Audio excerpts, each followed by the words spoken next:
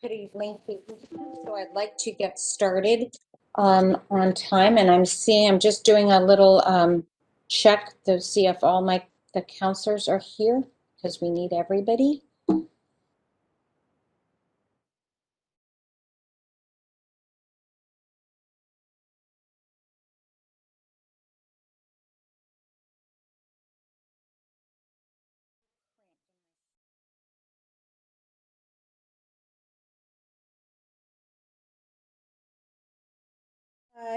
Are we all set to go on WHCI?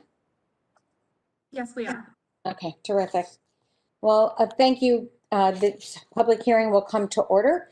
Good evening. I am Mayor Sherry Cantor, and I'd like to welcome you to tonight's virtual public hearing on the application filed on behalf of 47 Pratt Street LLC, owner of 1340 and 1344 New Britain Avenue and 816 Berkshire Road.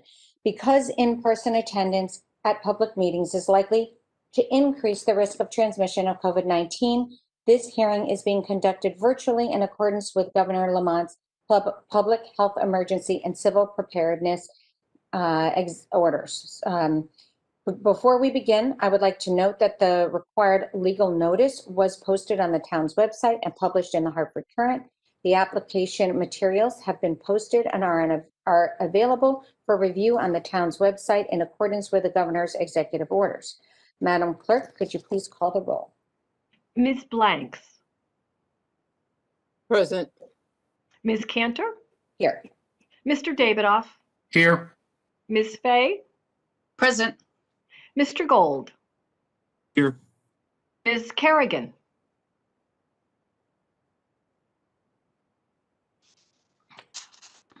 Ms. Kerrigan.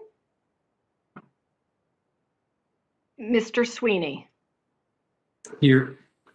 Mr. Winograd. Here. And Mr. Williams. Present.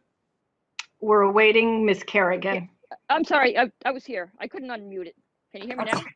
Yes. Okay. Thank you. Okay. Thank you. Here, Thanks. I so apologize. Okay, thank you. All right, thank you, Madam Clerk. This is Mayor Cantor again. I would like to note that we have a full quorum for the council. Because of the virtual format of this hearing, there are some special rules that I would like to, and procedures that I would like to review before I begin. I'd like to start with a brief overview of the process. We will begin with a presentation by the applicant, whose representatives are participating via video conference. The applicant will have 30 minutes to make their presentation.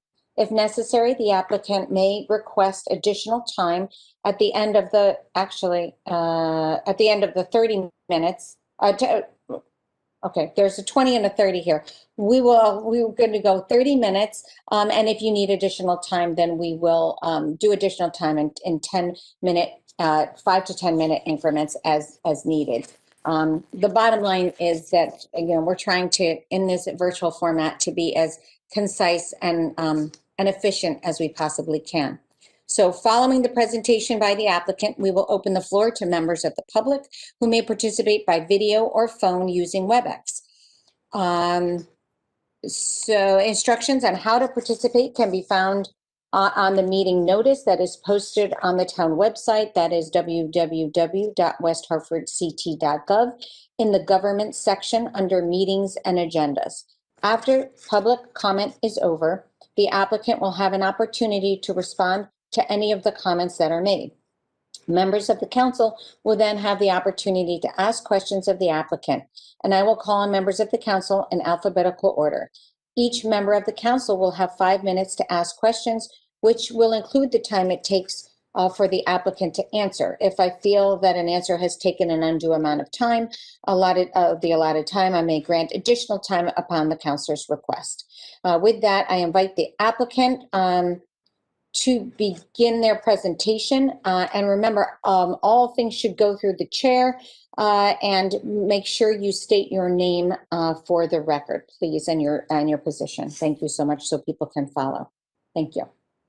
So I think it's Attorney Pearson.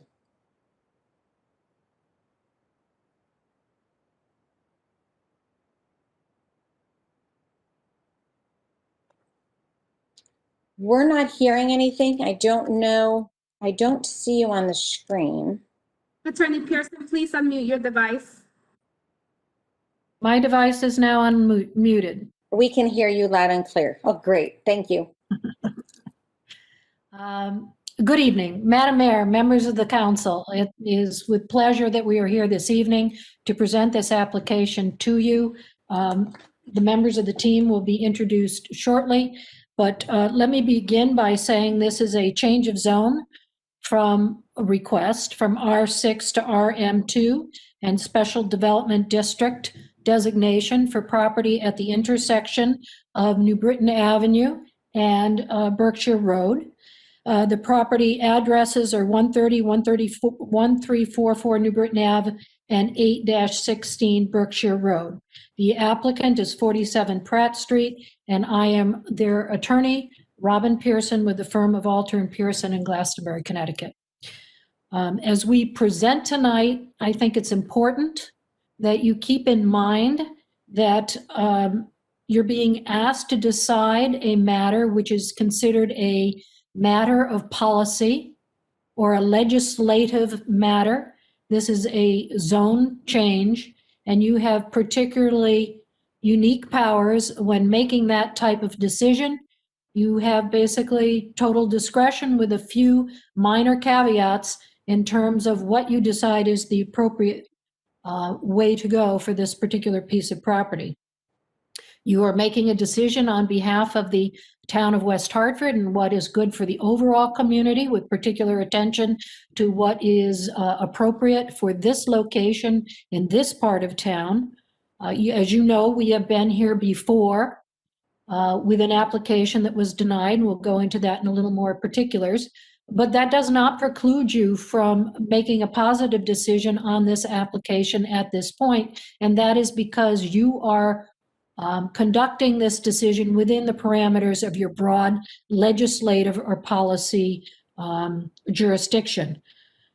We, as we go through the presentation, will describe for you the changes that we have made to the development plan from the last time you reviewed our proposal for this site. And we'll also describe the changes that have been made in your plan of conservation and development since the last time we were before you. And this is incredibly important because the little bit of guidance that you get from the state statutes as to what you can do when you sit as a zoning authority is set out in Connecticut General Statutes, Section 8-3. I know West Hartford is a Public Act community, but you still look to the statutes for guidance with regard to items like this. And the guidance in the state statute, as I said, is limited, but the one thing it underscores as paramount importance, and I'm going to read from Section 8-3B, is that such regulations and boundaries shall be established, changed, or repealed only by a majority vote of all the members of the Zoning Commission, except as provided in this chapter, and most importantly, in making its decision, the Commission shall take into consideration the Plan of Conservation and Development prepared pursuant to Section 8-23 and shall state on the record its findings on consistency of the proposed establishment, change, or repeal of such regulations and boundaries with such plan. And then it goes on to say that neighbors or others may file a protest petition, and that would affect the number of votes needed for the decision. And we are aware that one has been so filed. But let's get into the meat of our presentation. Our presenters this evening are, I'd like to introduce Joe Calafori, who is the owner of the property. He is a member of 47 Pratt Street LLC, the owner of the property. Jim Cassidy is our engineer, civil engineer. He's with the firm of Hallisey, Pearson, and Cassidy. Chris Hill is our architect with Blue Moon Design. Colleen Byrne is our traffic engineer. She is a project manager with Solely Engineering. And Chuck Corsi is from Corsi and Associates, has conducted outreach for us with regard to this proposal. So if we could turn to the first slide, please.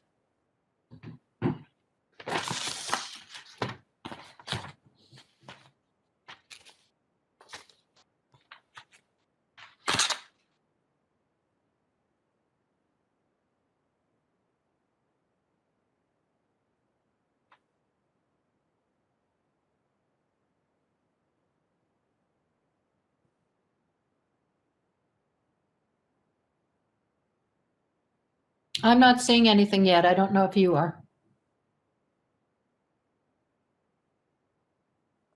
We don't see anything yet. Oh, there we go.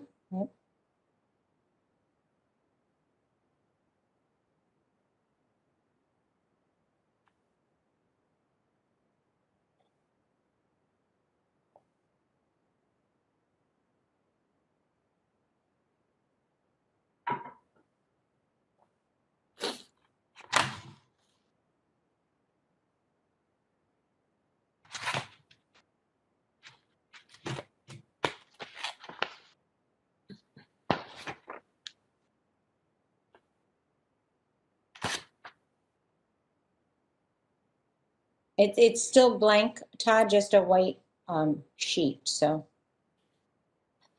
Oh, there we go. Thank you. Okay, and go to the next slide, please. Thank you. All right, this is an aerial view of the site with the existing site dimension, and not dimensions, boundaries superimposed over the aerial. As you will see, this property is sizable to the extent it's comprised of 7 individual lots at this point. It is located at the northeast corner of the intersection of New Britain Avenue, which is on the right side of the page, and Berkshire Road, which is underneath the property, if you will. I'm going to ask Todd to feel free to put in arrows as we go through this and point things out to you. We show this slide so that you can get a feel for how it's situated within the neighborhood.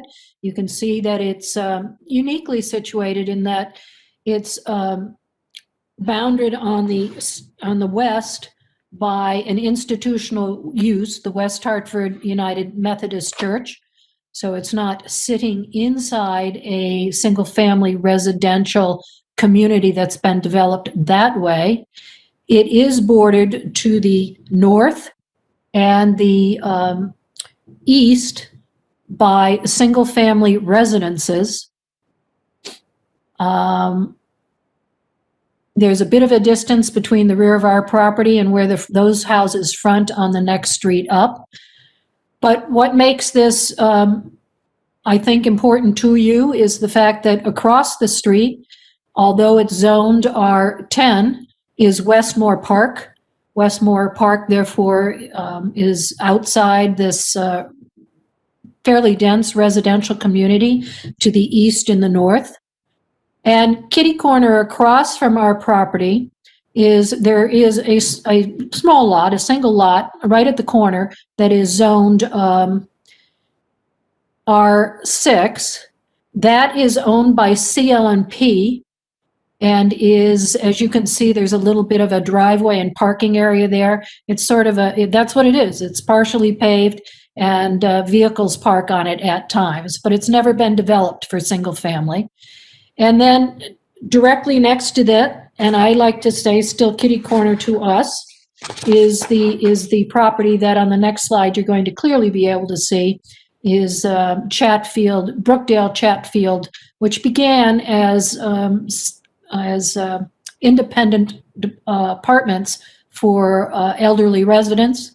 It is currently zoned RM2, which is the zone to which we are looking to change the properties that are at issue this evening. So if you go to the next slide,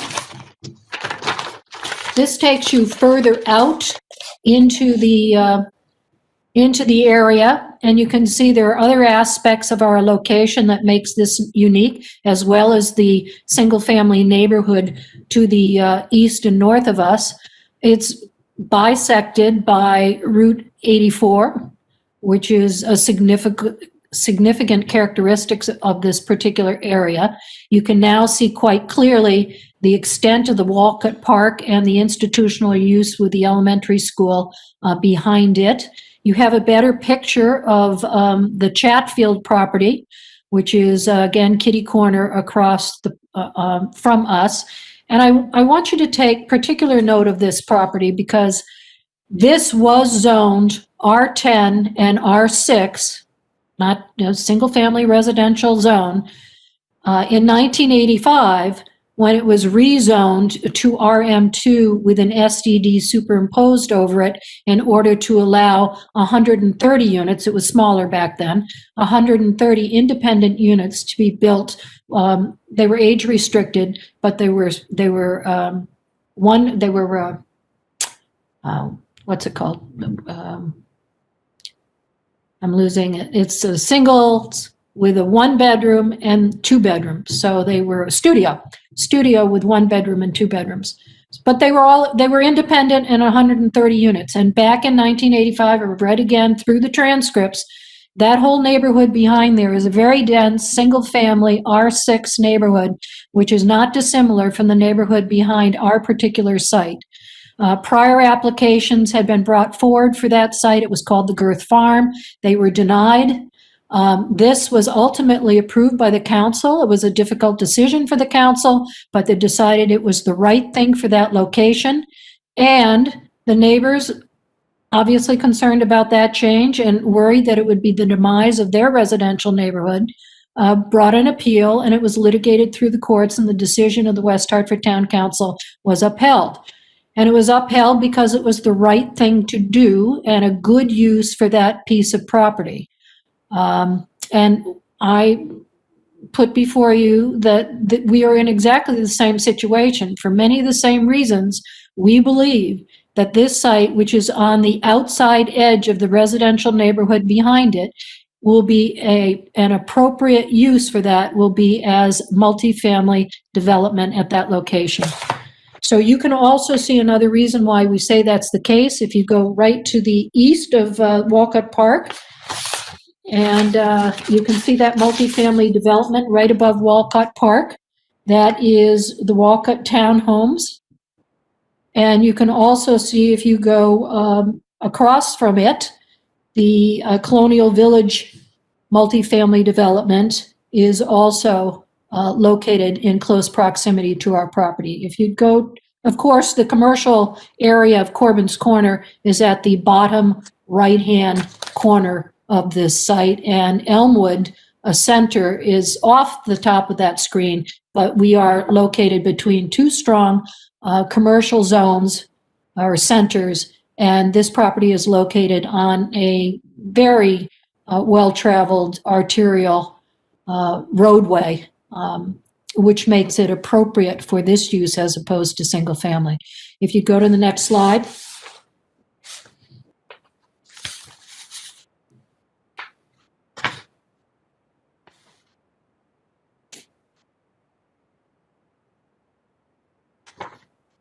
Is this the next slide? Okay, I guess it is. I've just gone through the locations of those properties, and I've noted for you that Colonial Village has 96 units, Walcott Townhouses has 35 units, and Brookdale, as originally approved, it has many more units in there now, but they are not independent. They're assisted and they're memory reserved units, but it was approved for 130 independent units. If you go to the next zoning slide. Just again to point out the zoning in the area, you do have a large R6, of which our property is on the edge on New Britain Avenue, and you can see we want it to be rezoned to RM2 with an SDD. Kitty corner from our site is the RM2 SDD zone for Brookdale Chatfield. So we are, this proposal is not out of context with zoning in the area, and I want to underscore that point. There is R10 across the street, but it's all in park, and if you go up, you can see RM4 is one of those multifamily developments. That's the Walcott Townhomes, and above that on the other side, or across from that on the other side, is Colonial Village, and that is an RM3. Next slide, please. Background. In 2016, our site was approved for 7 single-family home subdivision. Since 2016, no development has been able to go forward on that site. Basically, my client acquired that from another developer who, after having secured the subdivision approvals, realized, especially in conjunction with the sewer costs that were going to be involved to serve those independent lots that he couldn't build it, and he walked away from the project. My client acquired it and is still interested, after having tried for 2 years now to market this for single-family development in accordance with that plan. We are back before you again because we think it's not going to happen on that site. It's just not realistic to develop that for single-family housing because of the infrastructure costs. He received no offers with regard to the 2 years he's had it off and on. He took it off after a while because it got stale, and he put it back onto the market, and he has had no offers. So after he acquired it, we were denied in 2018. And we are now here in September 20 with a new proposal, which has make some good changes to make it even more suitable for this location, but also makes it, we want to underscore how compliant it is with your new plan of conservation and development. Next slide, please. So one of the important things we've done with this application is to propose 2 affordable units. They will be 1-bedroom units made by filing a declaration on the land records similar to a deed restriction, running in favor of the town of West Hartford. They will remain affordable for 20 years. They will be affordable for persons owning up to, but no more than 80% of the West Hartford area median income. One of those will be in Building 3, which is closest to the north boundary. And one of those will be on Berkshire Road. And one of those will be in the larger building fronting on New Britain Avenue. And it too will be a restricted unit. This is provided in accordance with your POCD, which underscores the need for diverse housing options. The north side of the building has also of Building 3, which is the building closest to Mr. Baldy, who is the owner of the property immediately to the north of our site. And we lowered the side of that building. We made it the portion closest to his property only 1 story high, to make it even more suitable in proximity to his property. The lengths of 2 buildings, Buildings 2 and 3, which are the 2 buildings that front on Berkshire Road, have been reduced by 2 feet each, making the building smaller and allowing them to be shifted further away from the residential neighborhood and towards New Britain Avenue. All roofs have been changed to hip roofs, which are different from the previously proposed gable roofs, which allow the roofs to be lowered in height and reduce massing, again, making the whole development on the site feel less dense, which was a concern of neighbors. We think it's entirely appropriate and indeed in many ways better than single-family homes on that property, but we made that change to try and make it even more suitable. All exterior air conditioning units have been moved inside to reduce any noise that might be emitted in the neighborhood from having those condensers outside the buildings. It also improves aesthetics, and the entrance to the buildings have been pulled forward to make them more pronounced and enhance the landscaping, enhance the appearance of the buildings. So next slide. Our current proposal is 26 units, which it was before. The mix is now 3 1-bedrooms and 23 2-bedrooms. The projected rents are set out there. This is our current projection. According to the affordability plan we submitted to the town, by which we computed the rent for the price restricted unit in accordance with the regulations that are adopted by the state for setting rents under the 8-30G affordable housing program. The maximum rent would be $1,351 per month for those units. As before, there are 2 8-unit buildings fronting on Berkshire. They are 2 stories in height. There is 1 10-unit building fronting on New Britain Avenue, also 2 stories in height. Parking is 51 vehicles, including 3 handicapped, and the traffic study projects that this will not have an adverse impact on the traffic operations in the area roadway network. And now I'm going to turn it over to Jim Cassidy to go through the specifics of the application. Jim.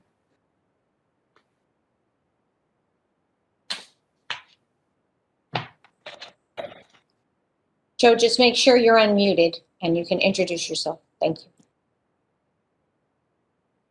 Better?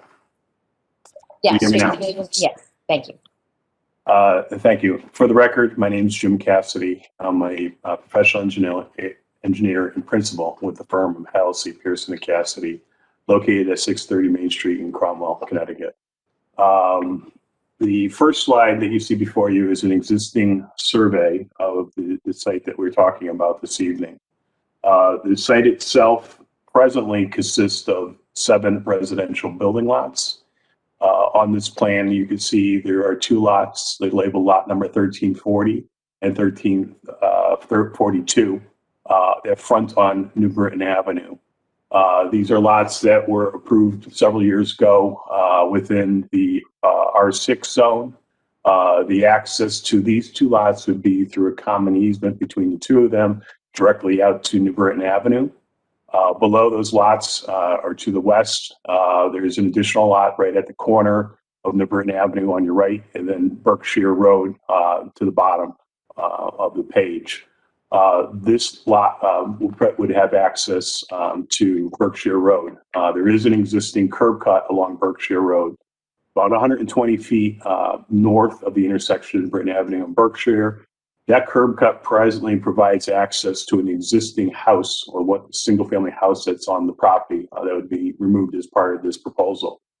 In addition to, there are lots numbers 6, 10, 14, and I believe it's 18 that all front on Berkshire Road. This would make up the final 4 lots. Each of these lots would have an individual driveway that accesses out to Berkshire Road. And again, these are all presently in the R6 zone. The overall property area of the 7 combined lots consists of about 1.7089 acres. The overall property is bounded on the bottom or to the west by Berkshire Road, on the south or to the right by New Britain Avenue. Is bounded on the north by an existing residence of Glenn Baldy at 18 Berkshire Road, and it's bounded on the upper portion or to the east by property of Henry and Ruth Tyler at 1334 New Britain Avenue. Can you go to the next slide? As part of our submission, we had to submit a proposed zone change map. So the area that's shown as crosshatch is the entirety of the 7 lots, once again consisting of the 1.0789 acres. It is proposed that the entire property would receive a zone change to an RM2 SDD, and then the remaining perimeter of the property, the outside properties would still exist as an R6 zone. Again, there is an existing house on the site. There is an existing garage on the site. There is an existing curb cut to the site today. I'll note that the property is not in a floodplain. It is pretty high and dry piece of property, being almost at a high point along New Britain Avenue. In fact, can you continue on to the next slide? So this next slide is just a colored version of the site plan that's submitted as part of our project. As Robin had mentioned, the proposal is for the development of this property as a 26-unit multifamily apartment development. The buildings would consist of 3 new buildings. 2 buildings would face Berkshire Road. Each of those buildings labeled building number 2 and building number 3 would be 2-story structures, except for building number 3 on the north end would be a 1-story portion, Each of these buildings would have 8 units in it in total. The building on the far right or to the south would face towards New Britain Avenue. This once again would be a 2-story structure and have a total of 10 units. The bedrooms in the units would consist of 1 and 2 bedroom living units. Buildings number 2 and 3 have a total footprint area of 5,207 square feet. Building number 7 has a total footprint of 7,338 square feet. providing a total footprint area of 19,096 square feet. Parking, per your zoning regulations, we're required to provide 1.5 parking spaces per unit. So per the regulations, we're required to provide 39 spaces. We're actually proposing to provide 51 spaces, 3 of them being handicapped. The parking is going to be located to the rear of the building. It would be serviced by a single driveway off of Berkshire Road, located towards the center of the frontage on Berkshire. I'll note that if you look at the location of this driveway, you'll notice an additional driveway curb cut directly across the street or to the west. That is the curb cut that goes to the West Hartford United Methodist Church. There are 2 curb cuts to that church. This would be the second one further away from the intersection of Britain Avenue. 2 reasons for doing it: to increase our distance from New Britain Avenue, to allow for queuing at the light at New Britain Avenue and Berkshire Road. In addition to, if you take a look at the topography of Berkshire Road, this driveway comes in directly at a high point. Therefore, it allows us to optimize the sight line in both directions. So we thought it's the best location to have the driveway. That driveway goes in. Again, it provides access to the parking area in the rear. In the rear, there's actually 48 parking spaces, and then you'll see on the north or on the left-hand side of the access driveway, there's an additional 3 parallel spaces to make up the total of 51 parking spaces. So we're almost at a parking ratio of about 2 spaces per unit, which is, we feel, more realistic for this type of development. Can you go to the next page?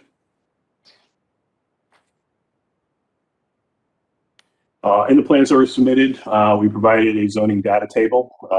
This is on the zoning improvement location survey.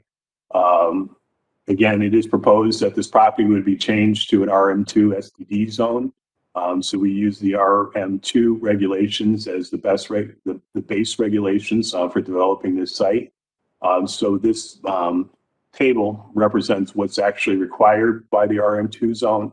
And then if we are proposing to propose a substitute regulation as part of the SDD, those numbers have an asterisk next to them. But I'll quickly go down through the chart. For our minimum dwelling lot area per dwelling unit, we're required to have 2,000 per dwelling unit, therefore requiring to have a total of 52,000 square feet. Again, we're at 74,440 square feet. If we do the math, it works out to about 2,864 square feet per dwelling unit. Floor area ratio, we're allowed to be 1. Floor area ratio means that if I take all the floors, first and second, that entire area, what percentage of the overall property is that? Between the 2 floors, our total floor area is 34,146. Therefore, our floor area ratio is 0.48. So we're about half of what's required. Maximum lot coverage of all buildings, we're allowed to be at 30%. If the zone is approved, our building area is 19,096. Therefore, we're at 25.7. So once again, underneath the requirement.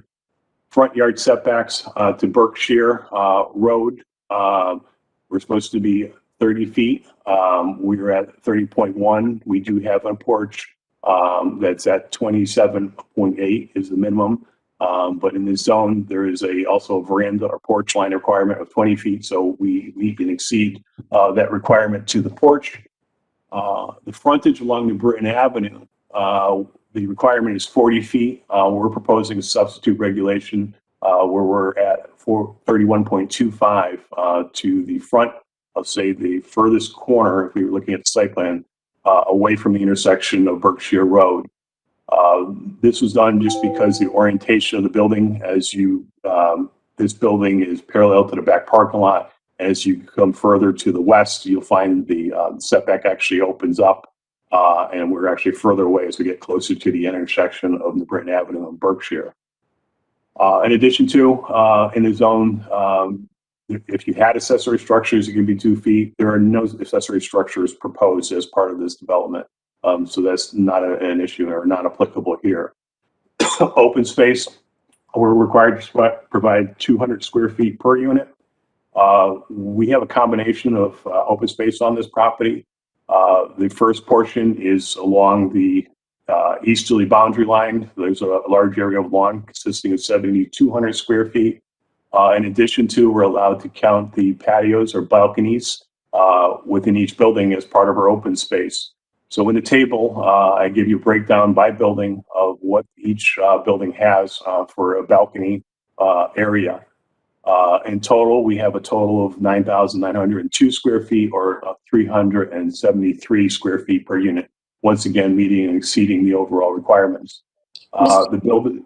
Mr. Cassidy, you are, so far, you guys are at about just a couple minutes over half an hour. Okay. So, Let me move my along because we have a lot more speakers. I'm not going to go through each line item, but basically, we have a zoning chart. Minutes as a team, and then I'll check in with you again. Sure. Okay. So we provided a zoning chart. Again, we feel we meet and exceed all the requirements. Anyone that we're looking for a substitute requirement on, we put an asterisk next to. The only other one I'll say we're looking for a substitute requirement on is the minimum horizontal distance between opposite walls of building and the zone is required to be 50. We are at 20.5. This is to create a small courtyard between buildings 1 and 2 for a walkway, which is not uncommon for multifamily development. Todd, can you go to the next slide? This plan that was submitted was a demonstration that was required. It was our last submission for the fire marshal. There's a question about fire protection for each one of the buildings. In red, along Berkshire Road, you'll see a new fire hydrant we're installing. Within the buildings themselves, you'll see a call-out box with a leader pointing to an actual fire connection. This was done to ensure that fire apparatus can pull up along Berkshire Road, connect to that fire hydrant, and then connect to the building to provide adequate fire protection. Can you go to the next slide, Todd? I'd like to talk a little bit about drainage. I think that's an important thing to look at here. As part of our submission, we had to prepare a drainage study. This first map you have up before you is showing pre-existing conditions. And when we're doing a drainage study, we take a look at different sub areas and where they're draining to. So on this, we're demonstrating there's 3 sub areas that we considered as part of this development or this property. Area in green, highlighted in green, is an area that drains directly overland to the drainage system into Britton Avenue from this site. The area in yellow, I think is one of the more important ones we need to talk about, is the area that's draining to the east. It's labeled as Area B.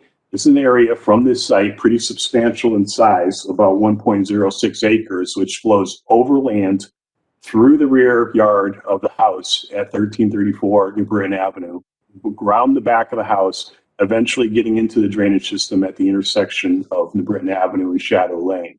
And then Area C, the one that's not highlighted, is an area that drains towards the drainage system in Berkshire Road. Todd, can you go one more slide?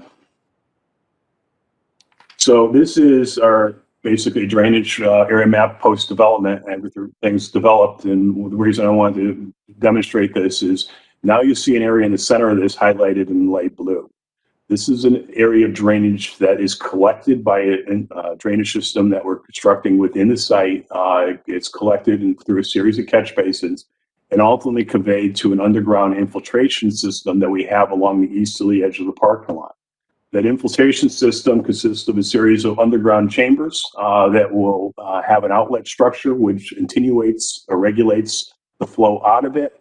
Therefore, from the outlet structures draining to a outlet pipe that's running in a southerly direction and eventually connecting to the existing drainage system in New Britton Avenue. So the area in light blue and the area in green are all areas that are directed to the systems and the drainage system in New Britton Avenue. And the modeling that we prepared as part of this drainage study, we find that post-development with this model, there are no increases in flow due to the underground detention or infiltration system to that drainage system. More importantly, if you see the area on the top portion, it says proposed sub-area B remain. That's as a area of the property that would still continue to drain across the property to the east. Unfortunately, we cannot pick up every piece of the property. This is the area that would consist of landscaping and woods. But what's more important to note is that area is substantially reduced. It's down to about 0.437 acres, actually 4% of the original area that was draining across. What that means is that the sheet flow of water onto that drained property is about 20 times less than it was prior to the development of this site. Todd, can you go to the next screen, please? We've also submitted a site lighting package as part of our submission. This site lighting package, the numbers on it demonstrate the lighting levels that would be on the site itself and then along the adjoining property lines. We are proposing to put 4 poles with period style fixtures, which are shown in the bottom left-hand corner of the page. Those 4 poles would be along the easterly side of the parking lot. In addition to, we have another 8 poles between our buildings and the westerly side of the parking lot. So where the sidewalk is running along the west side of the parking lot, there's another 4 poles similar. And then we have 1 up along the entrance drive also. It's important to know, if you take a look at the photo of the picture, the photo of the lighting fixture on the bottom left-hand side of the screen. This lighting fixture is an LED fixture. It's a high efficiency, dark sky compliant fixture. If you look at it, you'll see that there's actually no bulb within the fixture. The LED fixture is actually in the head of the lamp. Therefore, it disperses light directly down onto the ground. In addition to ensure that the property owners to the east do not see the lighting fixture, there's a diagram on the right-hand side of the page. So all the lights that are along the east side of the parking lot, or the property to the east, will actually have what we call a house shield in it. This is a solid plate, so those residents can actually not see the lighting fixture itself. They cannot see the source of the lighting. So that's another measure we've added to ensure that there's no spray or overflow of light onto adjoining properties. Based upon this lighting diagram calculation, we've determined that there will be no light dispersed onto adjoining pieces of property.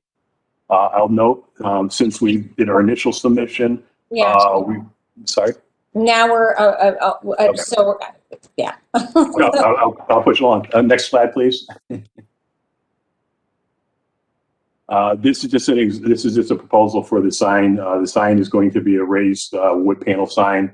We're proposing to put it on 2 columns that would be wrapped with a brick veneer. Todd, can you go to the next slide? There was a question about snow removal last time. We submitted a plan that shows where we're proposing to store snow during the winter operations. I'll note that the 2 areas that are shown on the east side of the parking lot could accommodate 260 cubic yards of snow. It's important to note that that area is actually built into a swale with a series of catch basins and yard drains at the bottom of it. So when snow melts, it gets into the drainage system and is conveyed to the drainage system, Newbern Avenue, and not allowed to go onto the adjoining properties to the east. Any excess snow that cannot be accommodated in that area would be removed from the site and is noted on that plan also. More importantly, along the north side of the site where there's a turnaround area, we added a note that there's no snow storage permitted in this area, so nothing can run off onto Mr. Baldy's property. To ensure that happens, we installed some bollards along that edge of the parking lot at less than 8-foot intervals, so no one can be able to plow up into that area. Todd, can you go to the next slide?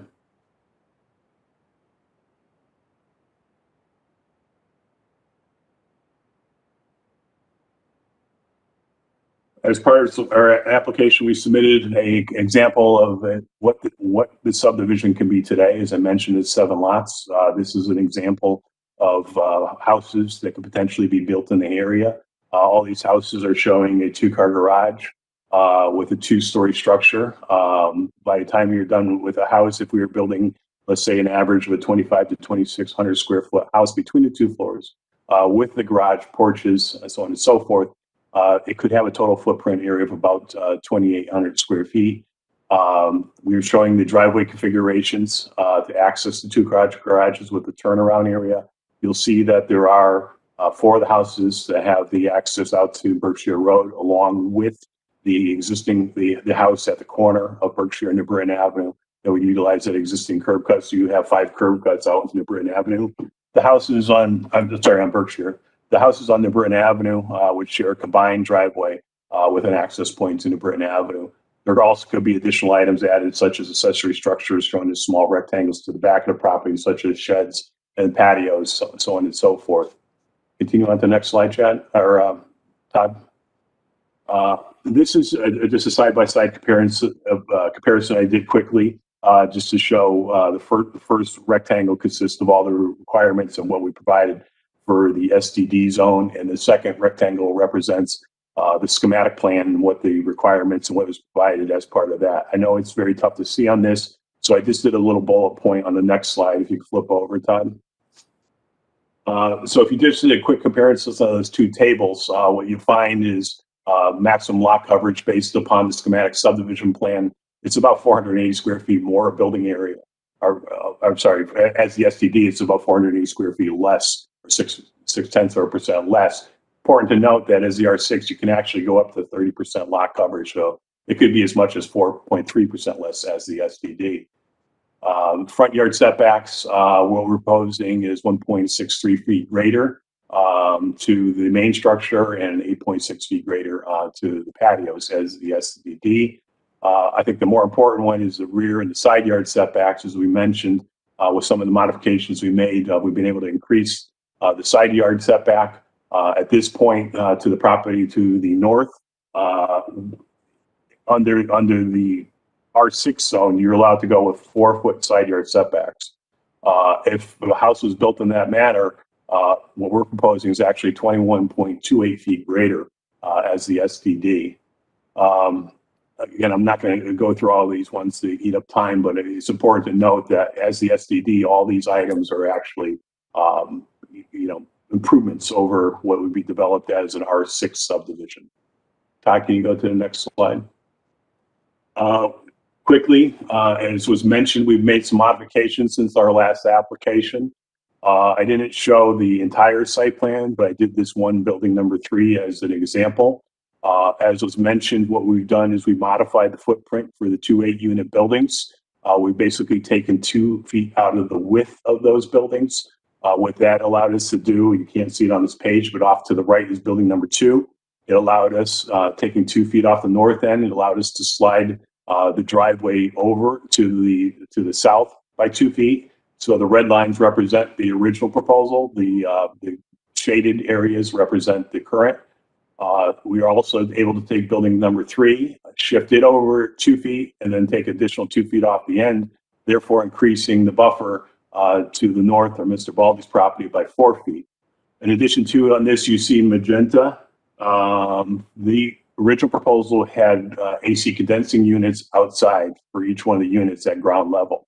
Those AC condensing units have been eliminated, and they've been incorporated into the construction of the building itself. So there's no more ground mounted units. This reduces the acoustics and noise levels to the surrounding area by having them within the units themselves. In addition to, by adding the 4 feet, it allowed us to improve on the landscaping plan and add additional shrubbery and plantings along that northerly property line. Can you go to the next slide, Todd? I'm going to quickly go through the landscaping plan. This first plan you have before you, I think is a good plan in that it shows the surrounding area. And it also shows what we're proposing on this site to actually keep fruits and trees. You'll see that there's a robust tree vegetated area around the east and along the north side of this site. There are also some nice maple trees along the Britain Avenue frontage. There's a 36, a 38, and a 24 that we're proposing to preserve. There's a couple larger 38 and 36-inch trees along the back northeast corner or upper left corner on this page. In addition to, although not shown on this page, we did survey the entire property, and there are some other smaller diameter trees that we've identified on our plans as being saved. Todd, can you go to the next page? As part of our submission, we provided a landscape plan. I'm not going to get into the real specifics of it to save time here, but I'll say that we provided a very robust landscaping plan. The landscaping plan contains 20 new trees, 18 new understory trees, and 426 bushes. We tried to incorporate a lot of that landscaping along the easterly boundary and along the northerly boundary. In addition to, again, leaving that existing trees that are on the site today. Keep on the next slide. In addition to the landscaping, as we went through the review process with DRAC, there was a recommendation that we install a fence, incorporate a fence into the landscaping. The yellow lines that you see on the easterly boundary or the upper portion is a proposal for a 6-foot high wood fence, a wood picket fence. It's like a decorative wood fence.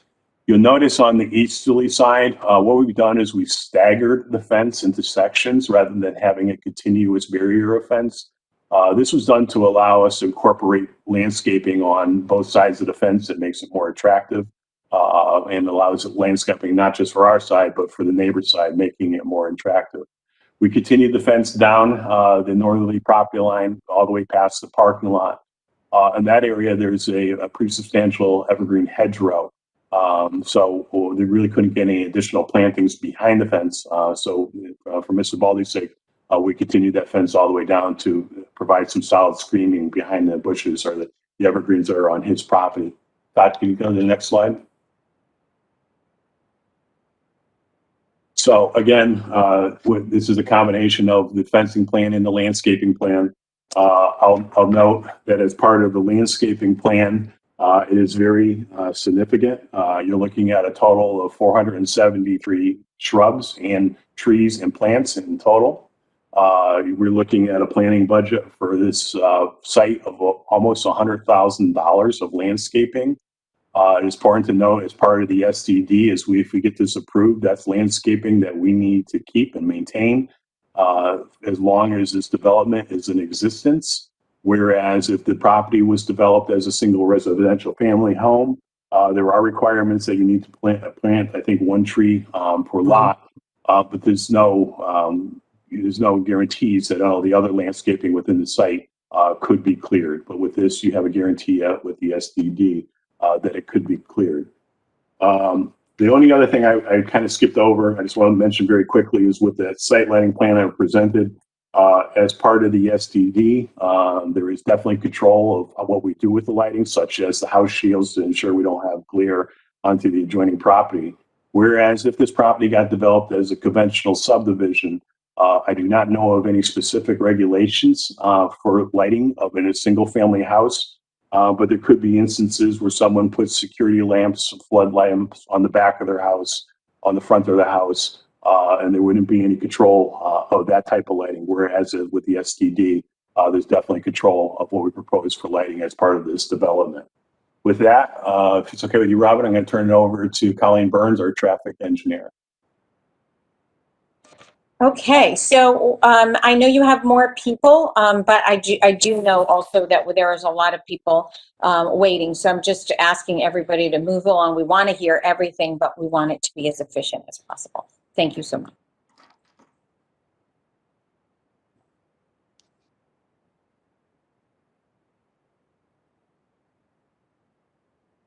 I think you're muted. I think you're on mute. Good evening. No, Can you hear thanks. me? For the record, my name is Colleen Byrne. I'm a project manager specializing in traffic engineering with Foley Engineering. Office is located at 501 Main Street in Monroe, Connecticut. Foley Engineering prepared the traffic impact study for the proposed development in accordance with standard traffic engineering methodology and as well as the Town of West Hartford zoning regulations. For this study, we evaluated the PM and the Saturday peak hours in pre-COVID conditions at the stop-controlled driveway, which is proposed along Berkshire Road, as well as the signalized intersection of Berkshire and New Britain Avenue. So due to the proximity of the site to the nearby school to the north, we also evaluated the operating conditions during the peak period of the school dismissal. The Institute of Transportation Engineers is an industry standard which issues a trip generation manual, which is utilized to estimate the number of trips that will be generated by the proposed development. For this development of 26 units, it is expected that 12 new trips will be generated during the AM peak hour and 15 new trips will be generated during the PM peak hour. All of those trips will access the site via the single stop-controlled access driveway located across from the existing church driveway. So the results of the traffic impact analysis, and you can see them on the bottom of the slide, shows that in the build condition, the stock controlled leg of the site driveway is expected to operate at a level of service B during both the AM and the PM peak hours. And the signalized intersection of New Britain Avenue continues to operate at a level of service A or B as it does currently in the existing conditions. Todd, next slide, please. Thank you. This slide shows the level of service for the signalized intersection with New Britain Avenue during the school dismissal period as well, which also indicates that this intersection operates at a level of service B during that period, as it does in the existing conditions. Next slide, please. So we also evaluated the queue length at the southbound approach of Berkshire Road to the signalized intersection with New Britain Avenue to determine whether there would be any impact to these additional 12 and 15 vehicles during the AM and PM peak hour on the queue length that is experienced at that approach.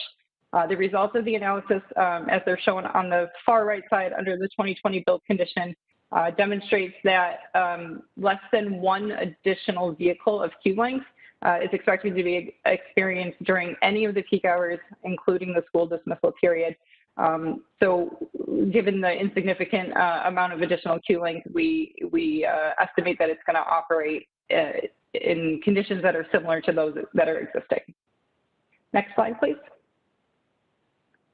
So I want to revisit the alternative layout if these lots were maintained as individual single-family homes, because the single access point that's proposed as a stock control driveway adjacent to the existing church driveway is one access point to Berkshire Road. If we had all of these individual single-family homes, each with their own driveway, we would have another 5 access points along Berkshire Road, as well as the one on New Britain Avenue, which would service two homes on that leg of the intersection. So the single condensed access point under the proposed development obviously is an increase in safety given the reduction in the number of access points along Berkshire Road, as well as New Britain Avenue. New Britain Avenue has an average daily traffic of 13,500 vehicles, and the Berkshire Road approach has an average daily traffic count of 2,710 vehicles. So providing another access point onto New Britain Avenue would obviously increase the likelihood for an accident to happen given the higher number of access points to these adjacent roadways.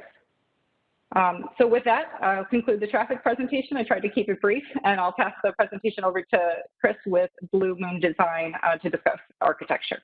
Thanks. You're welcome.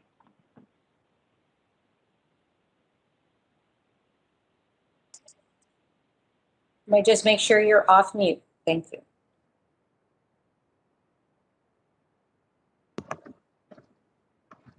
Can everybody hear me? Yes, we can hear you. Go ahead. Great. So my name is Chris Hill, architect and principal of Blue Moon Design. So I'll keep this brief in the spirit of things here. So what you're looking at here is the Berkshire Road streetscape and the New Britain Ave streetscape. We redesigned the buildings, taking into account comments from the previous application. And obviously during our process through DRAC, we incorporated some comments. I'll go through them with respect to each streetscape. Starting with the New Britain Ave streetscape, we have redesigned the building that with a hip roof system as opposed to gables. This helps keep the massing of the building down towards its easterly neighbor, and helps kind of just reduce the overall mass of the project. In building one consists of 10 units. It's got 9 2-bedrooms and 1 1-bedroom. And also we introduced a gym on the western side of the building. Turning the corner onto Berkshire Road, we have built what we refer to as building number 2, which is on the right side of the page, which is 8 units, so 2 bedrooms. Again, we used a hip roof system to reduce the mass of that. We have brought the mechanicals inside all of these buildings using systems like a Magic Pack that don't require the condensers to be outside. It's incorporated into the unit on the that's in a closet on the inside of the building. So that got rid of a lot of the visual and audible noise for the project. We also reduced the lengths of the building 2 and 3. Building 3 is the building on the left-hand side of that streetscape. This allowed us to pull as Jim had mentioned before, the reduction in length of these two buildings has allowed us to pull the project towards the south, closer to the intersection of New Britain Ave and Berkshire Road, reducing the impact on the northerly neighbor. And then building 3, you'll see you'll notice on the left-hand side of that building, we reduced that to a 1-story piece. I'll show some more direct comparisons on the next slide, but in the efforts of creating a sensitive transitional housing from the residential neighbors going north on Berkshire, we felt this had a big impact in going in both with using the landscape buffer, the kind of pulling the project towards the south, creating this 1-story. We felt greatly created a nice transition into the residential neighborhood. If we can go to the next slide.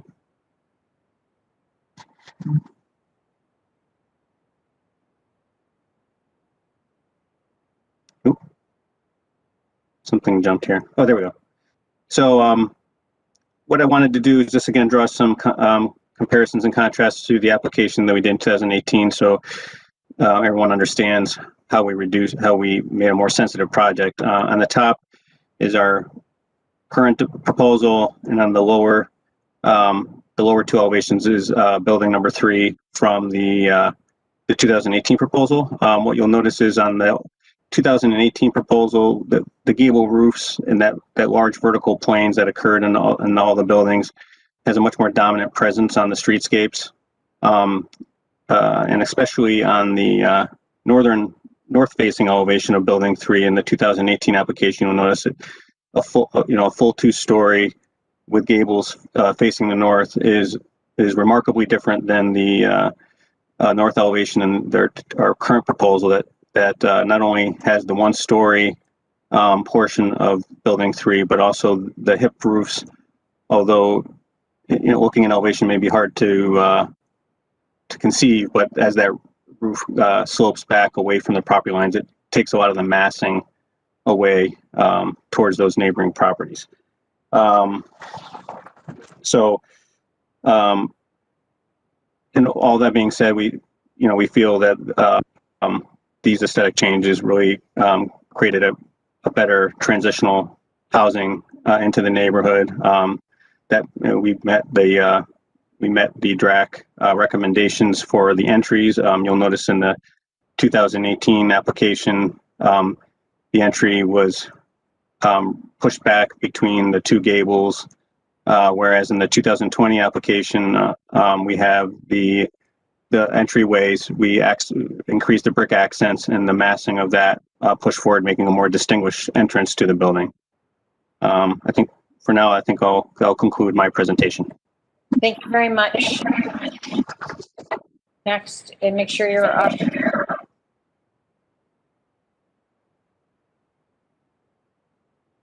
Thank you, Mayor. My name is Chuck Horsey. I live at 21 Walbridge Road, West Hartford, Connecticut, and I did the outreach for this project. Just to go over the outreach that we conducted, you have my updated outreach report that I submitted yesterday as well. There were 47 neighbors within 500 feet of the property. We also reached out to other residents and taxpayers that reached out to us, either via social media or email. And we also reached out to community groups, including the Chamber of Commerce and the Elmwood Business Association. Tools that we used were in-person and Zoom meetings. We used earned media. We had reached out to the Current, and they ran a couple of articles. And unlike other applications, we also had past hearing testimony from the September and the June and September hearings of 2018 to identify stakeholder concerns. I want to just noted that we did have 2 Zoom meetings that we invited all of the 47 residents to participate in on October 14th and 15th. We had only one taker, and that was Glenn Baldy, our immediate neighbor to the north. And Todd, if you could just go back one slide, I just wanted to you'll see that a lot of the changes that were made were in response to our discussions with Glenn. And if you look at this rendering, the one on the bottom, the smaller one on the left, you want to circle that, the 2018? Yeah, circle this. That was what was proposed in 2018. And that's what Glenn, well, you can't really see it because he has a very thick buffer, but that's what, if there were no trees there, that's what he would be facing. After talking with Glenn, both getting his concerns after the last application and when we talked to him back in October, this is a design that we came up with in response to his concerns. We've lowered that immediate unit down to just 1 story. So that was in direct response to his concerns. If you can go on to the next one, Todd. I also want to call attention, Glenn was the only neighbor that took us up on our offer to meet. On page 6 of my outreach report, you'll see a very nice letter that I got on behalf of the rest of the neighborhood stating that they were opposed to the project and they did not they did not want to meet with us. If you go on to the next slide, Todd, that's just the next slide is just a quick that's an aerial of the outreach area. You can go on to the next. I think we've identified these are some of the concerns that were raised via different tools of the outreach. I do want to highlight the the lighting, the landscaping, the fencing. These were all concerns of Glenn's as well. We visited with Glenn on his property, socially distant, and we wore masks. And we showed him examples of the fencing, which he had no objection to. He was concerned he has a very thick buffer on his property, and we assured him that that was not going to be touched. And he was also concerned about lighting, and we reiterated with him about the lighting being going towards the inside of the property, not spilling out onto his property. These other issues, I believe we have addressed. If you have further questions, we can talk about it in the Q&A. These are site issues. The next slide, they're also use issues. People have issues with the use of a multifamily at this location. One of the things that we heard is that there is a strong preference that folks have for owner-occupied units versus rental units. There's an old, outdated belief that folks rent because they can't afford to own. But what we've seen in West Hartford shows that this is not nearly always the case. Today we have many renters by choice, seniors looking to downside, and younger folks that are always on the move and don't want the responsibilities of owning a house.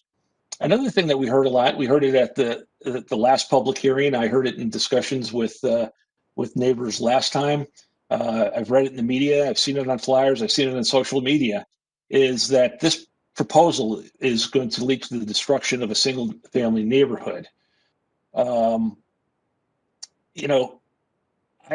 understand and appreciate the concerns of neighbors. I really do. Our homes are our largest investments that we make. And if I were in their shoes, I'd be concerned with any new project coming to my neighborhood too. That said, the fact is there's no evidence that the residents at Berkshire Road will destroy this neighborhood. On the contrary, we have several examples throughout town where similar multifamily communities exist in harmony with single-family homes, single-family home neighborhoods. Whether it's west of the center along Farmington Avenue, where you have beautiful apartments and they exist on the north side of the street on Farmington, just past the center, with equally beautiful homes adjacent and further as you go towards Fairview Cemetery. The same is true heading east the center on Farmington Avenue, on Fern Street, Albany Avenue, Sedgwick, North and South Main Streets, North and South Quaker, New Britain Avenue, and many others. I'm also reminded of the Steel Road project where, neighbors understandably had similar concerns. They feared that 160 apartments would destroy their neighborhood. But we know that didn't happen. Some of those neighbors have now downsized and moved into the Steel Road project. Some of their parents have moved in. I think it's safe to say that the Steel Road project has been a benefit to the community, just as I think this will be a great benefit. The residents at Berkshire Road will be a great benefit to the community. So that concludes my report. Again, I'm happy to answer any questions you might have later on in the program. Thank you, Mr. Corsi. And you know what? We can turn it over to public comment. Well, Attorney, Yeah. so I do have a little transition here before we do that. So Attorney Pearson, is there any closing before we go to public comment? Anything further from you? Just brief. If you don't mind, Madam Mayor, because I'm going to go through a little bit about the plan of conservation and development and maybe summarize everything that you've heard. Why don't we turn it over to the public now? Okay. And hold that for later. If that's okay with you, we would be happy to do that. Okay, so yes, and this is, we're fairly new at this audio input. We have had a call-in comment. So this, I really want everybody to be patient. We're trying really hard. We want to make this as human and as personal as possible and hear from you. So I just really want, make sure that there's patience in this because we're all new at it. So we now will move on to the comments from the public. We've afforded the public the opportunity to comment using WebEx via video or phone, and we will begin that in a moment. In addition to commenting live, members of the public were invited to write in comments. We've received many of them, and our town clerk has been collecting them. All of the written comments we received have been published on the town's website as a PDF. And also are embedded on the online agenda. All written comments were also provided to the council and applicant as well. I will ask the clerk to please read into the record the names of any persons who submitted written comments. Ms. LeBron. Thank you, Madam Mayor. On October 12th, Connie Mendolia, 46 Shadow Lane, opposed. Concetta Mancini, 1027, 11 Shadow Lane, opposed. November 2nd, Victoria Mancini, 15 Shadow Lane, opposed. November 2nd, Andrew Pinks, 29 Fawnbrook Road, in favor. November 2nd, November 30th, and December 3rd, Jonathan and Ruth Hare, 21 Berkshire Road, opposed. November 2nd, Jeannie Heyer, 16 Shadow Lane, opposed. November 4th, Kevin and Elizabeth Grenham, 83 Meadow Lane, in favor. November 5th, Mac Ray, 30-2 Arnold Way, in favor. November 6th, Evan Seaman, 38 Stoner Drive, in favor. November 7th, Jeff Gidman, 25 Berkshire Road, opposed. November 8th, Philip and Anne Marie Neptune, 313 Beechwood Road, opposed. November 8th, Carmela Mancini, 19 and 23 Shadow Lane, opposed. November 8th, Michael Mark, 20 John Smith Drive, opposed. November 8th, Ronald Taylor, 1330 New Britain Avenue, opposed. November 8th, Ruth Taylor, 1330 New Britain Avenue, opposed. November 9th, Chris Chuli, 5 Mountainside Road, in favor. November 9th, Michael and Brenda Zanta, 32 Baldwin Street, opposed. November 9th, Linda Tahan, 247 Beechwood, opposed. November 9th, Suzanne and Frank Donalfo, 30 Shadow Lane, opposed. November 10th, Maria Pereira, 47 Greenhouse Boulevard, opposed. November 10th, Anna Sanzari, 100 Ardmore Road, opposed. November 10th, Tracy Wilson, 251 Ridgewood Road, in favor. November 22nd, Kate Tibbetts, 20 Shadow Lane, opposed. 11/23rd, Lily Donatelli, 25 Tecumseh Road, in favor. 11/28, Karen Moyle, 78 Red Top Drive, in favor. 1129 Carolyn Thomas Lorenzo, 78 Uplands Drive, in favor. 1130 Chris Conway on behalf of the West Hartford Chamber of Commerce, in favor.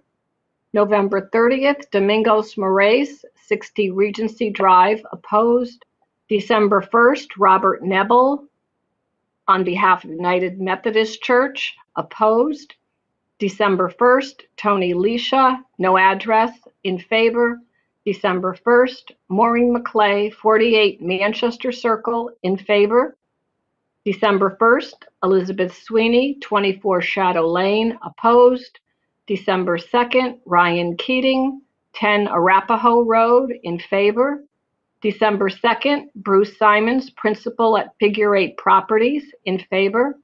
December 2nd, Kevin Reynolds, 71 Sycamore Road, in favor. December 3rd, Kate Farrar, 253 Ridgewood Road, in favor. December 3rd, Luke Reynolds, 590 Park Road, in favor. And December 3rd, Nancy Reynolds, 82 Wolcott Road, in favor. That completes the list, Madam Mayor. Thank you. Thank you, Ms. Cabral. Okay, we will now open the floor for live comment. Again, we have both provided for video and phone access. Instructions on how to participate by video may be found on the meeting notice that is posted on the town website, www.westhartfordct.gov, in the government section under meetings and agendas. For those who wish to comment by phone, please call 1-408-418-9388. That's 1-408-418-9388 and enter access code 132-844-7390. The moderator will first recognize the video participants. She will unmute and recognize the participants one by one. We will then move to the phone participants, who will also be unmuted one by one and recognized by the two last digits of their phone number. So that's a little cumbersome, I know, but that's the only way we can identify our phone callers. Callers will then have to press *6. You will have to press *6 to unmute their phone line. I note that we have a large number of people who want to speak, and we want to allow everyone a reasonable opportunity to be heard. We also want to allow for the council's questions. So as such, out of respect for everybody that wants to speak and comment, we're asking everyone to please try to limit your comments to 3 to 5 minutes. Although time limits can't be strictly enforced, I ask commenters to please keep their comments informational, remain on point, and avoid repetition. You can just say, I agree with so-and-so, and rather than repeating their comments. All speakers must state their name and address. I would also ask all commenters to preface their remark by stating whether they oppose or support the application. As a reminder, phone and WebEx access is only for members of the public who wish to speak.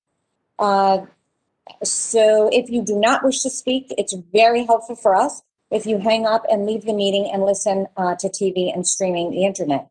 If you have a device on when you call in, either by video or by phone, and you leave that device on, it will be echoing. So you will need to not do that and just speak to us, because otherwise it really will be challenging. And finally, all comments must be germane to this application. I ask everyone to please be respectful.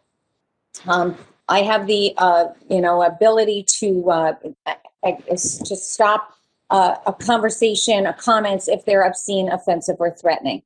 So we will not tolerate that kind of language. Anyone who violates the rule, again, I'll warn you, but then we will turn. The moderator will be asked to mute you. So I'm sure that won't happen, but I do say it every time. So, Madam Moderator, with that, again, patience, please. We will start the public comment.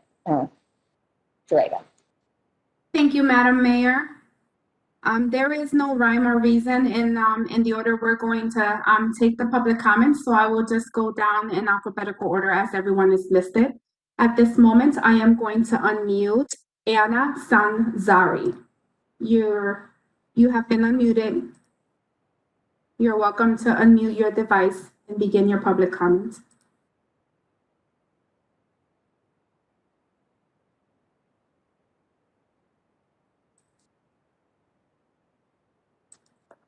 We will give people about 30 seconds, 20 seconds to figure that out. And if we can't unmute or whatever, we will pull you back in at the end of after we go through everybody, we'll try you again. So I'm going to mute myself, but we'll ask one more time and then we can move on. Thank you. At this moment, we're going to unmute Antonia Turner.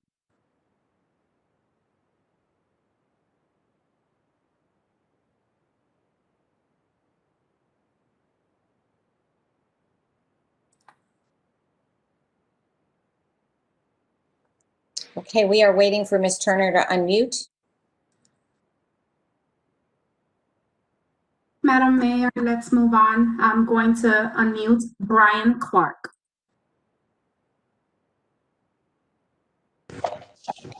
Hello, my name is Brian Clark. My wife Maureen Clark behind me. We live at 220 Beechwood Road, and we are opposed to the project.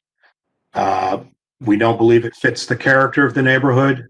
We don't believe it helps or enhances the safety of the intersection that it's very close to.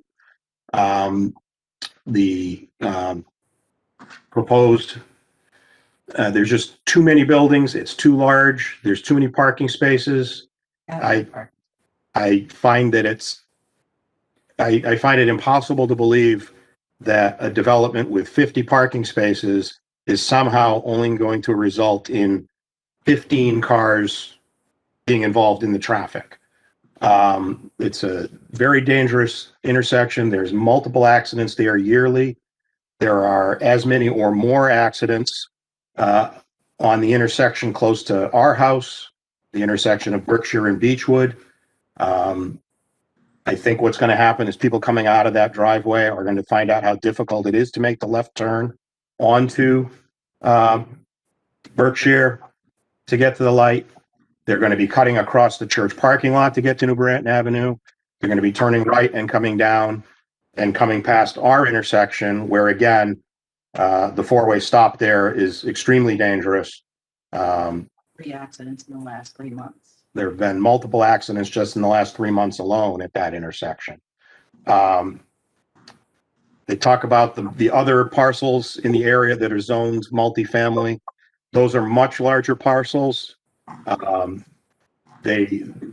what's on them, and none of those dump directly into the traffic patterns.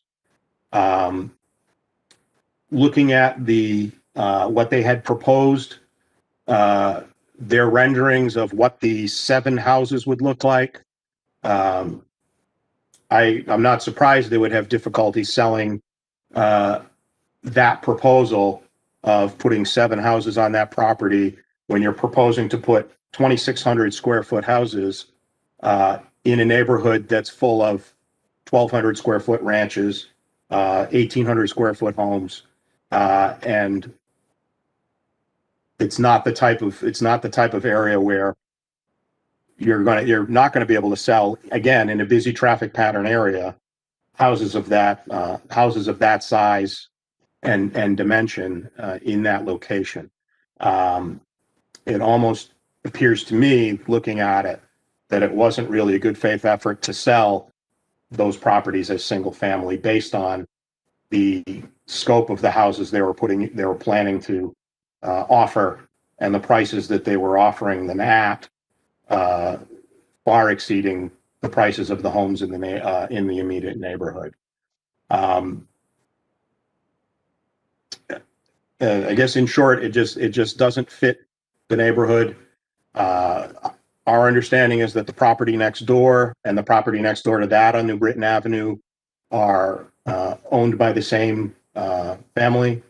And the concern is, again, what's to stop if and when those people decide that they don't want to be next to this and they sell, what's to prevent yet another, a 4th building or a 5th building being put on the corner if those properties immediately adjacent to the east are sold. In short, I think it's too big, it's too much, it doesn't fit the neighborhood, and in that location, it's additionally dangerous for the traffic patterns kids coming to school, people going in and out to work, whatever it may be. I really don't have much more to say after that, so I'll, whatever time I supposedly have left, I'll yield to the next speaker. Okay, thank you, Mr. and Mrs. Clark. Be well, be safe. Okay, next, moderator, next speaker. Madam Mayor, I will now unmute Christopher Conway. Make sure you please unmute and state your name for the record and where you live. Of course. Christopher Conway, and I'm here in my capacity as the Executive Director of the West Hartford Chamber of Commerce, which is at 948 Farmington Avenue. And for the record, we are for this proposal. We did submit a letter. The Chamber's Economic Development Committee met with Mr. Calafiore back in October. He had provided a comprehensive presentation, and a letter of support was a result of those conversations with our Economic Development Committee and following with our Executive Committee of the Chamber of Commerce. The West Hartford Chamber of Commerce, representing 575 businesses and nonprofits, supports the proposed application for 1344 New Britain Avenue, 8 through 16 Berkshire, the residents at Berkshire Road.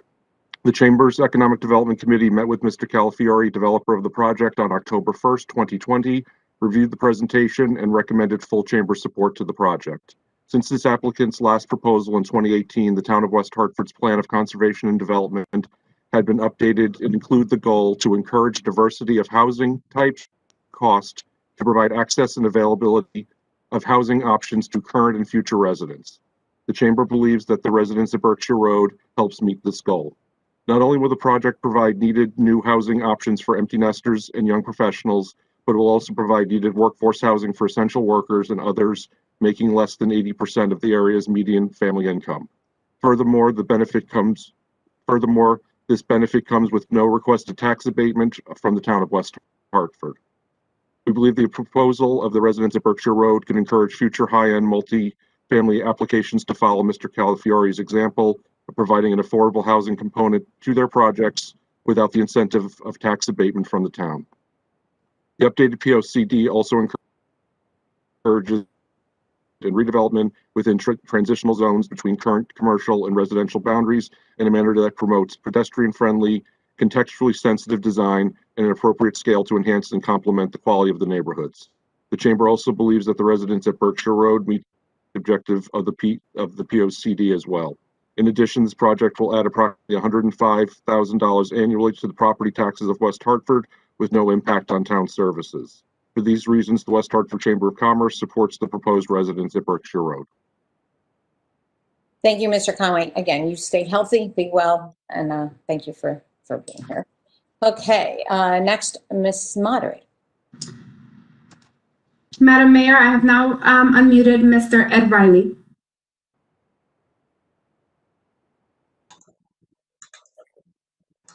Okay, Mr. Riley, make sure you, again, state your name and address. Right. My name is Ed Riley. I live at 20 Shadow Lane, and I am opposed to this application.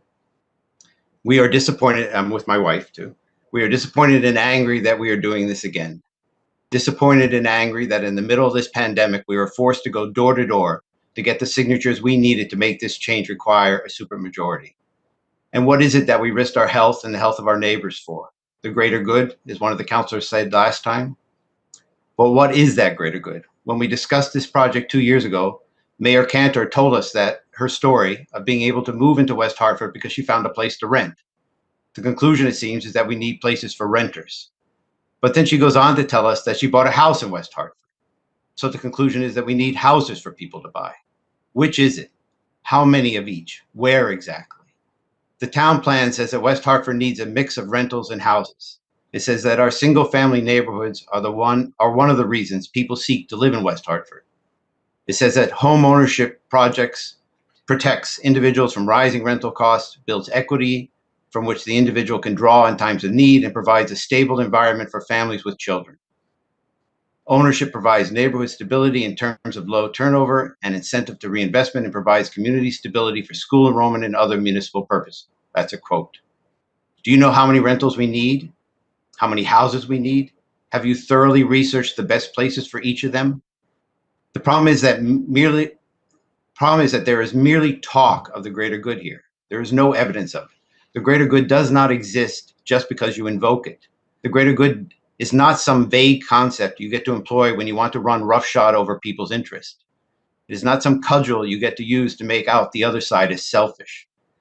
In the glaring absence of real concrete evidence of that greater good, I have to believe that all you are doing is protecting someone's speculation at our expense, hoping that we'll absorb the cost against our wills. That is wrong. Zoning laws are contract of sort. They allow us to invest our hard-earned money with a reasonable expectation that where we build our houses will maintain its character. That is why every real estate person tells you that buying a house is all about location.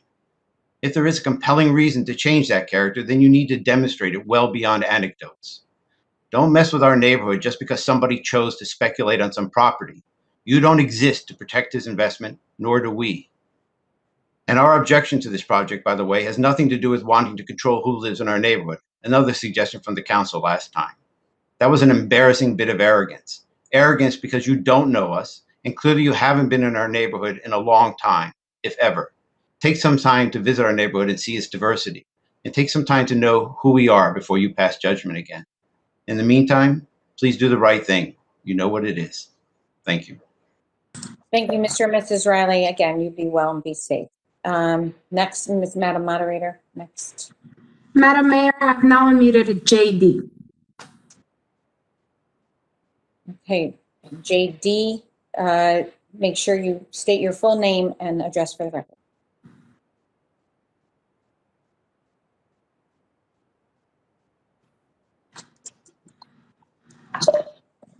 Can you hear me? Yes, yes, we can. Can you hear me? Yes, we can. My name is Jonathan. Actually, we can't, I'm on TV. excuse me. Actually, we can't. Can you hear me? We are Can you hear not, me? Can you hear me now? a little bit better right now. Yeah, can you hear me now? Next, yes. Is that good? Testing, Yes. is that good? Yeah. All right. Well, me and my mother, my name's Jonathan Hurd. My mother's Ruth Hurd. We live at 21 Berkshire Road, kitty corner. We'll be looking right at this mass buildings that you're proposing to change our zoning for, and we are firmly against it. For one thing, we don't believe that Joe C. was very sincere in selling the property, since one of my neighbors tried to clear around the lot, and where the signs were in the lotted woods. They were put literally in the woods where you couldn't see them unless you had to stop for your phone or you broke down. A neighbor tried to clear it and he was told not to. Okay, so basically, we don't believe that he's sincere. In the middle of a COVID, it is a raging pandemic, and yet here we are. And it did put our neighbors in risk. It did not have any care for the neighbors around this neighborhood, and we don't believe that this corporation will care about our neighborhood. Simply put, they just want a bottom line. They just want the money, because if they didn't, they would care. We have a very diverse neighborhood. We have different homes, ranch homes, we have colonial homes, we have eclectic homes. Every home on Berkshire Road is different. Every neighbor is different. And it's wonderful to talk to our neighbors. We're very close. And yet, here we are. Chuck didn't reach out to me the second time. He didn't call me. He didn't give me a one-on-one and let's talk about this. So outreach, okay, maybe a little, but not here. And traffic. Oh my God. My friend that's right here with me, his car was totaled in front of my house last year. Totaled. Okay. Lucky he wasn't in it. Okay. When we have people come over, you have to be careful, because the cars don't stop to let you in the car. They don't. They just keep going. I've had people cut me off while I was turning into my driveway. Literally, to say that it has no impact on traffic is another insincere load. It really is. And how to say that it's part of the neighborhood? We're going to see renting trucks all the time, moving trucks all the time, 26 units? And yet they say that they're going to have it, 2 units for teachers and firefighters? Just 2 units? I'd love to have firefighter. We have a firehouse. We have a high school. We have a park. We have an entrance to I-84. We have a church. Hey, what's another 50 cars? It's all right. It won't hurt anything. Won't damage. People won't come off the interstate and turn around in those parking lots. No, they won't. They do it at the church all the time. So, but I digress, okay? Lighting pollution. I live behind a church, or right next to the church. They're behind me, and their parking lot's behind me, and there's spotlights on at 3 o'clock in the morning every night. I can read my grandfather's Bible. I can do shadow puppets on my wall. Literally lights up the whole backside of my house. Yeah, they don't mind. Some people on the council don't mind to do that to my neighbors. Certainly Joe C. and his affiliates don't care about, oh yeah, well there was a little bit. You're going to put a little block on the square lights because light doesn't emit everywhere. So, okay. I do like the fact that they're trying. It's nice. I don't understand how somebody could actually purchase the property knowing the zoning laws and think that they're going to do this. He didn't try to sell the property because for a whole year, he says in the Hartford Courant, that he tried to sell the property for a year and actually had his people working on changes for the year. So he's paying a lot of money for these changes. He's paying a lot of money to these people to get this through. And I don't understand what, look, the Mayor Cantor, you called our neighborhood a gem of a neighborhood. You said that we believe in our neighborhood. You think we believe in our neighborhood. But look at this. Look at the people that do care. We don't mind a different development. We don't mind something that makes sense. But you look at the overlay, the first overlay, where it literally takes up a quarter of the neighborhood. A quarter of the neighborhood. It looks like it's a monstrosity. Oh, someone talked about the mass of the project, how they were sensitive about the mass of the project because they took 2 feet away. They took 2 feet. That's great. Applaud. They lowered one little section. That's probably for the firefighter or the teacher, the one firefighter or one teacher. If they're a couple, maybe you can get 2 firefighters and 2 teachers, right? But everybody else, it's not for the working class. We are a working class neighborhood. We are a diverse neighborhood. To say that we need to add more diversity is ridiculous. It's literally ridiculous. And the property is zoned for our protection. It's zoned for our protection.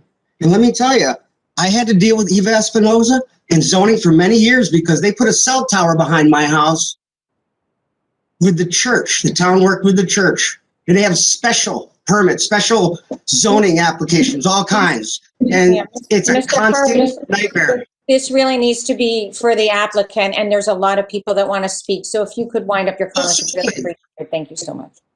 Certainly. Okay. Mayor Cantor, I don't understand why you're so gung-ho on changing our neighborhood. Certainly you think our neighborhood's a gem, but I'm wondering if you think it's a gem for us, which it is, or whether it's a gem for Joe. And that's what it is for you too, a gem for Joe. That's all I can say. Thank you for letting me comment. Thank you, Mr. Hurt. Okay, and be well, be safe, and back to you, Madam Moderator. Madam Mayor, now I will unmute Julia Caius Ruiz. Hi, my name is Julia Carey Ruiz, and I live at 104 Newport Avenue. And I wanted to express my support for this development. I think it's very attractive and will be a great addition to our town, adding some much needed multifamily housing. I think the location is appropriate. There's already good pedestrian infrastructure in place, and it's nearby transportation amenities like the highway and public transit. It's also within walking distance of 2 commercial centers, which is great. Thank you again, councilors and Madam Mayor, for your time. Thank you. Be well, be safe. And back to you, Madam Moderator. Madam Mayor, I've now unmuted Justin Picard.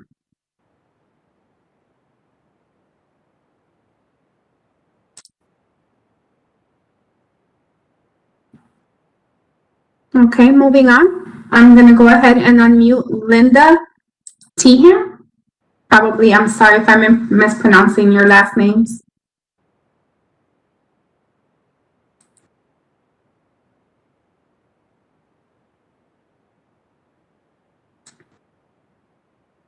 Okay, I will now unmute Maria Vogel.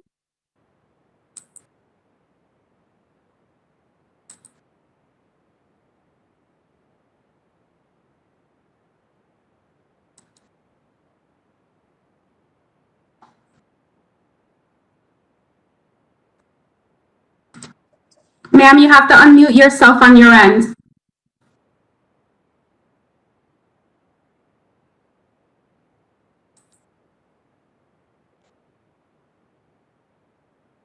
Tap on the screen.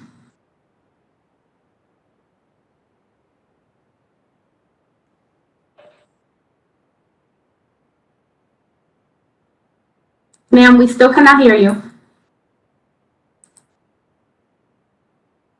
Ma'am? Hello. Can you hear me now? Yes. Okay. Great, thank you. Okay.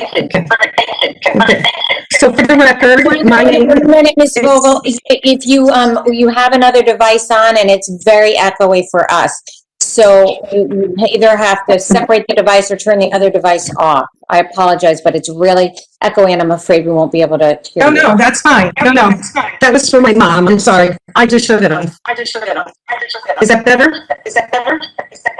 It's still echoey, but a little better. Let's try. Okay, I'm sorry for all the technical difficulties here. Okay, my name is Maria Vogel, and I've been asked to speak on behalf of the following residents. Carmelo Mancini at 19 Shadow Lane, Victoria Mancini, 15 Shadow Lane, Salvatore and Kathy Mancini, 27 Shadow Lane, Frank, Antoinette, and Joseph Mancini at 12 Shadow Lane, and Anna and Michael Sanzari at 100 Ardmore Road. Okay, first, they are all opposed to changing the zoning for this property. First, let us be clear, this is not about the people that would potentially live in these buildings. It is about these massive buildings and their associated issues that we find objectionable. Our neighborhoods are diverse. They're comprised of individuals of all ethnic backgrounds, immigrants, single moms, and physically disabled citizens. We have teachers, medical specialists, laborers, veterans, and retirees. We have welcomed and continue to welcome the diversity that makes up the fabric of our neighborhoods. Uh-oh, did you lose me? No, we can hear you actually. We can hear you very well. Okay. When the town planning and zoning meeting of 10/4/2020 reviewed the current proposal, they said, and I quote, "It is not substantially different from the original proposal the council denied in 2018. Residents concur. This proposal still requires tearing down an existing home to build 3 expansive apartment buildings and is further complicated with multiple building variance change requests that would be needed in order to permit construction. It also conflicts with the objective on page 28 of the POCD, which states, protect and enhance the quality and safety of West Hartford resident neighborhoods by investing in infrastructure, continuing and strengthening code compliance, and taking other measures necessary to support these neighborhoods."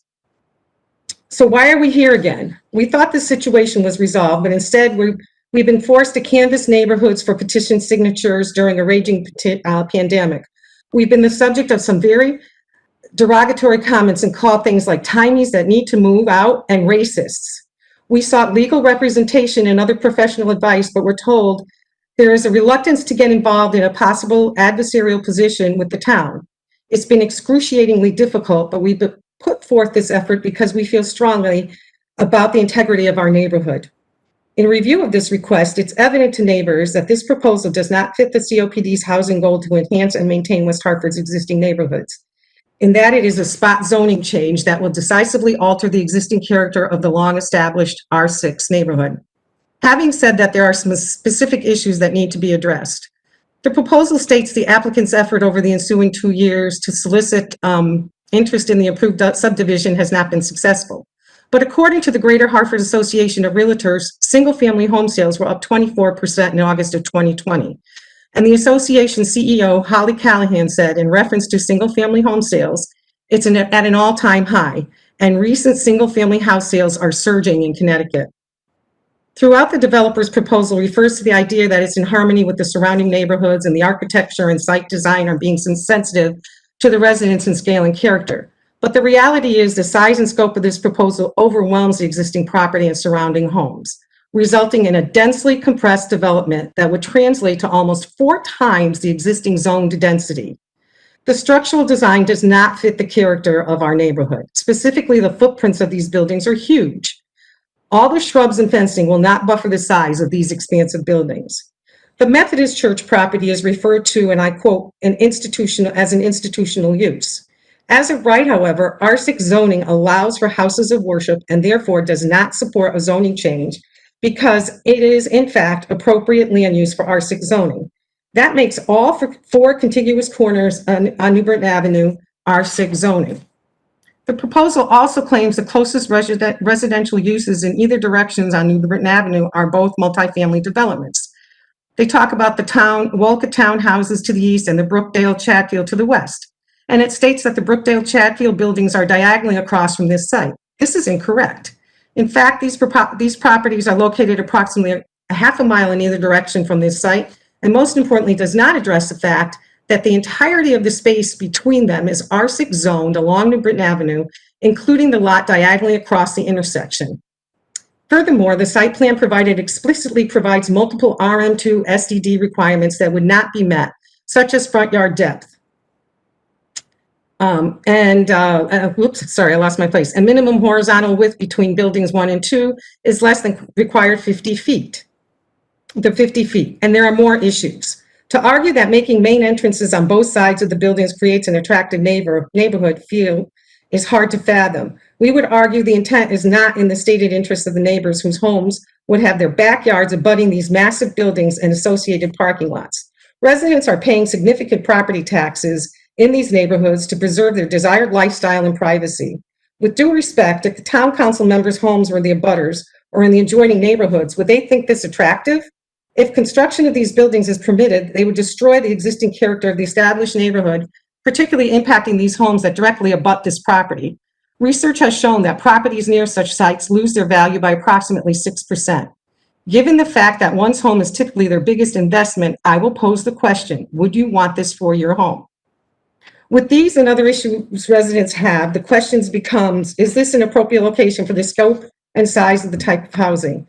The council has received signed petitions from over 200 residents who live in the area saying, no, it is not an appropriate location for this development. This project is not set back. It consists of huge buildings being squeezed onto the property. It also abuts New Britain Avenue, which is a road that the town has no control over, as well as an intersection the town has no control over. The safety and traffic concerns, coupled with the multiple building variance requirements and the negative impact on the integrity of the surrounding neighborhood, identify serious problems with this proposal. Encouraging more multifamily housing can be achieved in town, but it should not be imposed on an area it doesn't fit. West Hartford has maintained a certain quality of life for its residents, and with that, expectations are that these properties and property uses would be defined and protected via the town zoning laws. If the council changes the zoning in this area, they would be setting a dangerous precedent for these neighborhoods. There would be nothing to prevent developers from buying more homes on New Britain Avenue or on Berkshire Road, knocking them down and putting up more buildings and parking lots, completely compromising the integrity of these longstanding neighborhoods. We ask that the town council uphold its decision of 2018 and maintain the zoning as R6 family residence and make the right decision again. Thank you. Thank you, Ms. Vogel. And I'm sorry, but I think your video, I was afraid to, I didn't want to interrupt you and then have you have technical problems, but the video wasn't working, but we heard you very clearly. Yeah, I'll play with that. That's okay. Thank you, though. As long as you heard what I had to say, that's okay. Yes, we did. And be well, be safe, and thank you for your comments and for the people you spoke for. Okay, Madam Moderator, back to you. Madam Mayor, I will now unmute Mike Diaz.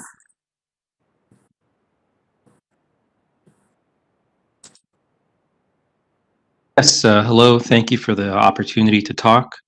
My name is Michael Diaz. I am the owner of 19 Berkshire Road. My parents, Jose and Lucy Diaz, reside at the property.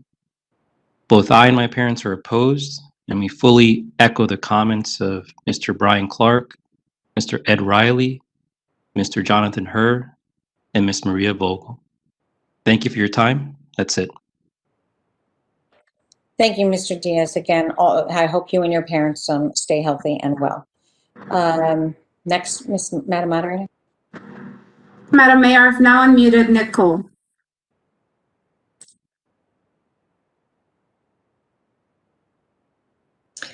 Hello, my name is Nicole Feeney. I'm here with my husband, Eric Feeney. We live at 15 Bramley Road.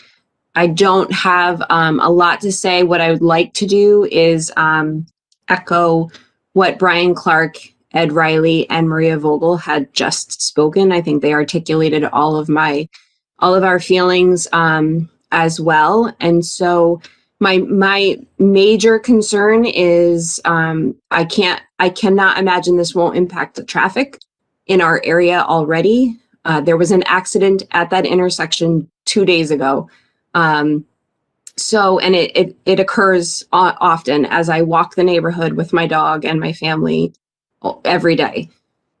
We see accidents. We've almost been hit by cars as we are crossing the street. We are fearful when our kids leave on their bikes all the time, crossing these intersections, and soon we'll be walking to school, to Conard. And so that is one of my biggest concerns, but also agreeing with some of the participants who have spoken up already. So thank you for letting us speak, and we are firmly against this. Thank you very much. And again, be safe, be well. Appreciate it. And okay, back to you, Madam Moderator. Madam Mayor, I've now unmuted Peter Haberland.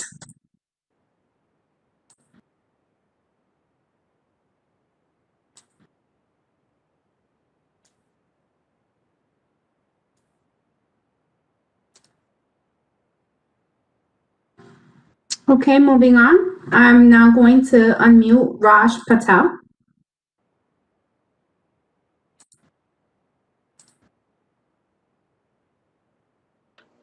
Good evening. Can you hear me? Yes, we can. Thank you, Mr. Patel. Thank you. Again, my name is Raj Patel. I live at 8 Eustace Drive. I also own a property on Red Top, 88 Red Top. So again, my property is literally on the other side of the neighborhood, right behind the park. And I'm actually opposed to this proposal because of the park. We're already seeing a lot of traffic, regardless of COVID. We are still seeing a lot of traffic on the park side of it. And the amount of cars that are already getting parked on Chatfield Drive, it literally backs up to almost Enfield Drive, which is right through the neighborhood. Again, that's already creating a safety hazard. I have 3 kids that go to Conard. I have a nephew who's going to be going to Conard next year. And I have another cousin whose son is actually literally behind us. So I have about 5 kids from my neighborhood, which is literally from my family, are going to be walking to Conard every day. And, you know, I agree with most of the previous residents. It is a dangerous intersection because when you're coming out on New Britain Avenue from, you know, South Main side, that whole intersection coming from the right is literally blind.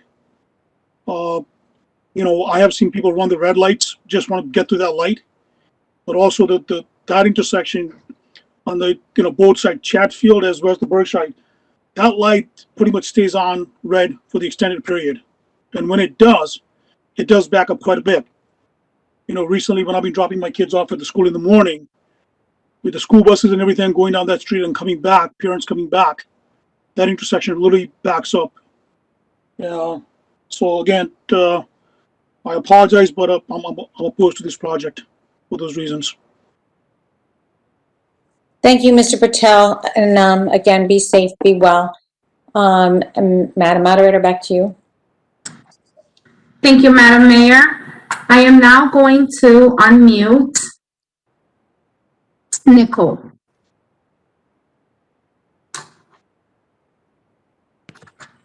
I went already, but thanks for letting me try to speak again. Oh, sorry, I apologize. Nope, that's okay.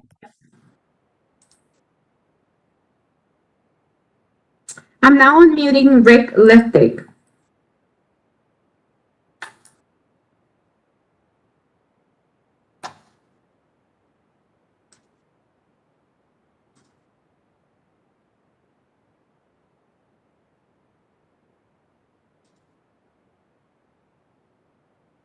Okay, moving on. I've unmuted Seaman. Good Good evening. Can you hear me all right? Yes, we can. Can you please repeat your name, though, for the record? Yes. Thank you. Where you Good live. evening, Mayor Cantor and members of the council. My name is Evan Seaman. I live at 38 Stoner Drive in West Hartford.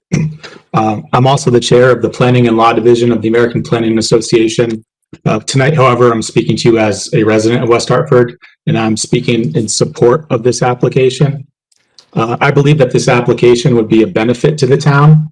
It's an example of sound planning. It would enhance future growth and development in the town and would provide additional housing options for young professionals, empty nesters, and those seeking workforce housing. The applicant should be commended for the thoughtful proposal that's before you. The proposal is responsive to comments of council members and the public from an application a few years ago. The architectural features are appropriate for the scale, the character, and the design of the area. And the Design Review Advisory Council and the Planning and Zoning Commission agreed when they voted to provide positive recommendations for this development to you this evening. In my opinion, this is an ideal location for multifamily housing. This is not a pristine residential area. It's a mix of business, institutional, and residential uses, both multifamily residential and single-family residential. Corbin's Corner with the Shake Shack, Best Buy, Total Line, and a host of other businesses are less than 2,000 feet away. And the West Farms Mall is just down the street.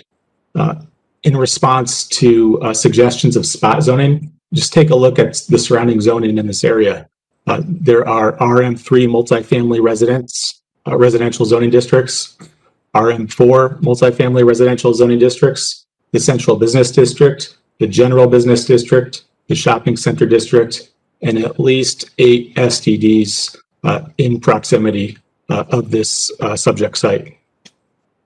So despite what others might have to say, I believe that this proposal before you this evening is consistent with the other uses and zones in this area. And the next point I'd like to discuss is traffic. I do travel this area often. It's true that traffic can sometimes be heavy. However, the addition of a 26-unit multifamily development, I do not believe will have any impact on traffic in this area. You've heard from the developer's traffic engineer, and in her professional opinion, any traffic impacts will be negligible. For opponents of this application to suggest that there will be a significant increase on traffic when you have Corbett's Corner, the mall, and many other businesses in the area is just a red herring. And the final issue I want to address is the most important issue, in my opinion, and that is the workhouse affordable housing component of this application. I believe that that's a critical part of this application. Some of you might be aware that there's an important movement going on right now in our state called Desegregate Connecticut, which is an effort to ensure that local zoning laws throughout our state support equity and inclusive growth and are not used to exclude anybody. I've read all of the comments that have been submitted into the record by everyone about this application. The common theme among the opponents is that they do not want this development because it will change the, quote, character, nature, or feel of their neighborhood. There are also written comments which have been submitted into the record claiming that this development would lead to, quote, associated crime and, quote, likely drug trafficking. New housing doesn't bring crime and drug trafficking. A neighbor's character, feel, or nature should not be focused on the type of person who will live there. Why do some fear that there will be crime and likely drug trafficking? These are code words for exclusion. As a resident of this town, I'm embarrassed that others would make such comments. This application presents West Hartford with an opportunity to show that it is an inclusive community. The town should take a stand against some of these disturbing comments that have been made. It should do so by approving this application, which will bring many benefits to the town. Thank you for your time this evening. Thank you, Mr. Seaman, and be well, be safe, and appreciate your coming on. Back to you, Madam Moderator. Sorry, I was getting tired. Sorry. Madam Mayor, I've now unmuted Monina Baker.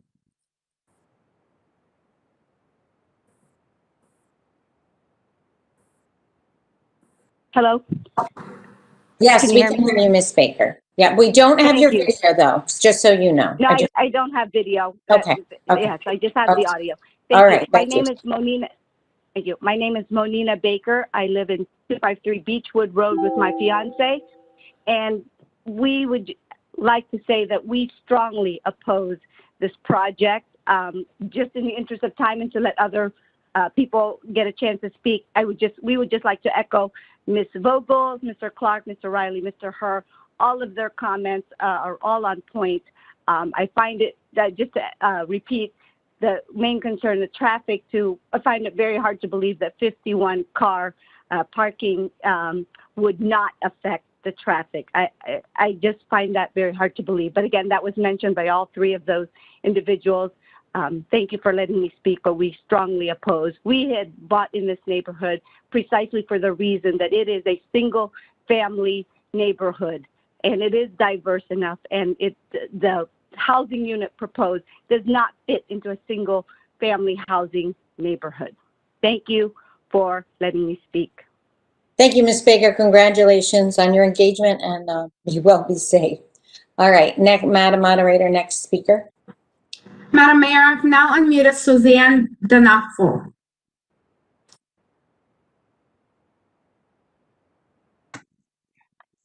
Hello? Yes, we can hear you, Mr. Nafa. Hi, Sherry. Mayor Cantor and members of the Town Council, my name is Susie Donalfo, and my husband Frank and I have resided at 30 Shadow Lane for 38 years, and we are also speaking on behalf of John and Deanie Haydish of 28 Shadow Lane and Sean Cunningham of 33 Shadow Lane. We've all been active and contributing members to West Hartford over the years, and we strongly oppose, once again, the application of this proposal. As residents of Shadow Lane, we're outraged and disappointed that the zoning committee would even consider bringing this proposal forward, no less during the COVID pandemic. 2 years ago, with hundreds of signatures and a steady presence at Town Hall of neighborhood residents to speak and show their opposition to this zoning proposal, you, the Town Council, listened to our words and saw in our presence, in our faces, and our body language our concerns. You made the right decision that night, September 12th, 2018, to preserve our neighborhood, and I hope you do that again tonight. After listening to all of the community members who have spoken before, Mr. Clark, Mr. Riley, Ms. Vogel, Nicole on Bramley, we echo all of those supports. For those people who support this proposal, you don't live in our neighborhood. The comments by Mr. Seaman and the comments that he made were not accurate. I'm going to focus my attention on traffic, which seemed to be brought up so many different times. So in the proposal, with all due respect, people who don't live here or walk here or drive this neighborhood for 24/7 and experience the traffic in real time, to say nothing of entering and exiting this proposed apartment complex onto traffic entering Berkshire Road, have no idea what the impact on traffic and safety is. In fact, these issues are in conflict with the Town of West Hartford's General Regulation Code 360, which states, and I quote, "The parking facility proposed by the applicant shall not create traffic congestion, shall not impact adversely on any residential use in the vicinity, and shall not have an adverse effect on the value of surrounding residential properties," and unquote. Specifically, the addition of 51 cars occupying the proposed 26-unit development further negatively impacts the following traffic and safety concerns. First of all, the lot diagonally across, which is single property zoning, is filled every day with the overflow of cars in Walcott Park. We love Walcott Park, but they already have cars loaded in that lot, Chadfield Road, Chadfield Drive, Walcott Road, and Shadow Lane. Second, the fire station and EMS that services our neighborhoods is located on the corner of Berkshire Road and Mildred. Berkshire is their emergency route. 2, the Methodist Church parking lot, which also houses the nursery school, would now become a 4-way unsigned intersection. 3, the development is right between 2 large schools, Conard High School and Walcott Elementary Schools, which involve many walkers and multiple bus runs per day, not just the morning and the afternoon, but early dismissal on Wednesdays, after school, late day activities, sports buses, parents drop-offs and pickups, and student drivers. 4, local traffic and visiting traffic for sports activities 7 days a week at Conard for the high school and youth sports. 5, local and visiting traffic for sports activities at Walcott Park 7 days a week. 6, use of Conard High School on the weekends for the Calvary Church, 800 members and multiple services. 7, the added traffic of mail trucks, Amazon, FedEx, UPS, rubbish trucks that need to cross the sidewalk or enter or exit the proposed development or park on Berkshire Road, which impedes the flow of traffic and emergency route for the firemen and paramedics. 8, residents already have major concerns about getting out of our own streets with the heavy traffic on Berkshire Road caused by school traffic and the commercial areas off New Britain Avenue. Specifically, residents of Mildred, Echo Lane, and Beechwood voiced their concerns about the difficulty now getting out of their street, not to mention during the holiday seasons or with the addition of 50 more parking spaces. Number 9, traveling east on New Britain Avenue from Corbin's Corner or the mall and turning left on Berkshire already creates a dangerous backup in the intersection with only 2 lanes and no designated left-hand turn lane, which residents of the proposed development would need to access entry to Berkshire Road. 10, residents of Shadow Lane and Bramley experience difficulty currently turning left out of their streets on a regular basis. 11, when there's an accident on 84, the exit onto New Britain Avenue further clogs the flow of traffic both east and west. There have been 336 accidents reported over time on 84. The intersection of Berkshire and New Britain Avenue have seen multiple accidents and near misses. Regardless of the information in the traffic report provided by the developer, many of us witness on a daily basis at this intersection people running red lights, rear-end collisions, and most recently a head-on collision that required the road to be closed. Missing from this report was the death of a beloved math teacher at Conard years ago at this intersection. We are already surrounded by the pollution of Route 84, New Britain Avenue, and the highway entrance to the west. The addition of 50 more cars or vehicles in this area, especially in the parking lot of the proposed development that backs up to the backyards of the Taylor's homes on New Britain Avenue and the Shadow Lane homes, adversely affects the health of the residents and the value of the property. The question of where visitors park their cars raises additional issues of safety on Berkshire Road and the surrounding areas. It's only logical to surmise that given an already busy intersection and surrounding neighborhoods that often struggle with the current traffic demands of this residential neighborhood, park, commercial areas, and major highway 84, that the addition of the proposed development on this single-family zone parcel is not in the best interest safety-wise or climate-wise, nor does it contribute, rather it counters the harmony of the existing neighborhoods, as often referenced in the proposal. In fact, once again, it runs counter to the Town of West Hartford's General Regulation Code 360. The only person this proposal benefits is the developer. It is an infringement upon the residential neighborhood whose reliance on single-family zoning was firm and expected when people made their largest investment when purchasing their homes, whether 60 years ago or as recently as 2020. Thank you, Mayor Cantor and Town Council members, for looking through our eyes and respecting our lives and our neighborhood that has done more than its share to absorb changes over time. We hope you will once again make the right decision for the wonderful neighborhood that we love and have invested in. Thank you, Mr. Nalfo, and be well. It's good to see you. Next, again, thank you for being here. Next person, Madam Moderator. Madam Mayor, I'm now going to unmute Ted Mancini. Go ahead and unmute yourself again, Mr. Mancini. I apologize. Is that fine? We can hear you, but I don't see you. So I don't know if you have a video on. Oh, now I do. Oh, You see me now? yes. Okay. Yeah, I'll try to be quick. I'm trying to cover a lot of material. I'm speaking for myself, 375 Ridgewood Road, my aunt at 11 Shadow Lane, and Rosemary Jones at 25 Shadow Lane, who are all opposed to this development. To begin with, I'd first just like to address a couple of the issues that were brought up by the developers team. With traffic, the lady that was doing traffic, she spoke about how 7 houses in that area, you would have 7 more driveways, and that would be a lot worse than the apartment complex. But the 7 driveways would basically be what exists there right now, just like all the other houses on Berkshire Road. And for those houses to equate to the amount of cars that would pour out on Berkshire Road from the apartment complex, each one of those homes would have to own 8 cars, close to 8 cars, and have 8 licensed drivers in each home. So as you can see, that would make no sense whatsoever. So to make a statement that the 7 homes would put more traffic on there than the apartment complex, I think that's really a stretch. Secondly, the attorney, all of the developments that the attorney talked about, none of them abut any part of a contiguous R6 zone. Walcott Road, the developments over there, way back on the other side of Shadow Lane, they all abut the development. The Shadow Lane development abuts commercial. The Walcott Road development does not abut R6. It's across the street from R6.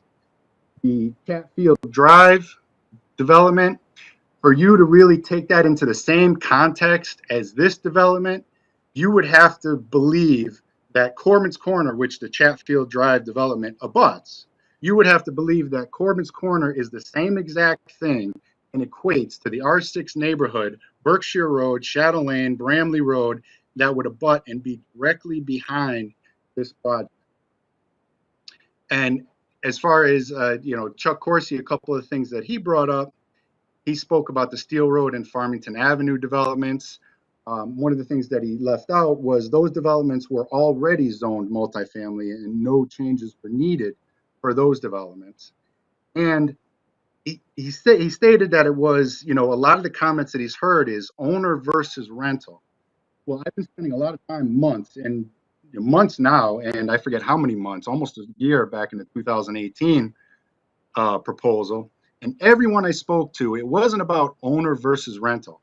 It was about the special treatment, the spot zoning treatment for this multifamily change in this contiguous R6 district that has existed since before the first zoning map was drawn in 1924.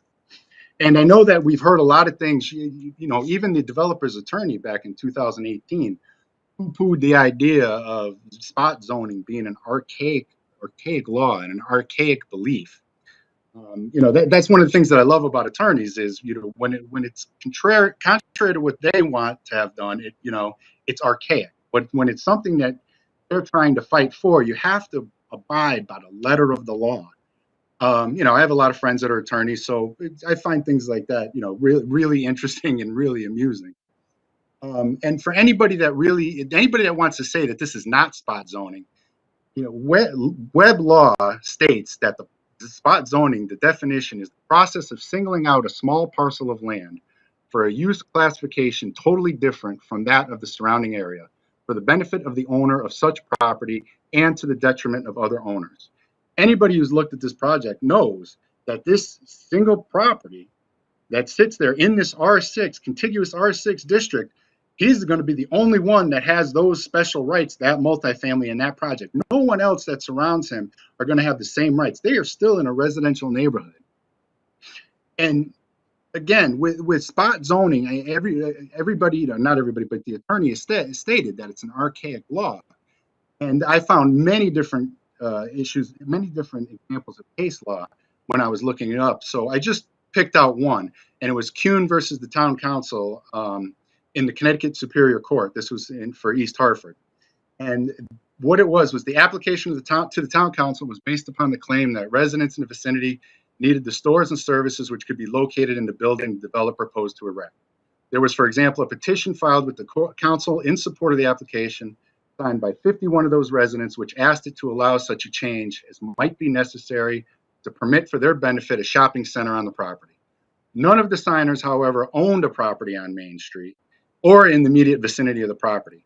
On the other hand, the application was opposed by the owner of property directly opposite the tract in question and by the owners of the two properties fronting on Main Street immediately south of it, which kind of resembles what we're looking at right now, because just going by the written statements that you have 100% of the people who are opposed live in the neighborhood, whereas 86% of the people who are for this project do not live in the neighborhood.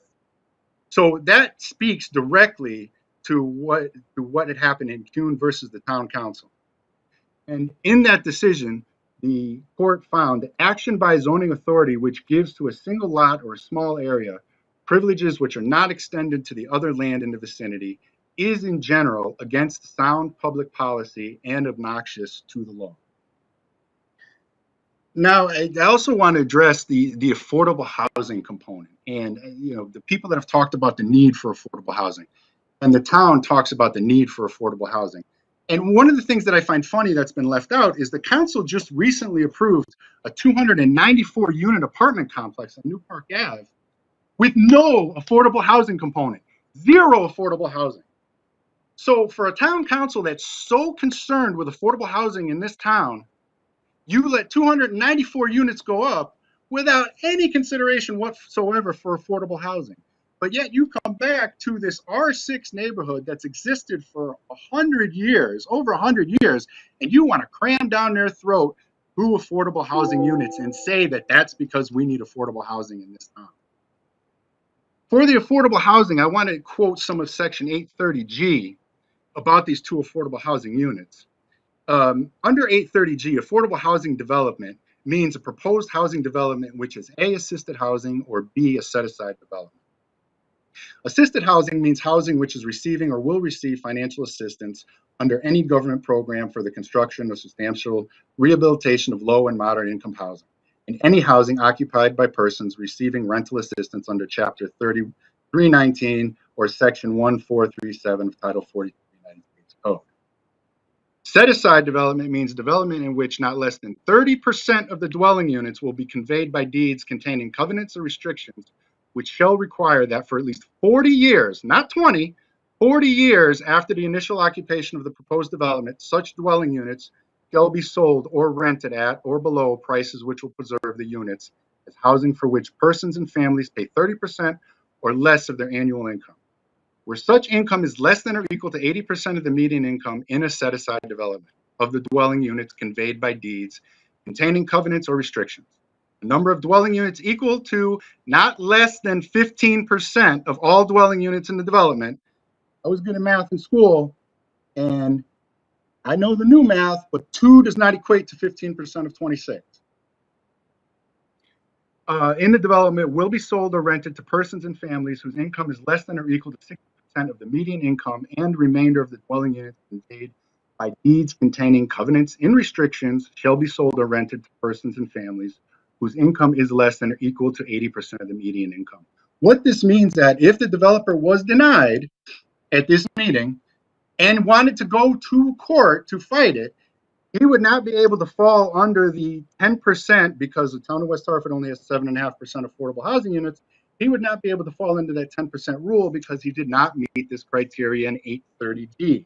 So any of the council members that wanted to come out and say that we would have to approve this because we don't want to end up in court, you would not end up in court because this does not satisfy the 830G requirement. And was stated before, a lot of these people that are opposing this property have been called racist. Timies. Timies is a derogatory term for people that have lived in the area for a long time and are older, 70, 80 years old.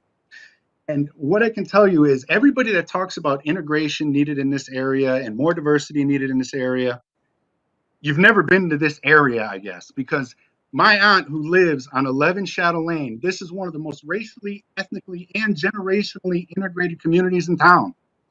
Within 100 feet from her house, she has Hispanic families, young Oriental families, young Black families, young white families, and Indian families, and 5 individual homes where the homeowners have lived in the community for over 70 years.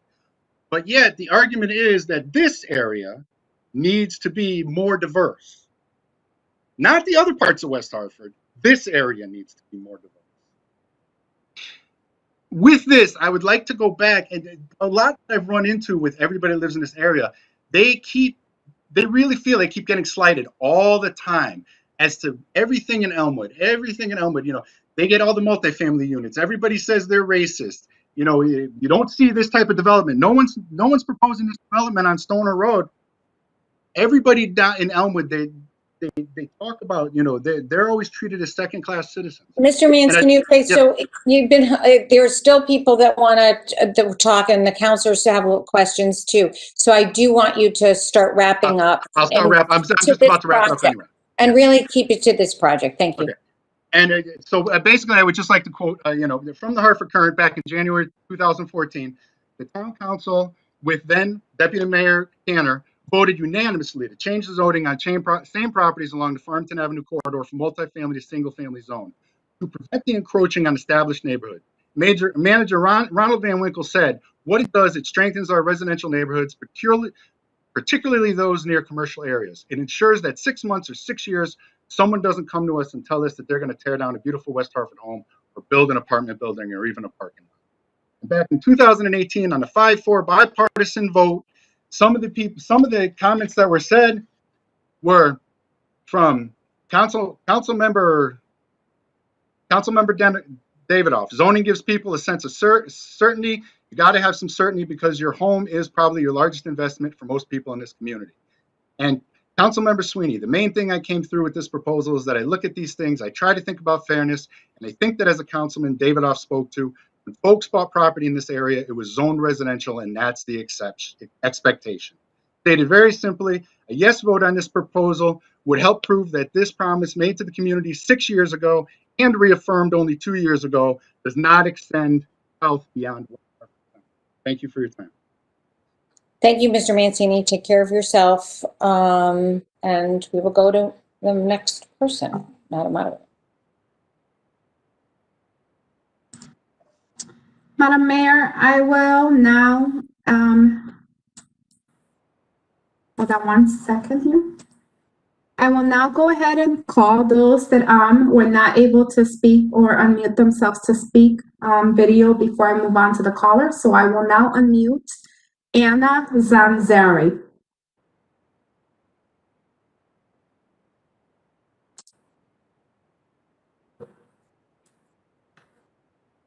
I will unmute Ann. Do you wish to speak?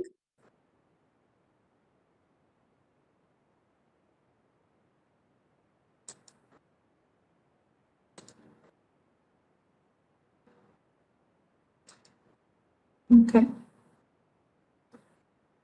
Justin Picard?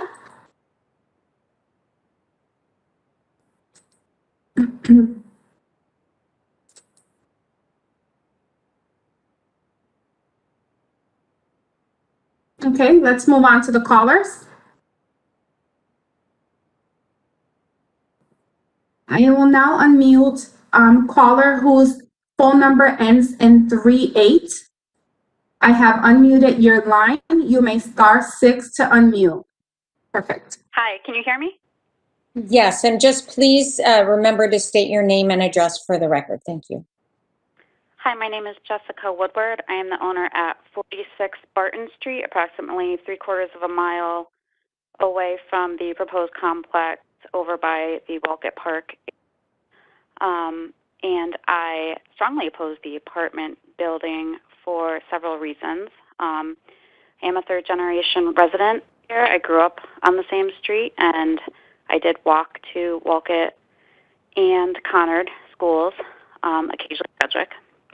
And I'm very concerned about the students walking back and forth to the schools by the apartment complex. It already was very harrowing crossing that New Britain Ave and Berkshire intersection, and to just add much more traffic to it in the mornings and after, I think would just be extremely unsafe.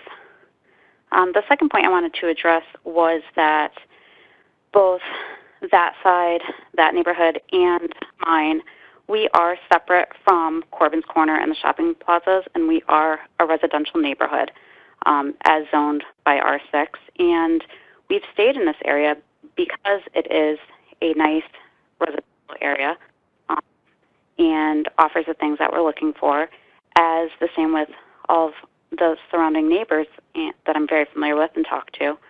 And that's why they've moved into this neighborhood. As well, I'd like to address the point I've heard several times about us not being a diverse neighborhood, and I would have to disagree with that. As stated even on Walcott Elementary School's website, the students and families in this neighborhood speak over 70 languages. So I think that is an invalid point to say that we don't want an apartment complex because we are not a diverse neighborhood, or because we don't want that type of neighbor. It has nothing to do with that. It is the building itself, a giant building in a single-family residential neighborhood. So I'm urging the council to not approve the zone change. Thank you. Thank you, Ms. Woodward. Appreciate your call. It was very clear, so I just wanted you to know that. Okay, and next.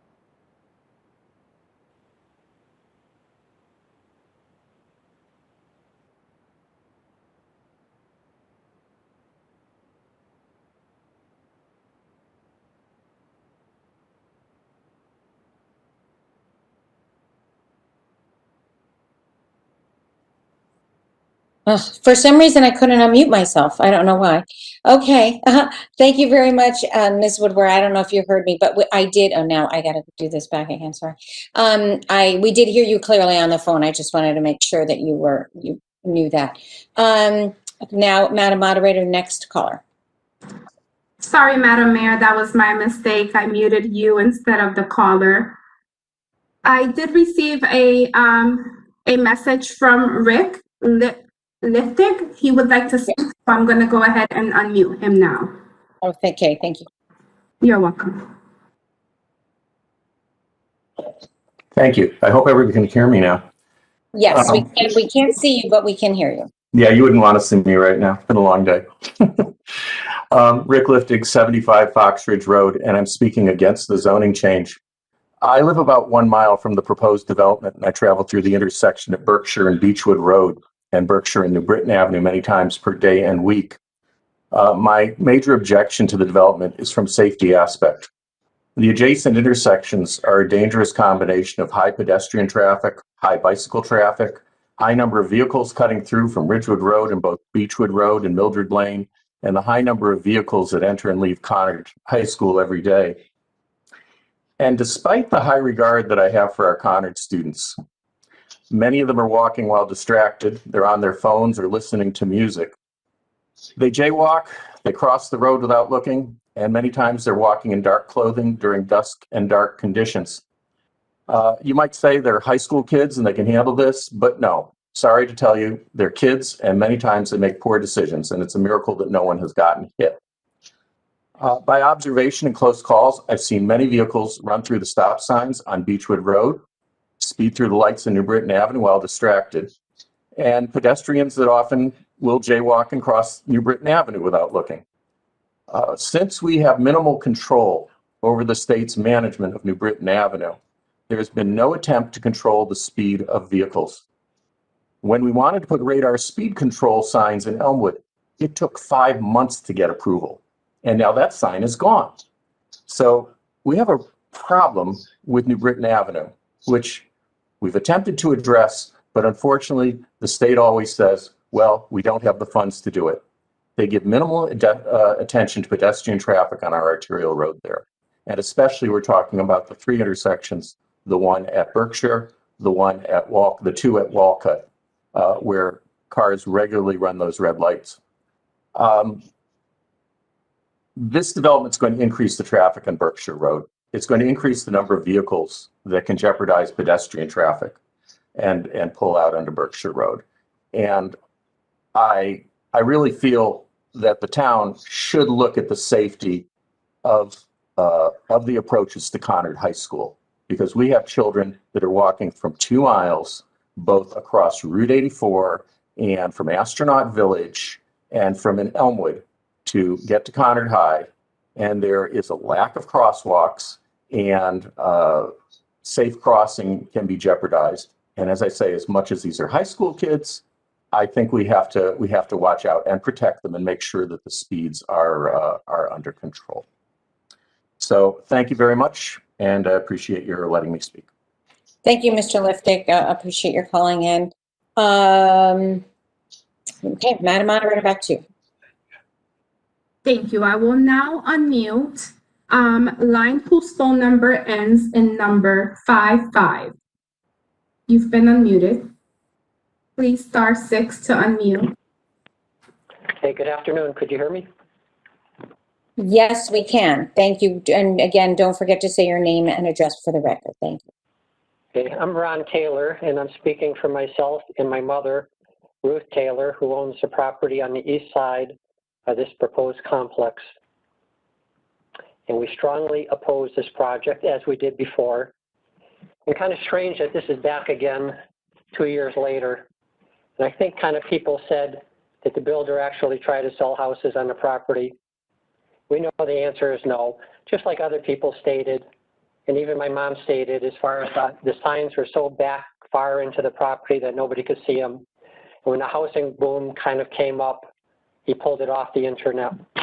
So I guess my question is, does anyone want a builder to buy a nice looking house next door to them, knock it down, put in a large parking lot with a dumpster, and give the impression that they are doing this for the good of the neighborhood?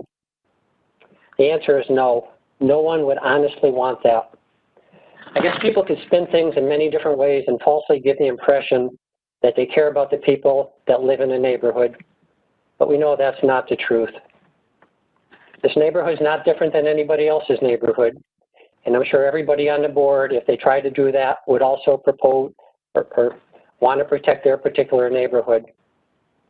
This is not a case of eminent domain where the town is taking over the property, but this is a case where the builder wants to destroy what we have and what we had for over 70 years. There's no plus for us no matter which way you spin this. To try to sell this in a way that gives the impression that this proposed apartment complex fits into this neighborhood is just ludicrous. The town has recently approved 2 apartment complexes to ensure that individuals that need apartments will have the homes they need. One 294-unit complex will be located at 1 Park Road, and one 52-unit complex will be located at 540 New Park Avenue. That is 346 units for West Hartford. There's a right place and a wrong place to build apartments. Zoning is what we use to protect the wrong places. To change the zoning and put something in a wrong place defeats the system. Zoning works to protect neighborhoods and the people that live within them. This land can be used for new homes, and the existing home on the property can be updated. It is a home that fits within the character of the existing homes on that block of New Britain Avenue. I'm hoping once again that common sense will prevail and we don't change this neighborhood for the worse.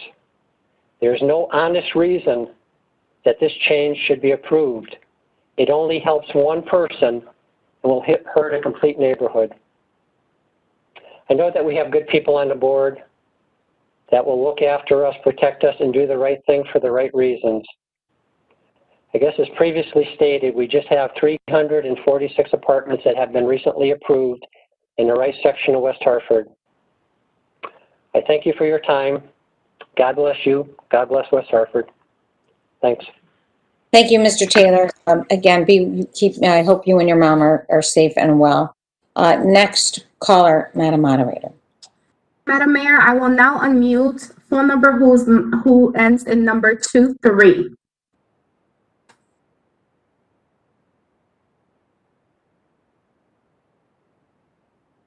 Caller whose phone number ends in 23. Oh, you may star 6 to unmute.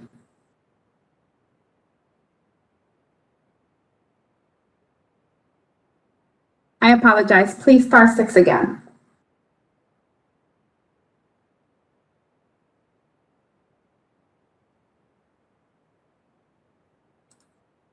Hello? Yes, we can hear you. Say your name and address for the record. Thank you.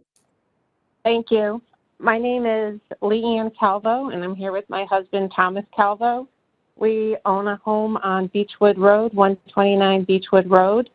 And like those who have spoken before me, we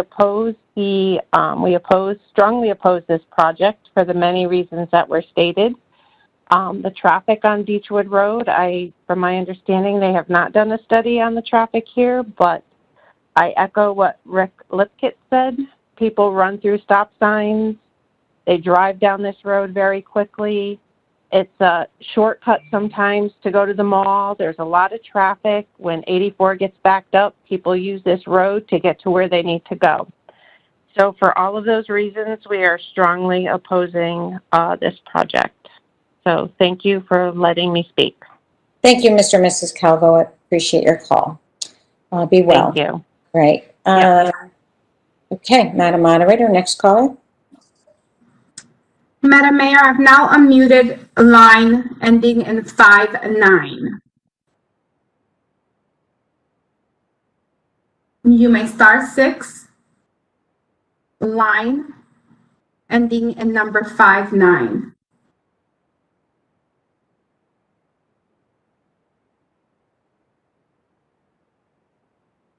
Okay, moving on. I will now unmute phone line ending in 91.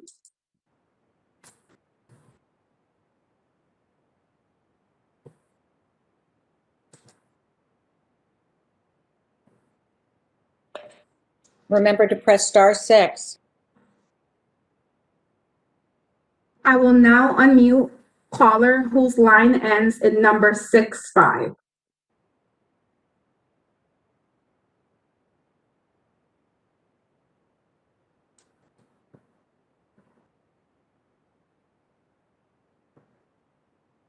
I will now call caller whose line ends in 685.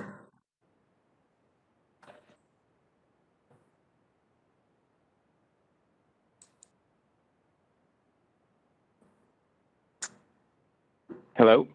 Yes, we can hear you. Yes, state your name and Okay, address. great. For the record. Thank you. Thank you, Mayor Cantor and members of the Town Council.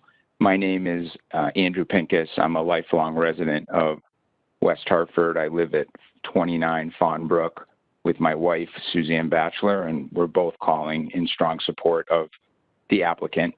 Our town has continued to develop and evolve over the years, and projects like the residents at Berkshire are completely compatible with the pattern of the council's approval, with the neighborhood, and with similar developments.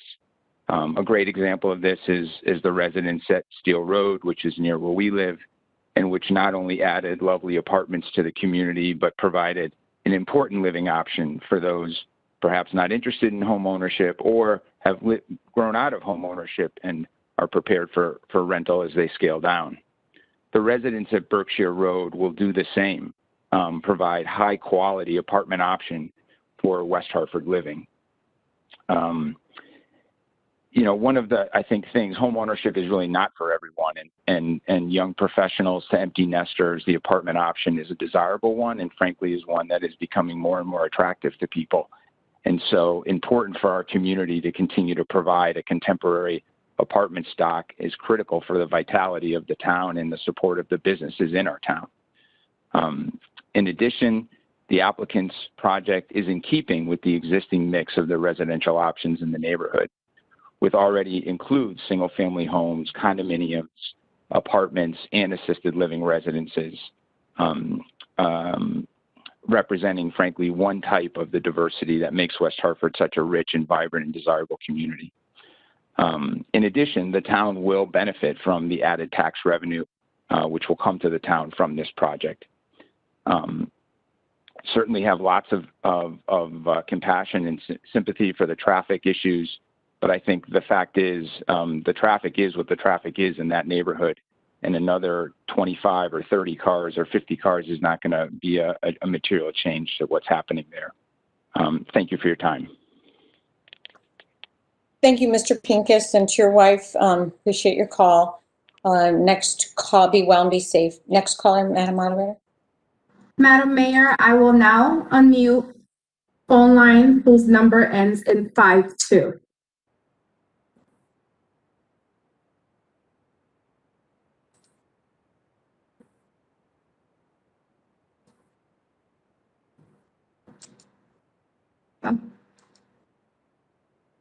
Caller, please star 6 again. Your line ends in 52. Yep. Yes, hi, can you hear me? Hello? Yes, we can hear you. Yes, we can. Please state your name and address for record.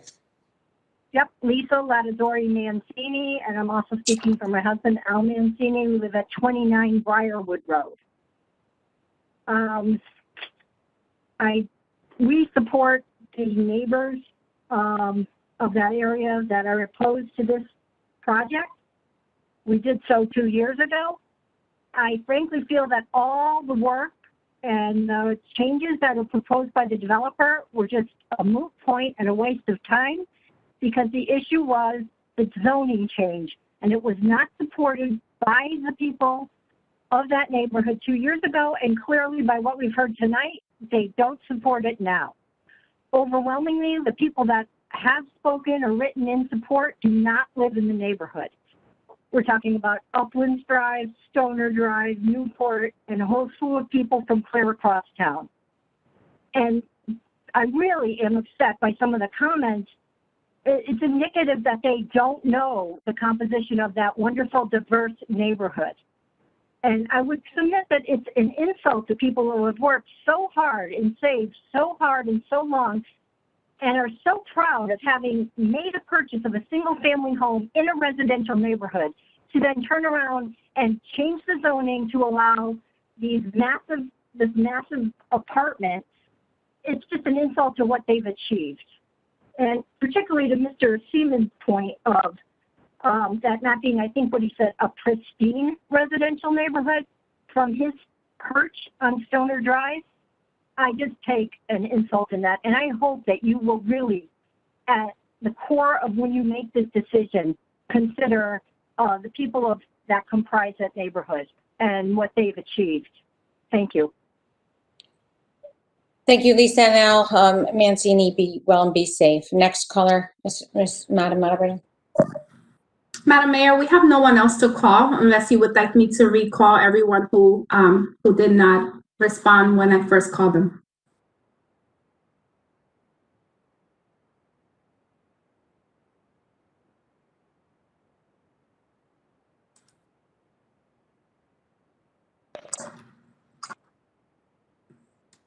Gary, we can't hear you. And she muted me again. No, Mayor, I did not. Okay, whatever. I don't know. I got muted by somehow.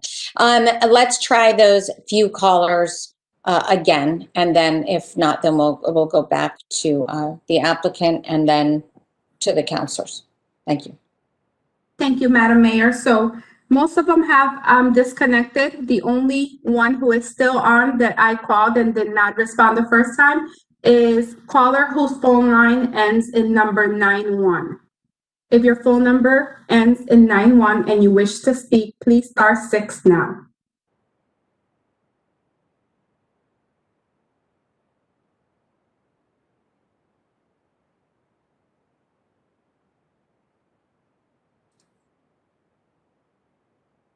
No response, Madam Mayor. Okay. All right. So then we will now go back to the applicant, and I would really appreciate it if you could sort of close things up in 10, 15 minutes, and then we can have the counselors ask questions. Less than that would be appreciated, but if you can't, I understand. But if you can keep it to that, that would be great. Okay, so back to you, Attorney Pearson.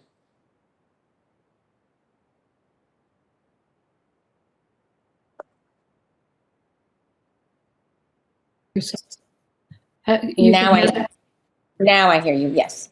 Okay.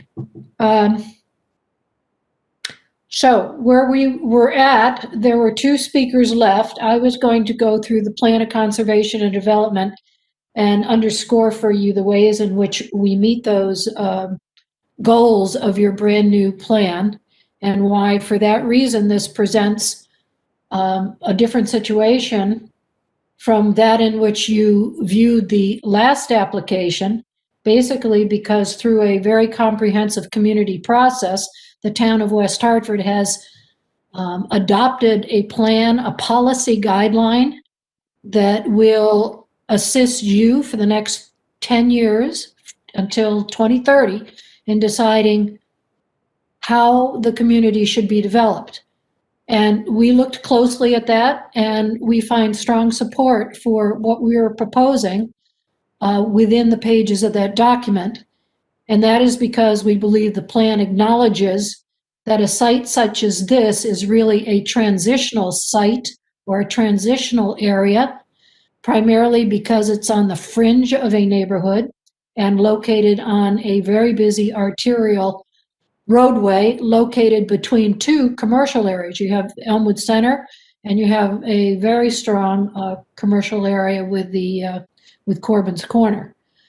I will go through that, and then Joe, Mr. Calafieri would like to speak with you directly. And then we'd like to address some of the comments that we heard from neighbors.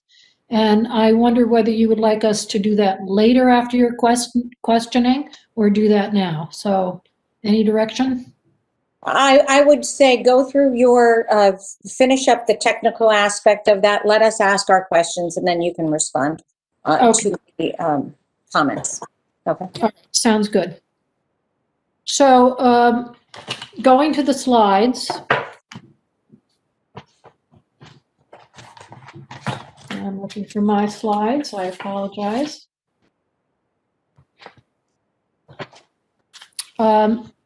Slide page 38.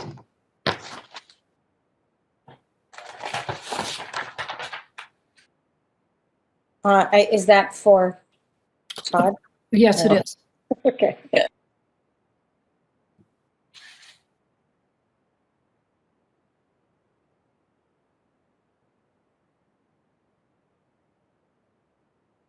These are, some of these points have been made during the course of our presentation, and some we would just like to put into the record. And the first, going back to page 38. That's a nice intro with the plan of conservation and development, but I do want to start with plan 38, page 38.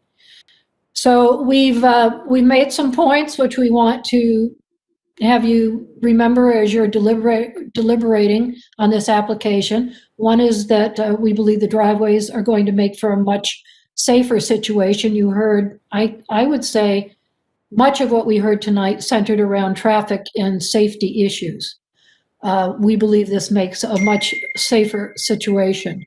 Building coverage and other aspects, Jim Cassidy went through the ways in which the this proposal actually is better for the neighborhood in comparison to the development elements associated with a single family development. And those include, this would have the possibility for less impervious surface, significantly greater setbacks in many instances than you would get if you had 7 lots developed for single family. The landscaping is particularly robust. I know we were talking about it amongst ourselves before making this presentation, and this proposal calls for, if you were to price it out, anywhere from $75,000 to $100,000 worth of landscaping on that site that would be put into place and planted should this application get approved. These buildings are going to be, in addition to the existing natural buffering that's in place, these are going to be very difficult to see from the other side, the easterly side of the residential neighborhood. There is going to be a significant landscape and fence buffer. Importantly, the improved drainage. No one mentioned it tonight, but we had thought in the past we'd heard some issues about drainage on those properties. Any drainage onto the properties to the east is going to be predominantly picked up by this and redirected into closed systems. We are going to be repaving Berkshire Road, which will be a nice amenity for Berkshire itself. With this proposal, you're going to have SDD protections that are simply not in place for the neighborhood were this to be developed as 7 individual lots. We always want individual homeowners to maintain their properties beautifully, but in this instance, you're going to be assured of that, both because it's an SDD and it's enforced by the town staff with regard to keeping it up in conformance with what the plan calls for, but also just because this is going to be privately managed by a management entity, and to keep those units very desirable in the marketplace, they're going to be kept up perhaps arguably better than properties might over the years as individual singly owned properties. We have total control of site lighting. You did hear someone concerned about the church and the lighting that affects that. We will have all of the lighting shielded. There'll be no lighting impacts. We have better protections here than you would have if these properties were developed as single family and somebody decided to put a large, light to outside on the top of their garage roof to make sure that they can see what's happening on their property. You're not going to have that here. Also, we'll just add, just so you know, the property differential in terms of taxes. Right now for this property, the taxes are $19,308. If this property remains in its current condition, and frankly, there are a lot of reasons why it appears this is not going to be able to be developed into 7 single-family lots per the zoning that's already in place. Those are the taxes that will remain on this property. If it were to be developed, we think as 7 single-family lots, taxes could go up to $84,000 cumulatively over the property. And we estimate, based on the current mill rate, that the taxes that would be generated today, if this property were developed, would be $120,000. So there's a benefit to the community in terms of the taxes that might accrue to the community as a result of this. Could you go to the next slide? Again, very important. The Plan of Conservation and Development also addresses 2 issues. Should you be able to approve this as a positive benefit for the community, the town of West Hartford as a whole? Your Plan of Conservation and Development would support that now and say that indeed this is not a project that's just going to benefit an individual, which you heard a number of people say.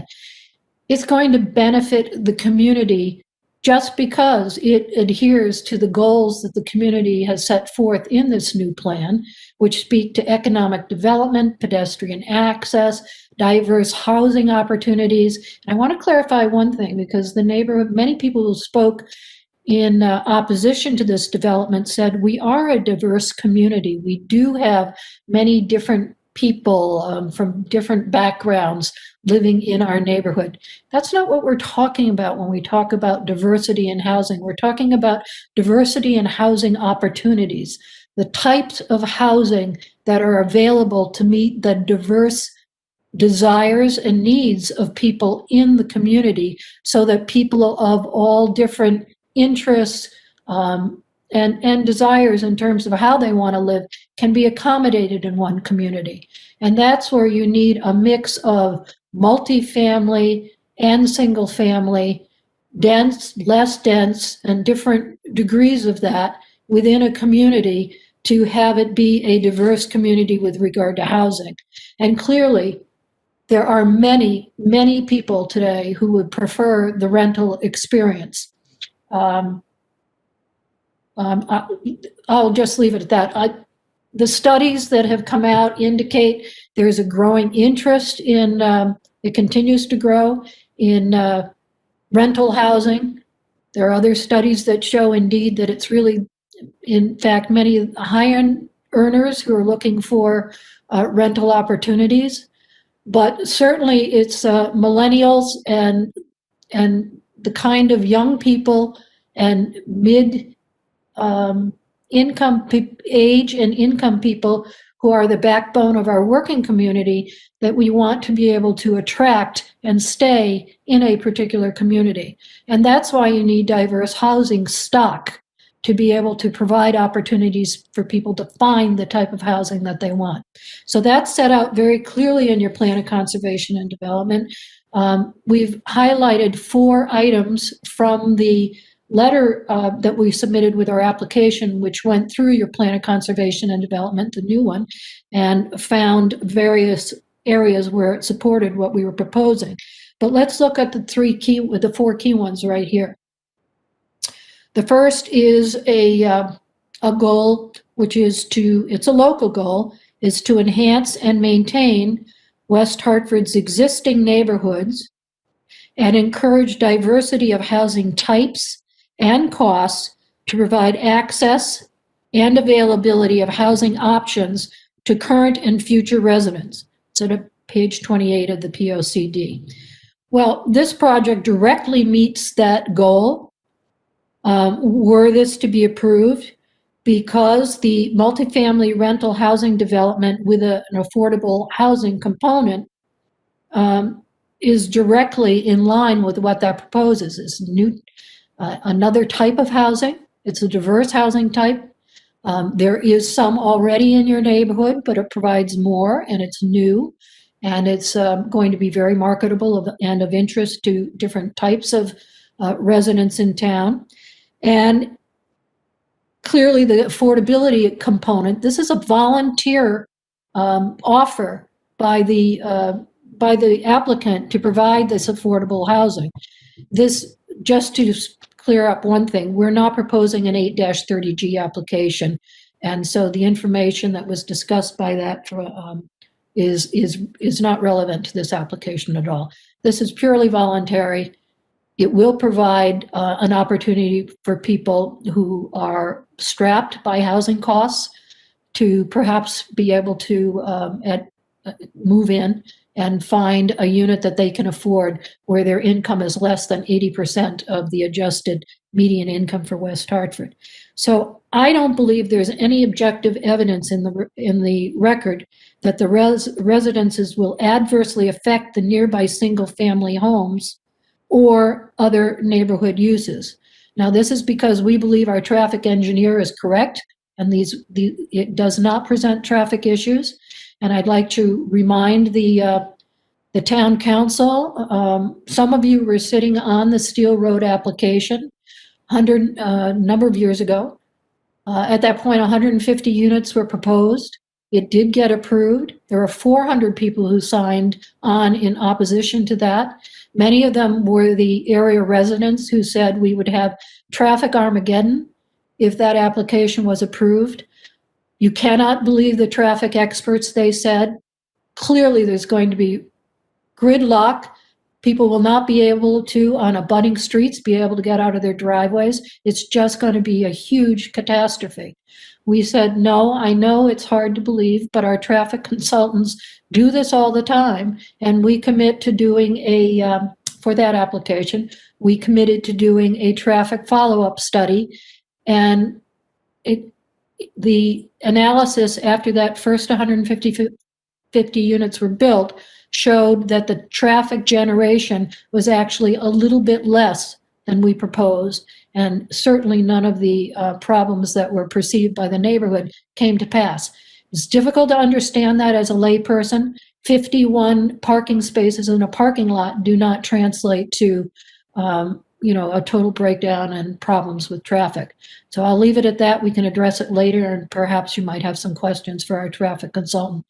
The next item on the plan of conservation and development is a section that says that to encourage appropriate development within transitional zones between commercial and residential boundaries in a manner that promotes pedestrian-friendly, contextually sensitive design at an appropriate scale that enhances and complements the quality of the neighborhoods.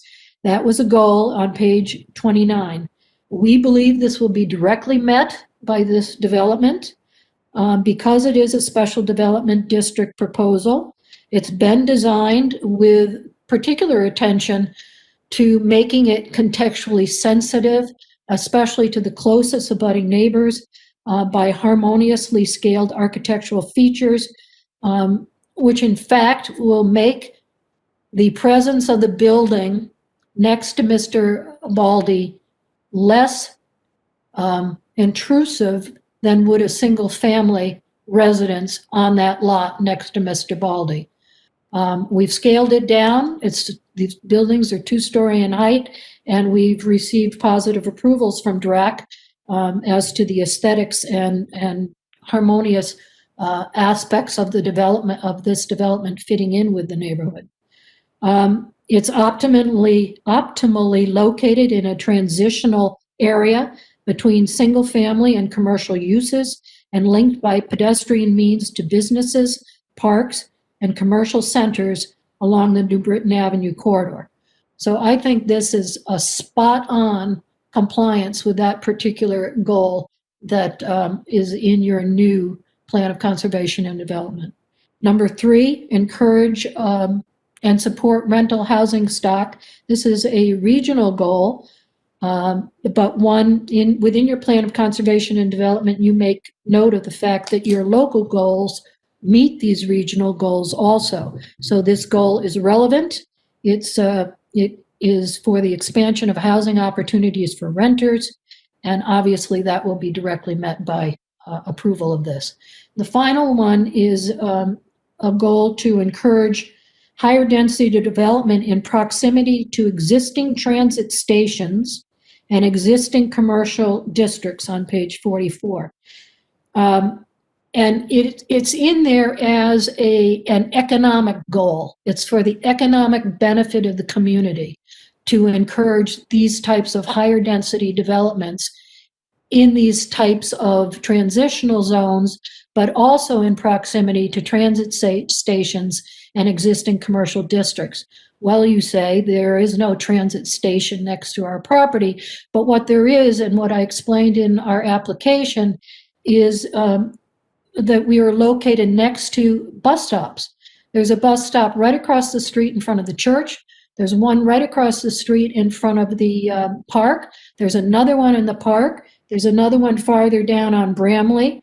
I believe when you look at it, while these aren't transit stations, these are part of the transit system, which is part of your goal here to put people and transit opportunities together. And I believe we counted it out to say that within 652 feet of our site, there are 5 bus stops. So this is, again, something that means locating a higher density development in proximity to this transit network is extremely positive and meets another goal of your plan of conservation and development. And it goes without saying that this is within walkable distance from 2 commercial areas, closest being Corbin's Corner and the other being the center, Elmwood Center. So there are other points of the plan of conservation and development that we talked to, but these are the major ones, and I think they really encapsulize one of the biggest changes in your new plan, which is to encourage in transitional areas, especially on those corridors where there is public transportation opportunities, and between commercial areas, higher density development. And that's what this development does for the good of the community. This is a positive change for the community, for West Hartford. I know it may not seem that way to some people who live in the neighborhood, but this we do not believe will have a negative impact on the well-being of that neighborhood, but it will enhance other opportunities along that corridor. So I would like to stop there and ask Joe if he would have a few words for the council. And we'd be ready to answer any questions you have, and then go back and circle around to some of the other comments that were made by people calling in on the application. Okay, I have several requests for a quick break, a 5-minute break after Joe speaks and before the council asks questions. So after Joe speaks, we will take a 5-minute break. I just wanted to give you all a heads up in case you're like, when are we going to be? So just so you know. And we're really going to try to stick to 5 minutes. So please try to be as brief as you can and taking care of whatever business you have to take care of. All right, Joe, now it's to you. Good evening, Mayor Cantor and members of the Town Council. I am Joe Calafiore, the owner of the proposed development before you tonight. I have been a resident of West Hartford for more than 30 years, and I've raised my family in this wonderful town. Over that time, I've seen West Hartford continue to grow into the vibrant and exciting community it is today. West Hartford has become such a desirable place to live because town officials have had the foresight and vision to embrace new concepts and provide options for various types of residential development. You have encouraged mixed-use developments and patterns of development that allow economic growth and entice people to move here or stay because they provide the kind of residential opportunities people are looking for today. I believe the residences at Berkshire Road will benefit the town in many ways. These include the following: adding to the West Hartford's tax base with little or no impact on town services, providing much needed housing options for residents such as young professionals, empty nesters, and retirees, providing much needed workforce housing for essential workers and other residents earning less than 80% of the area's median family income, and being consistent and in harmony with the overall objectives of the town's plan of conservation and development, as the proposal is complementary to nearby residential land uses and maintains the residential nature of the area.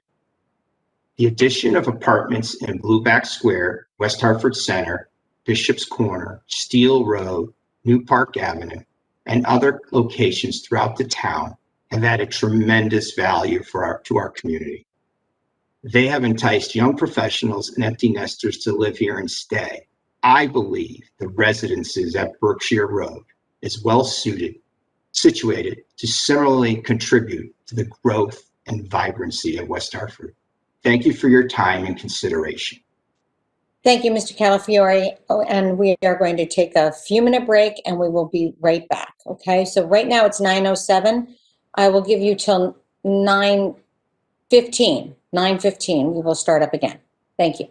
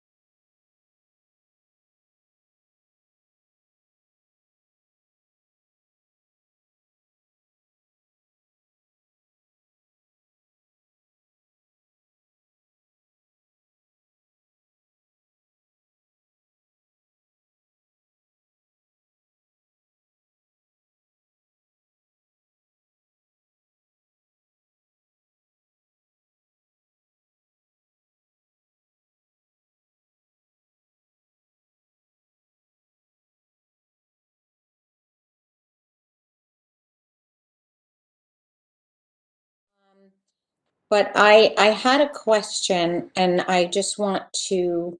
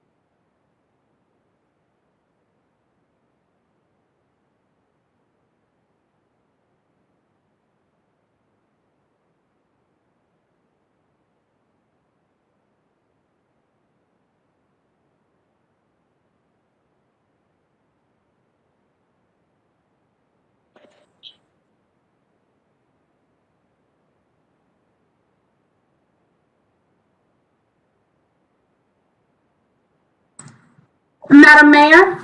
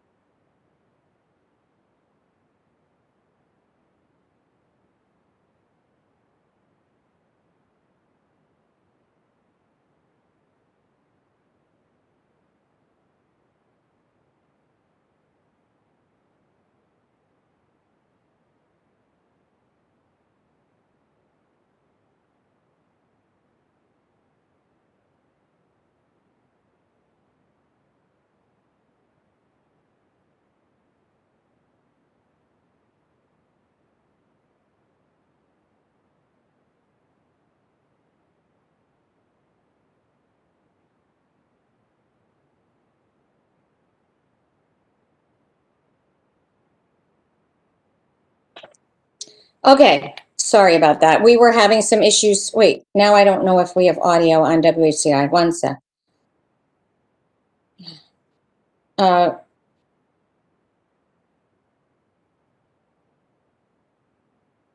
Just checking, making sure that we're being heard on WHCI. Oh.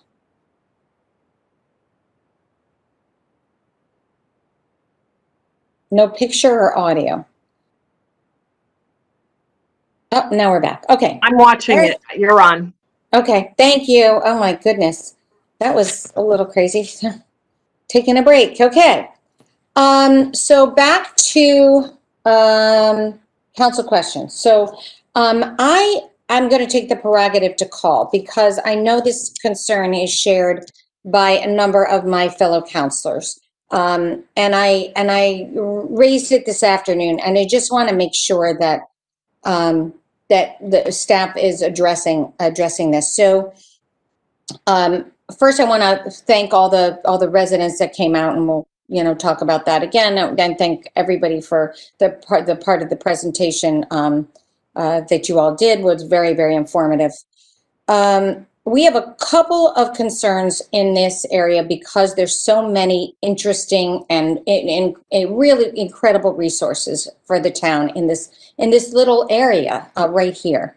So we have a beautiful park. We've got a great school. We've got a fire station. We've got a lively, I call it pumpkin church. And we have beautiful neighborhood and homes, and we've got a high school around the corner. So there's a lot right here. And there were reasons why we had no parking on Berkshire Road. And I actually have driven over there dozens of times in the last couple of years at different times, and walked across to Wolcott and walked to Wolcott School and walked up to in each direction. And I noticed that the parking signs are faded. The no parking signs across from the church are very, very faded. They're very spaced out too. So there's an area where it almost feels like there is parking, and then the two ends, it feels like there's not. So I just want to make sure that we can confirm that the whole block, basically, that the proposed project is referring to that whole section, this whole property, actually, no matter what happens. The whole property has no parking on Berkshire Road along the road there. And I think it goes down past the bridge, that no parking. I just would like to confirm that. We also wanted to talk about, I wanted to talk to the town manager about the what's happening at Wolcott. People had mentioned that the lot in the church was full. We do have some work going on at Wolcott Park, and I wanted to make sure that the town manager could speak to that, as well as the bridge construction, which is creating a little more intensity in this area currently. But it's all of that is temporary. But and I think many people raise this, and we've all seen it if we've driven in this area, is especially at school let out time. But the signaling on Berkshire Road onto New Britain Avenue, is there a way to have a left turn signal only on that light? And what would that do to the traffic on New Britain Avenue, that light on New Britain Avenue?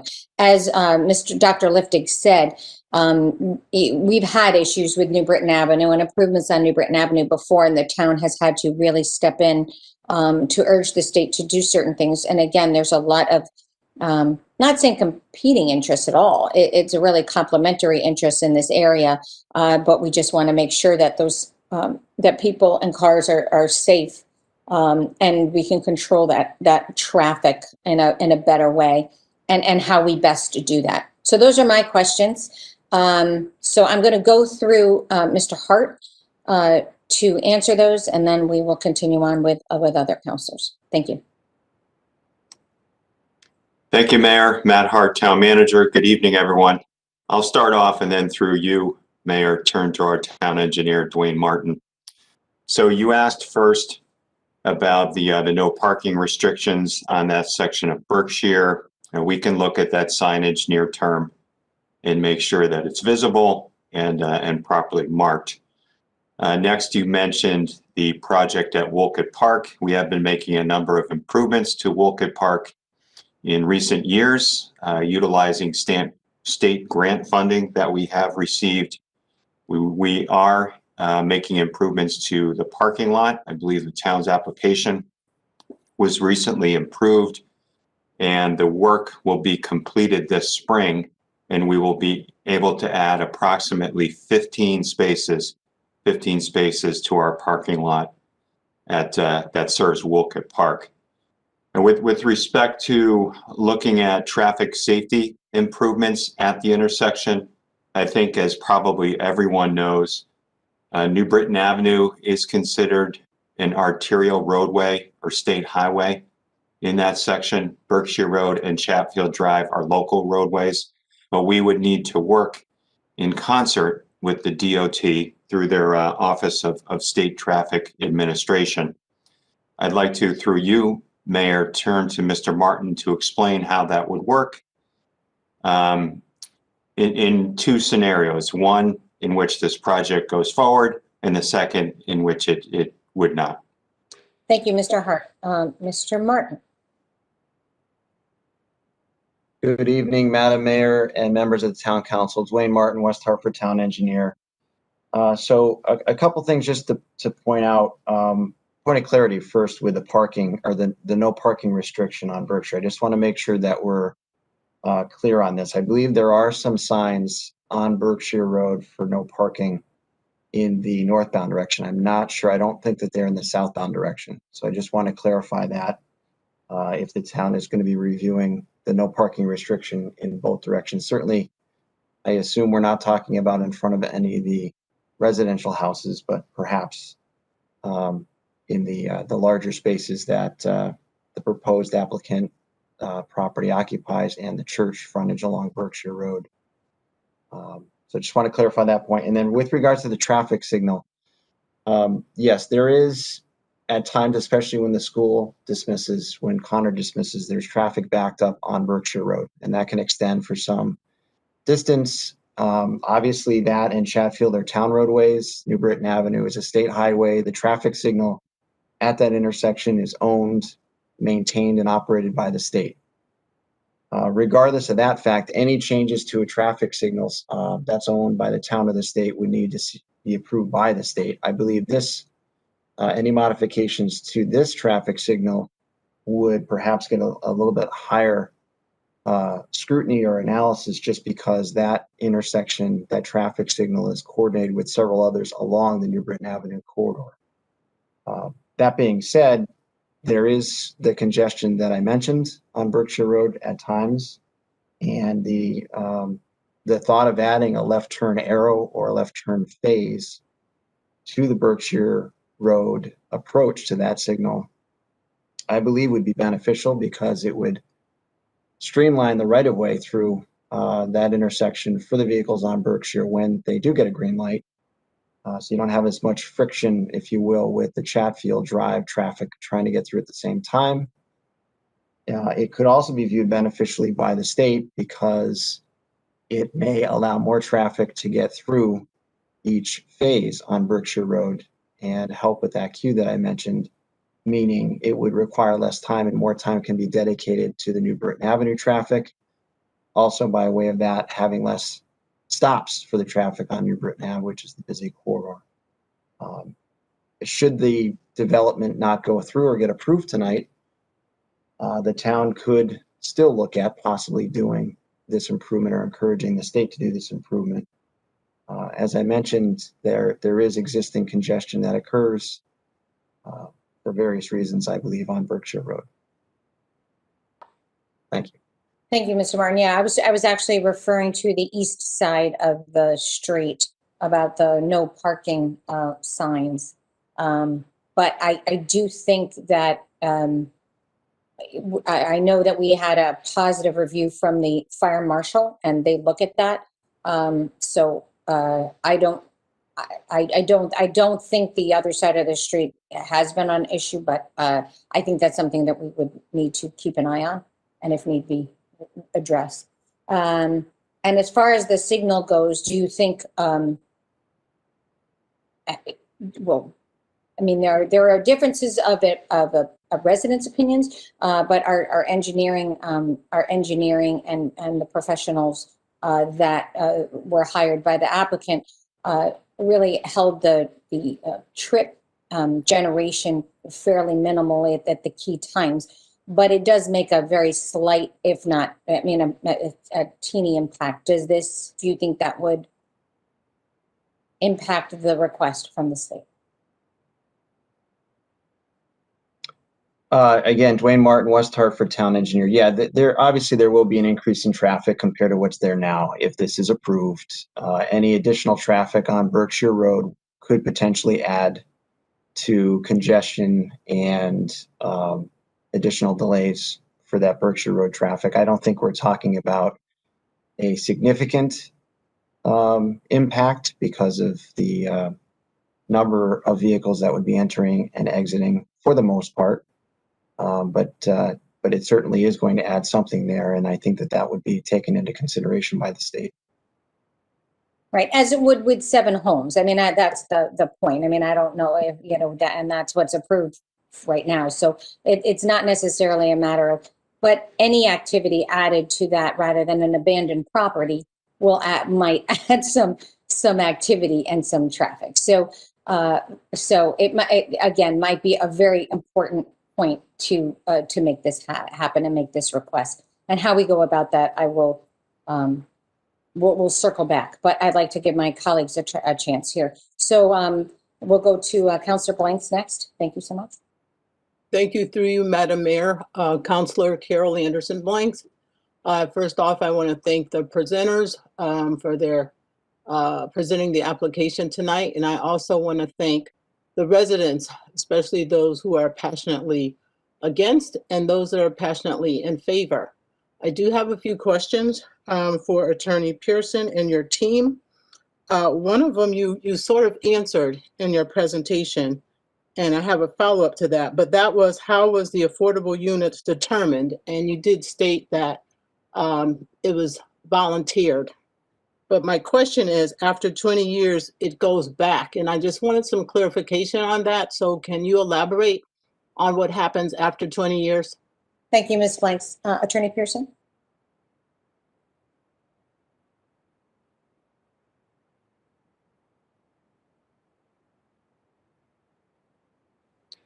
I don't hear or see you, so I'm not sure. Attorney Pearson?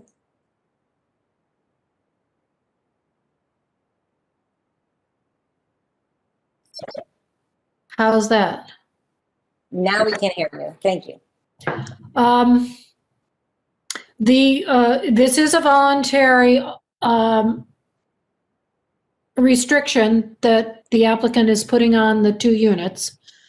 In 2 decades, 20 years from now, the restriction would be over and the units would be market rate units.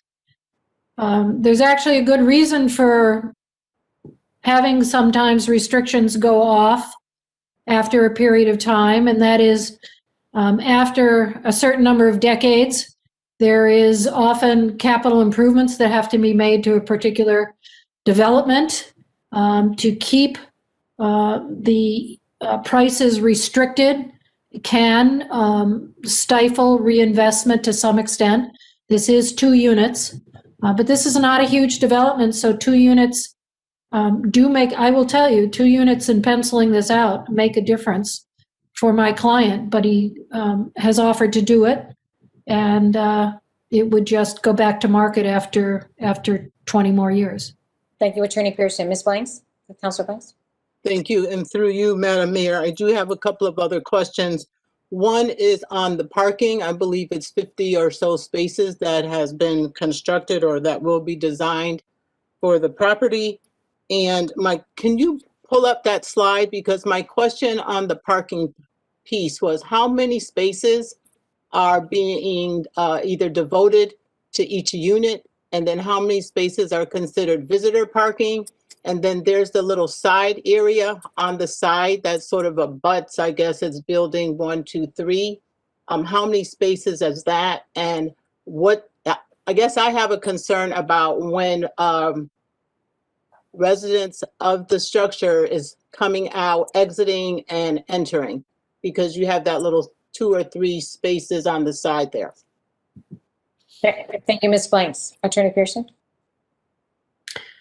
My math is always bad. Todd, can you pull up a description? And Jim, if you want to dive in on this too, but there are 51 spaces. Your code requires 1.5 spaces per unit. So that equals 26 and 13. 6, 7, 8, 9, 39. That's 39. And 39 from 51 is 12. So there are 12 extra spaces above and beyond what the code requires. What your own zoning code says you need for multifamily housing, it's 1.5.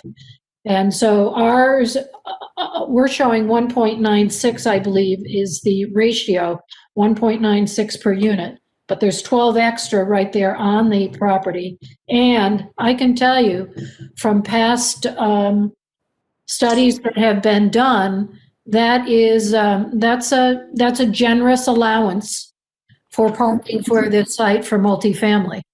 I know we've done other developments, multifamily developments in town, some that are at 1 and some that are just at 1.5, and some that are a little bit more, but it is a generous allowance. So it definitely accommodates and will accommodate overflow parking. Thank you, Attorney Pearson. Ms. Blanks? Thank you. Through you, Mayor. So one more question, Attorney Pearson, is so you have the 3 parking spaces on the side there. Does that allow for enough room for traffic or parking or cars entering and exiting at the same time without blocking up maybe traffic on Berkshire if more, cars are behind it or what have you? Can you just elaborate on that for me a little? Thank you, Ms. Blanks. Attorney Pearson? If I may, Counselor, I'd like to ask Jim Cassidy to respond to that because I think it's more of a technical issue. Thank you, Attorney Pearson. Mr. Cassidy?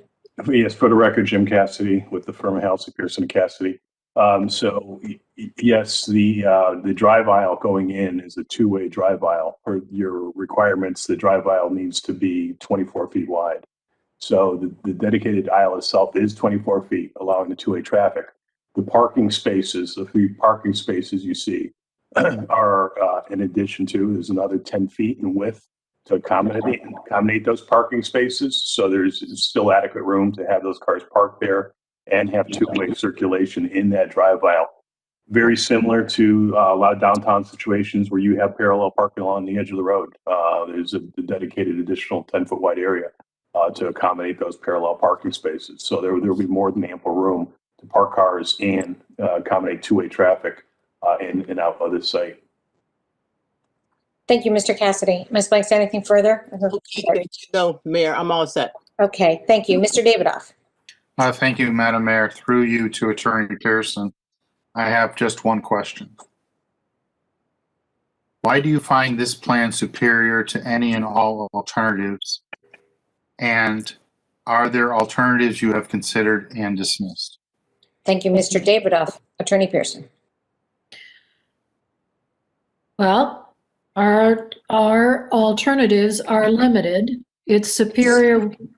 Am I not on? No, you're on. You're on. Okay.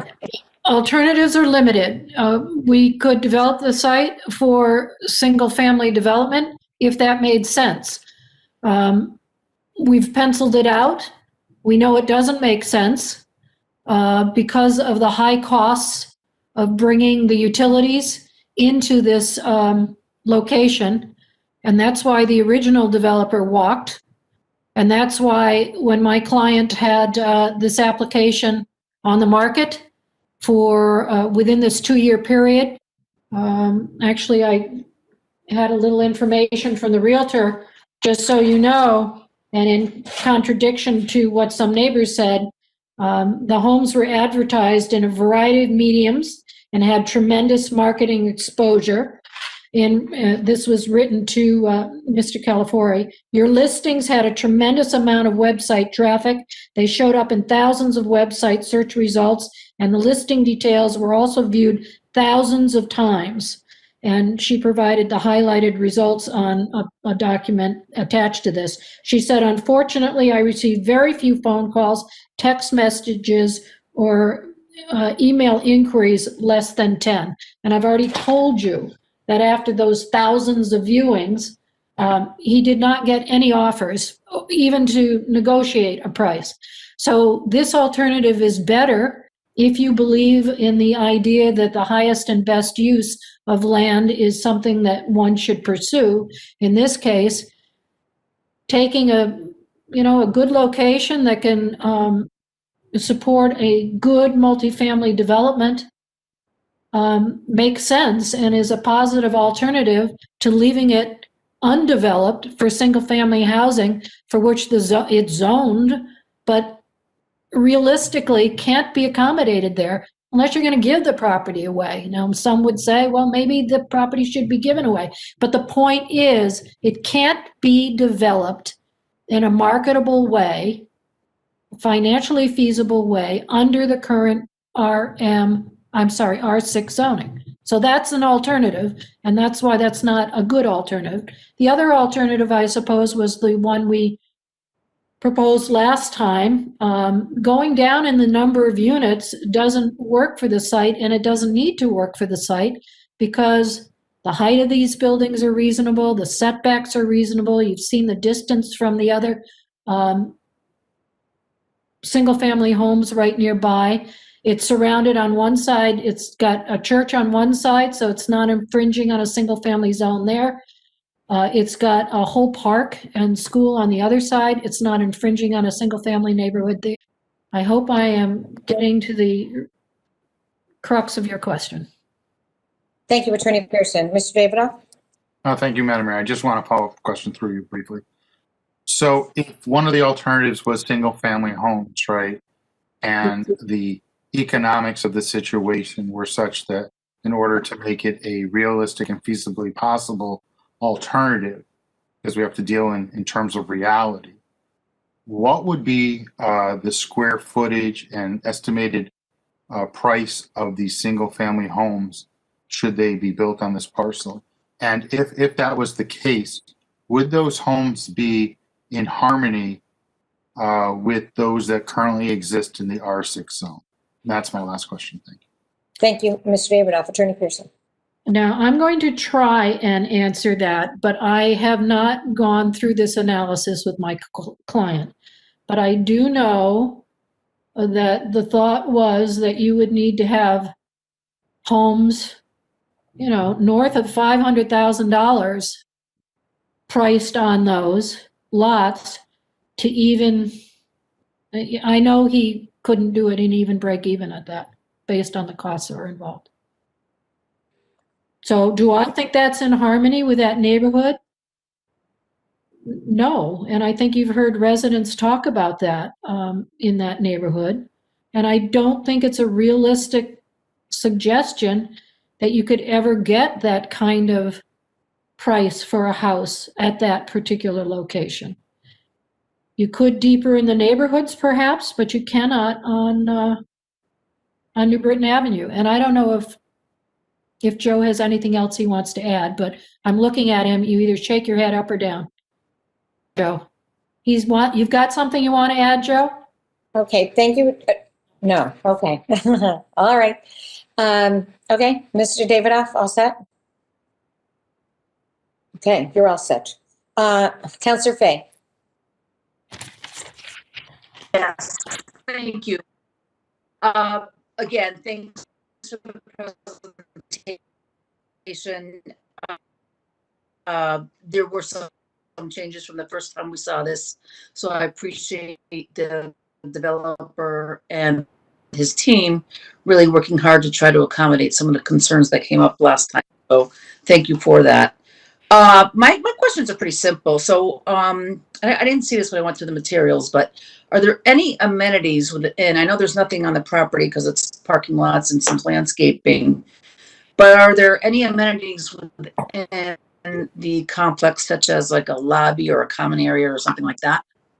Thank you, Councillor Fay. Attorney Pearson. Yes, there is, and this time, this is different from the original application. We've added a gym on the, in the building. Ooh, do I remember which building? But there is a gym added. Joe, I could ask Joe to respond to that if you could turn him on. Hey, Gerida, if you can turn on Mr. Calafiore.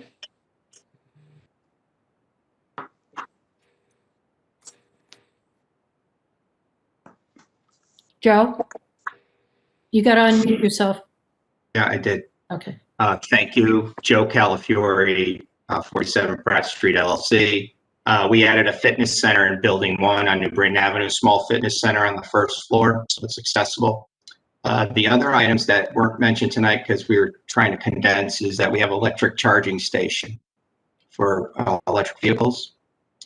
We also have bike racks. We want to encourage folks to get out and ride. There is I believe, a bike trail, correct me if I'm wrong, that comes down Berkshire. And we also want to encourage them to be able to take their bikes and walk over to the park. Those are the basic amenities that are being provided. Thank you. Thank you, Mr. Calafiore. Yes, it's the blue bike trail, the blue bike circle, route, I should say, it's not right, trail. But back to you, Councillor Fay. Back to you, Councillor Fay. Anything further?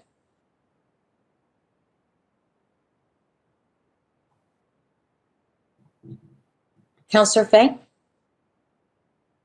I don't hear you.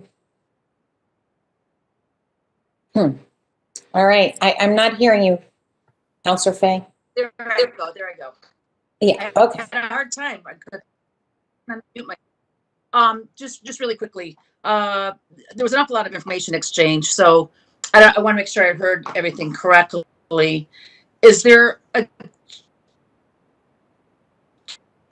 we lost property you. Oh, sorry. Go that, ahead. Mr. Calafiore also owns near? I'll come closer to my device. An adjacent property that Mr. Calafiore also owns near this development. There was so much information. I think I heard that, but I just want to double check. Thank you, Councillor Fay. Attorney Pearson. I'm going to turn to Joe. I'm not aware of it, but. Okay, Mr. Calafiore, Joanna, could you please unmute?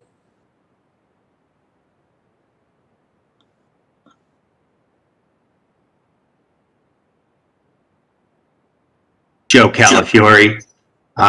No, I do not own any adjacent properties. Thank you, Mr. Calafiore. Okay, back to you, Councillor Fay. Certainly, thank you. Through you, Mayor Cantor, Mary Fay, Councillor. A lot of folks talked about services, and I'm assuming they're meaning children going to school. There's no restriction on the property that children couldn't be part of this. They couldn't come with their mom or dad or both and live in a two-bedroom apartment or anything like that. There's no restrictions on that, correct? Councillor Fay, I'm going to go right to Mr. Calafiore on that, could I? Or no? Okay. Attorney Pearson, you can. We'll go through you. No, there are no such restrictions. Okay. Thank you. Anything further? Okay. No, thank you very much. I'm all set. Thank you. Thank you, Councillor Gold. You're on. Thank you, Mayor Cantor, and through you, Lee Gold. A couple of quick questions, if I may, Attorney Pearson.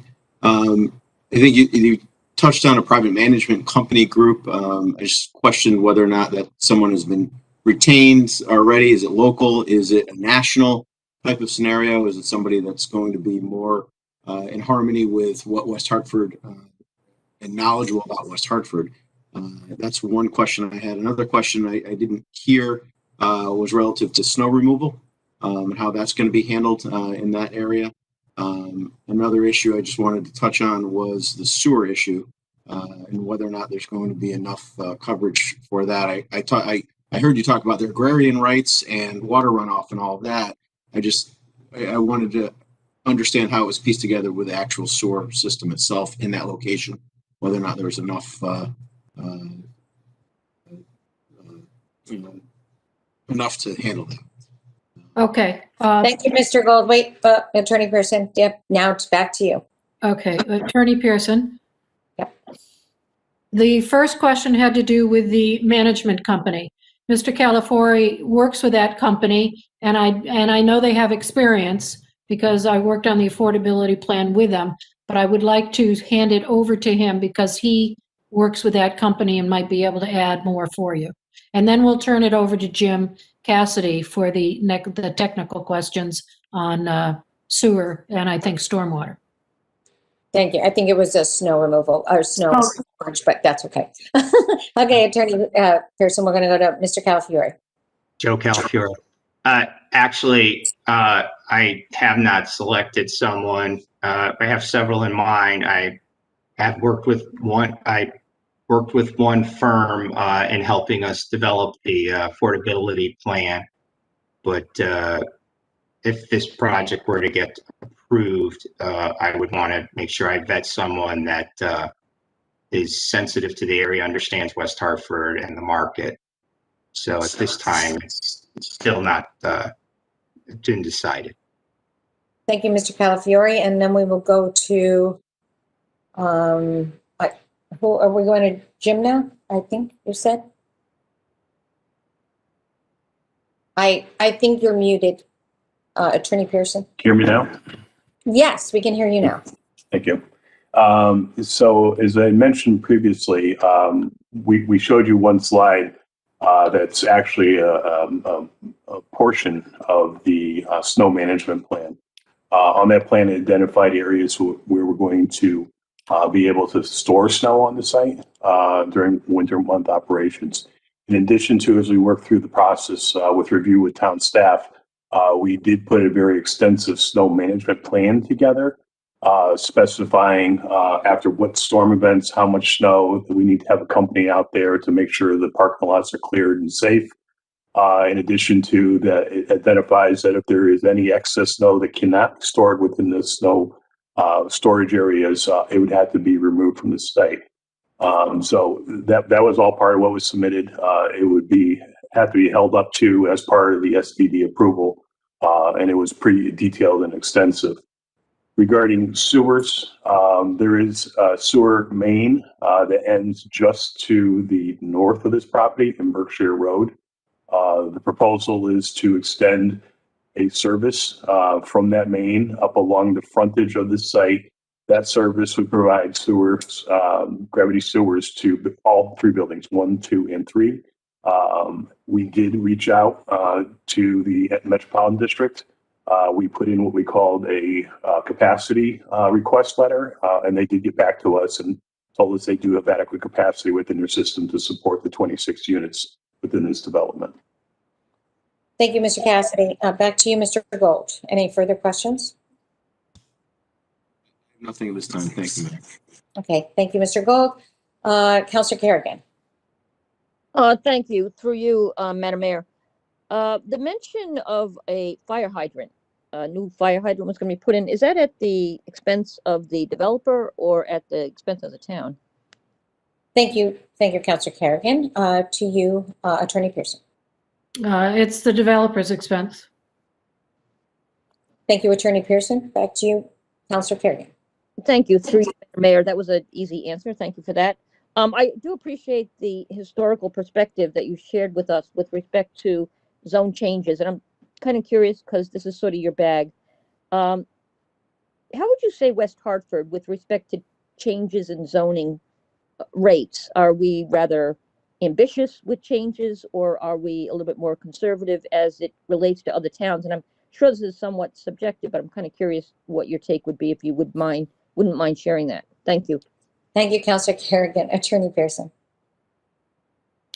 Well, unlike some towns, I don't recall very many town-directed efforts to change, do serious, massive rezoning or significant rezoning. A lot of towns do that. I think West Hartford, in my now 40 years of doing this, has pretty much left rezoning up to applicants as the need arises. West Hartford has a vehicle with the Special Development District that is somewhat unique to this community, that makes rezoning more palatable than it might be in another municipality, because with this design district, you can really make sure that if you grant a zone change, it's not a carte blanche for development within that new zone, but rather it's a design district. So you can control the uses within that rezoned area and the design standards. And that's really a fantastic vehicle that you have. One of your first cases, West Farms Mall, came about because there was one of your first special development district and zone change cases in West Hartford. That used to be farming areas. But it's happened. I mean, yes, you've been thoughtful. You've turned down a lot of zone changes, but you've also granted a lot of zone changes. The Hebrew Home and Hospital, all along North Main Street, they're all over. You do it when it's right to grant a zone change, almost always with a special development district on top of it to control the implications of that zone change. Thank you, Attorney Pearson. Councilor Kerrigan? Thank you, Mayor. Thank you, Attorney Pearson. Thank you. Councilor Sweeney? Thank you, Madam Mayor, through you. Mr. Calgieri, thank you again for coming back to us. And Attorney Pearson, thank you for your presentation and for your entire team. And thank you to all of the residents that also participated today. I just have a few questions, and most of them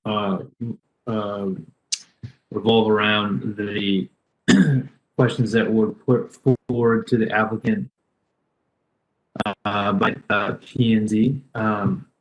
So in the P&Z letter to you guys on their approval, they had a couple findings, and you had provided us with a document. I'm not sure which day it was, but it was rather recently.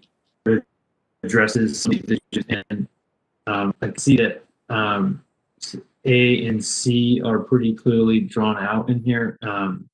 But something that Attorney Pearson said earlier towards Councilwoman Blank's question about the timeline, how did you guys determine 20 years? And is that something that is standard?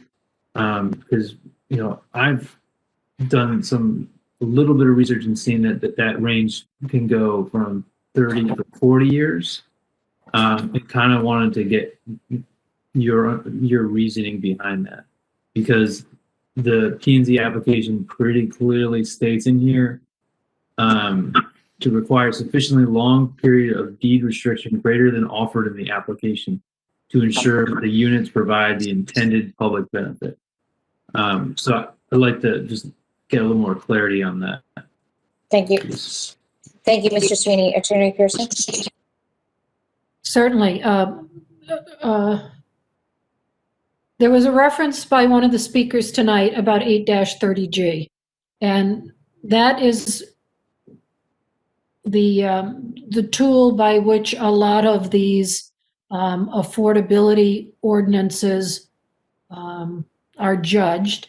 8-30G, which is the Appeals Act, where someone can come in and really just say, here's a plan with much greater density.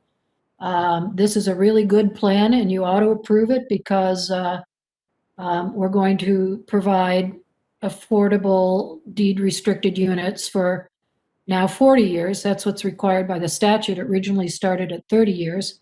And it is, there's nothing that you can show that indicates this will have a negative impact on town infrastructure or safety issues. Basically, the application, more often than not, will get approved even if denied when the courts take a look at it on appeal.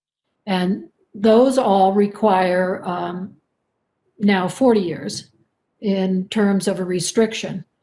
There's been a big movement in Connecticut to adopt and have communities look deep at themselves and try and find a way to meet this escalating need for diverse housing opportunities and affordable units, especially a lot of communities are interested in workforce housing, which is more targeted towards 80% of the affordability, the AMI standard. And many of those, I just did one in Simsbury where 170 units, my client proposed in accordance, while he didn't submit in accord with their workforce regulation, it had a 20-year restriction for affordability, which is not unusual in communities that adopt a workforce, not 8-30G, but adopt a workforce standard. Those were for 20 years. I've seen other workforce standards for 20 years. That's a long time. It is 2 decades, and a lot changes in that time. One of the main things we looked at was the new affordability contract with the town that was adopted for One Park Place. And that was a volunteer effort, but it was also connected with a tax abatement program, which my client in this application is not pursuing. My client is doing this totally voluntarily. And that was 20 years. So the town has an example of one that's applicable, which is a 20-year duration. So this is a serious offer. It was not undertaken lightly by my client because this is a hard project to pencil out, and it does make a difference, the loss of income for those units. But we'll go for 20 years, for 2 decades.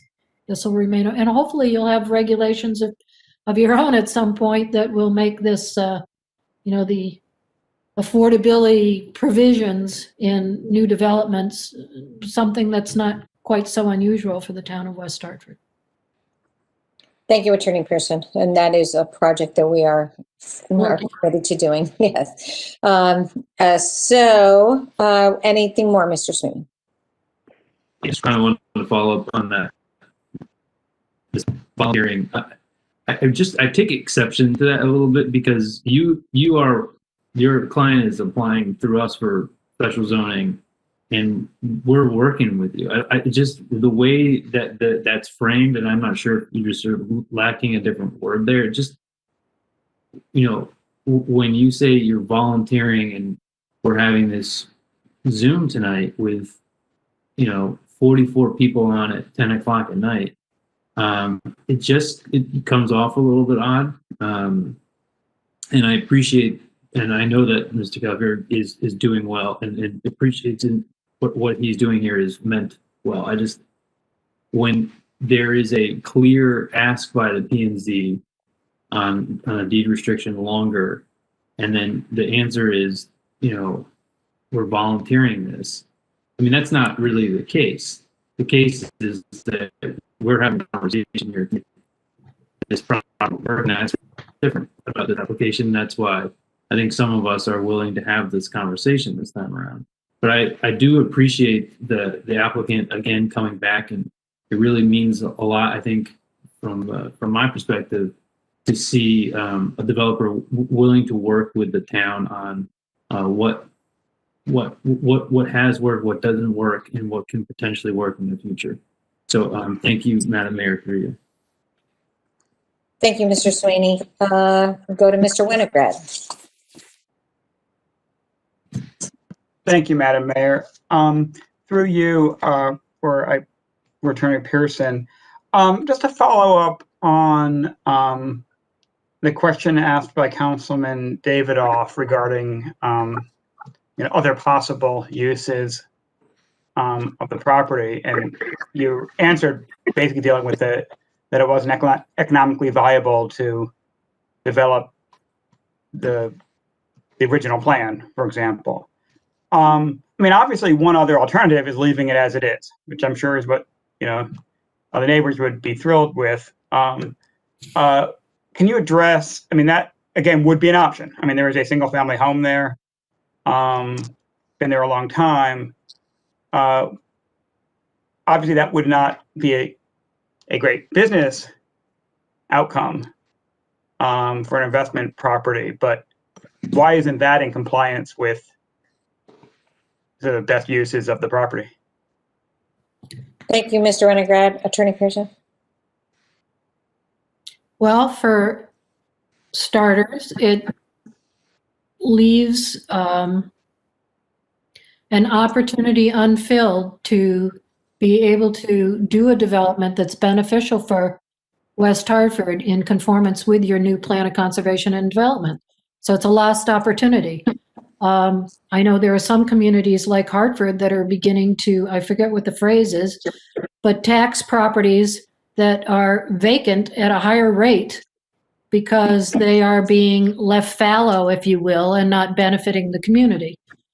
So if this were to be developed for this multifamily development at this particular location, it's going to do a lot of things for the community. It's going to provide housing opportunities that are going to be desirable for millennials who are, you know, the hope of the future. They're people that you want to attract to the community and keep here. I had, the last time we were doing this application, the chairman of the P&Z said he had an associate in his office who was hoping this would be get built so they could find a rental that was, you know, something that they would like. There are other rentals being proposed in town, but the rental market is not in a market that is slowing down. It is staying constant. And you're going to, it's an economic benefit for the town, certainly in taxes, but more importantly, it's putting people at a location where they're going to avail themselves of town services. It'll be a possibility for people to fill jobs in town. It's another opportunity for people who work at town hall to find something that would be close by that's going to be a good housing opportunity for them. It's for empty nesters to be able to move out of single family homes and be able to free up those single family homes for new families who want to come in. So it's part of a continuum that is positive for the community. And that's why I think it's much better and in compliance with your plan of conservation and development than leaving it sit vacant and unused. Thank you, Attorney Pearson. Mr. Winograd? Thank you. And one more question through you, Madam Mayor, but I believe to properly to the traffic engineer. There was a comment made by a resident questioning the conclusion that this development would have less of an impact than 7 individual homes. And obviously, in terms of volume, like you can see the point. There will be more people living here than there would be if it were single-family homes. If you could explain, you know, sort of the rationale as to why this would believe this would have less impact on the traffic or on that situation. Well, if you look at just the Robin Pearson, for the record, if you look at just the setbacks and amount of impervious coverage and some of the zoning items that Jim Cassidy went through, and I'll have him give you a quick summary of those. I think that's very clear. But I also would like you to think about Steel Road. I don't know if any of you, I assume you've been over there since it was built out. It's now 190 units. It started at 150. I tell you, I was over there the other day at 4:30 in the afternoon, which is not peak traffic time, but it's getting close to it. And that's just it feels sleepy. It's not loud. It's not, people are, it's quiet. I'm sorry. I hate to interrupt, but I know we're. Can you please go through me, please? I'm sorry, madam. Yeah. I appreciate that. Okay. Excuse me. Ben Winograd, Town Council, rudely interrupting Attorney Robin Pearson, not going through Mayor Sherry Cantor. I just wanted to focus the question. I mean, really, I was looking for an explanation of how the science is different for multifamily properties versus single family. How the what is different, please? Thank you, Mr. Winograd. Attorney Pearson. I didn't quite get it. How the what is different, please? So the science of the requirements of parking and probably driving patterns in a rental property versus a single family home, or you know, that I think that's what Mr. Winograd is getting at. Can you shake your head if that's accurate, Mr. Winograd? Well, multifamily, not rental, but I mean, yeah, not so much the parking, but the traffic, the curb cuts versus.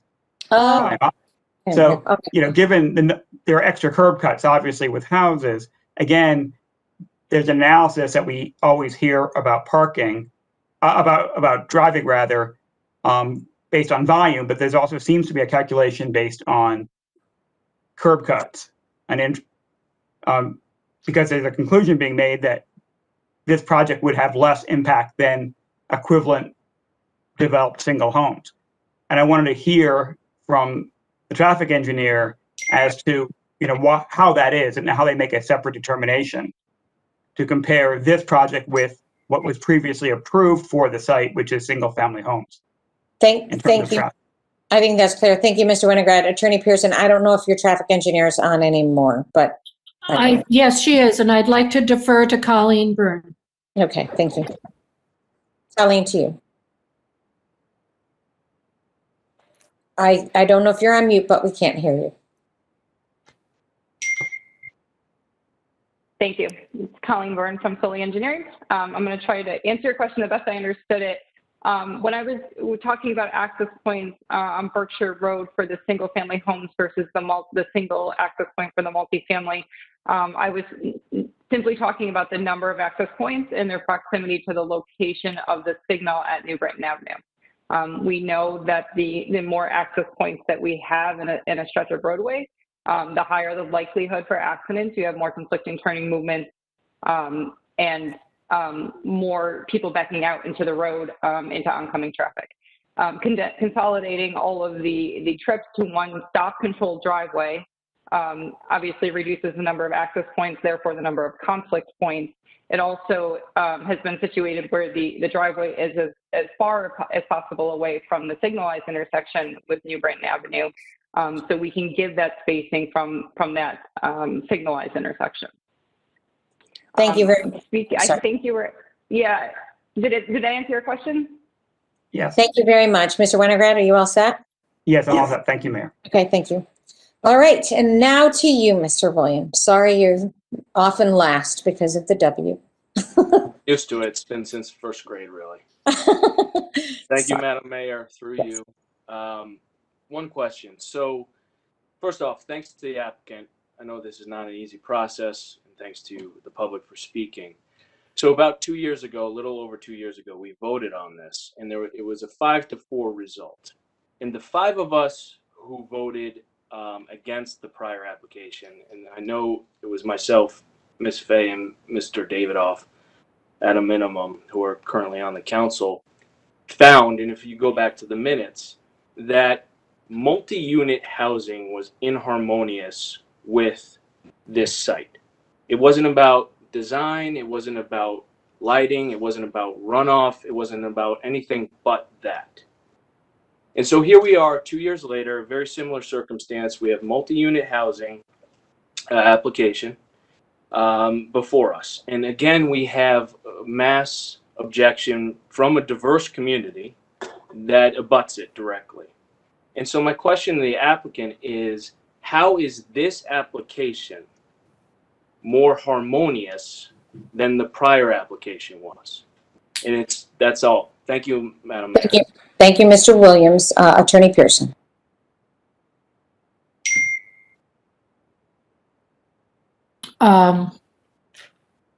One of the things that you assess in whether or not you use the word harmonious, I use the word appropriate, is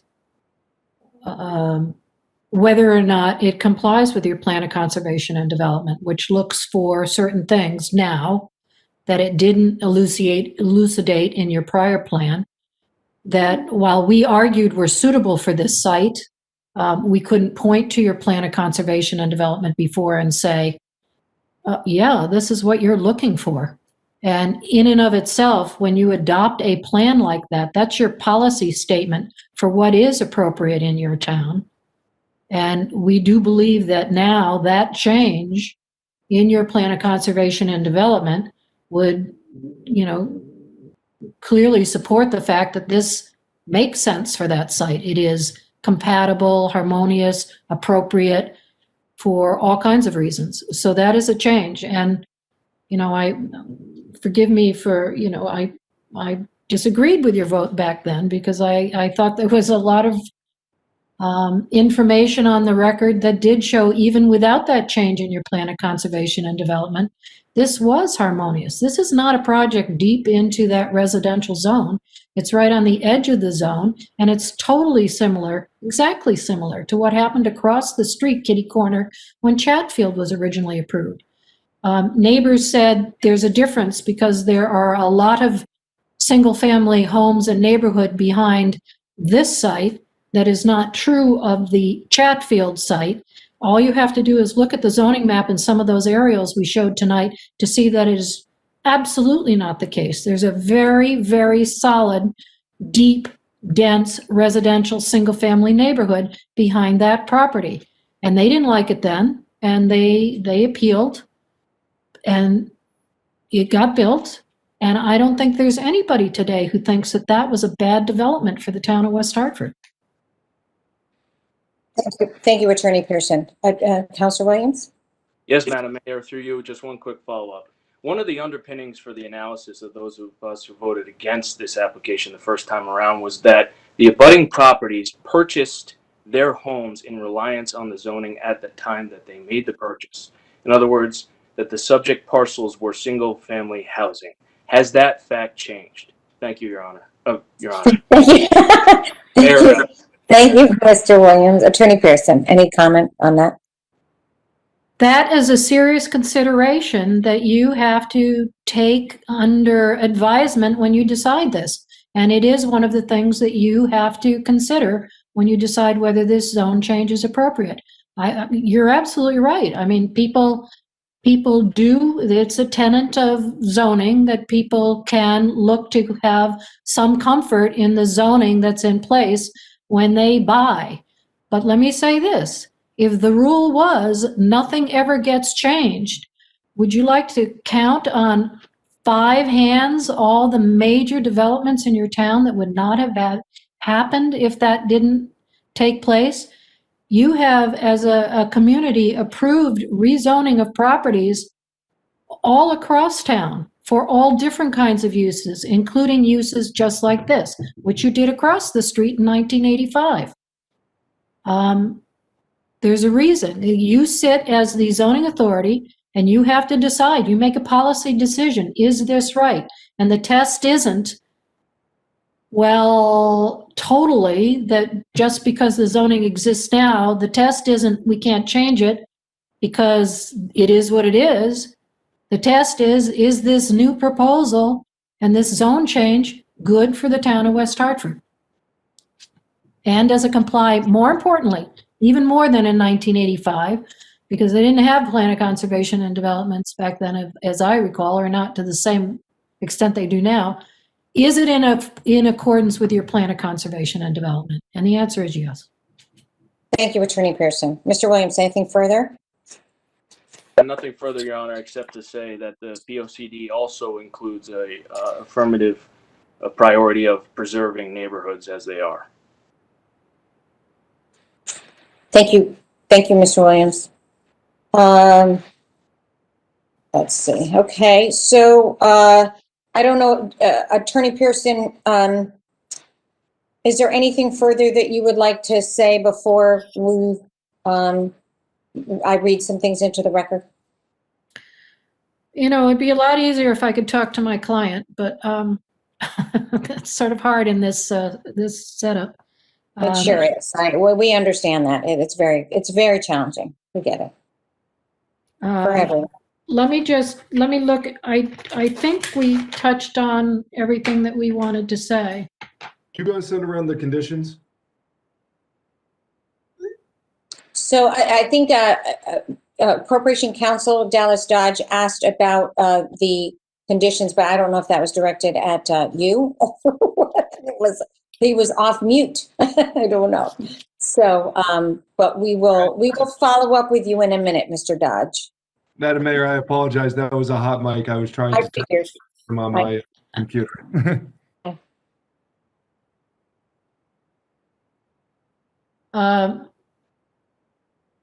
Madam Mayor? Yes, Attorney Pearson. I don't think we have anything else to add at this point. So I just would actually like to turn to, well, I'm going to read into the record and then I'm going to turn to Corporation Counsel on the petition component. So before we close the hearing, I want to read into the record letters from TPZ dated November 5th, recommending approval, from CROG dated October 22nd, finding no apparent conflict with regional plans and policies or the concerns of neighboring towns, and from DRAC dated October 30th, recommending approval. So, and now to you, Mr. Dodge, on the petition. Would you like to just speak to that? Yes, thank you, Madam Mayor. Dallas Dodge, Corporation Counsel. As you know, Madam Mayor, under the town charter, if a protest is filed that is signed by the owners of 20% or more of the area of the lots within 500 feet in all directions of the property included in a proposed zone change, a vote of not less than 2/3 of the members of the council is required for approval of the change. In the present case, the town clerk did receive petitions protesting this zone change application on October 13th, November 6th, and December 1st. Together with the town planner, my office has undertaken an analysis to determine the sufficiency of the petitions, and we have determined that they are, sufficient to require a supermajority vote of the town council to approve the pending application. Specifically, we have validated signatures for 27.11% of the petition area if you include the roadway areas, and 36.39% if you exclude the roadways. And so under either method of calculation, the supermajority requirement is triggered.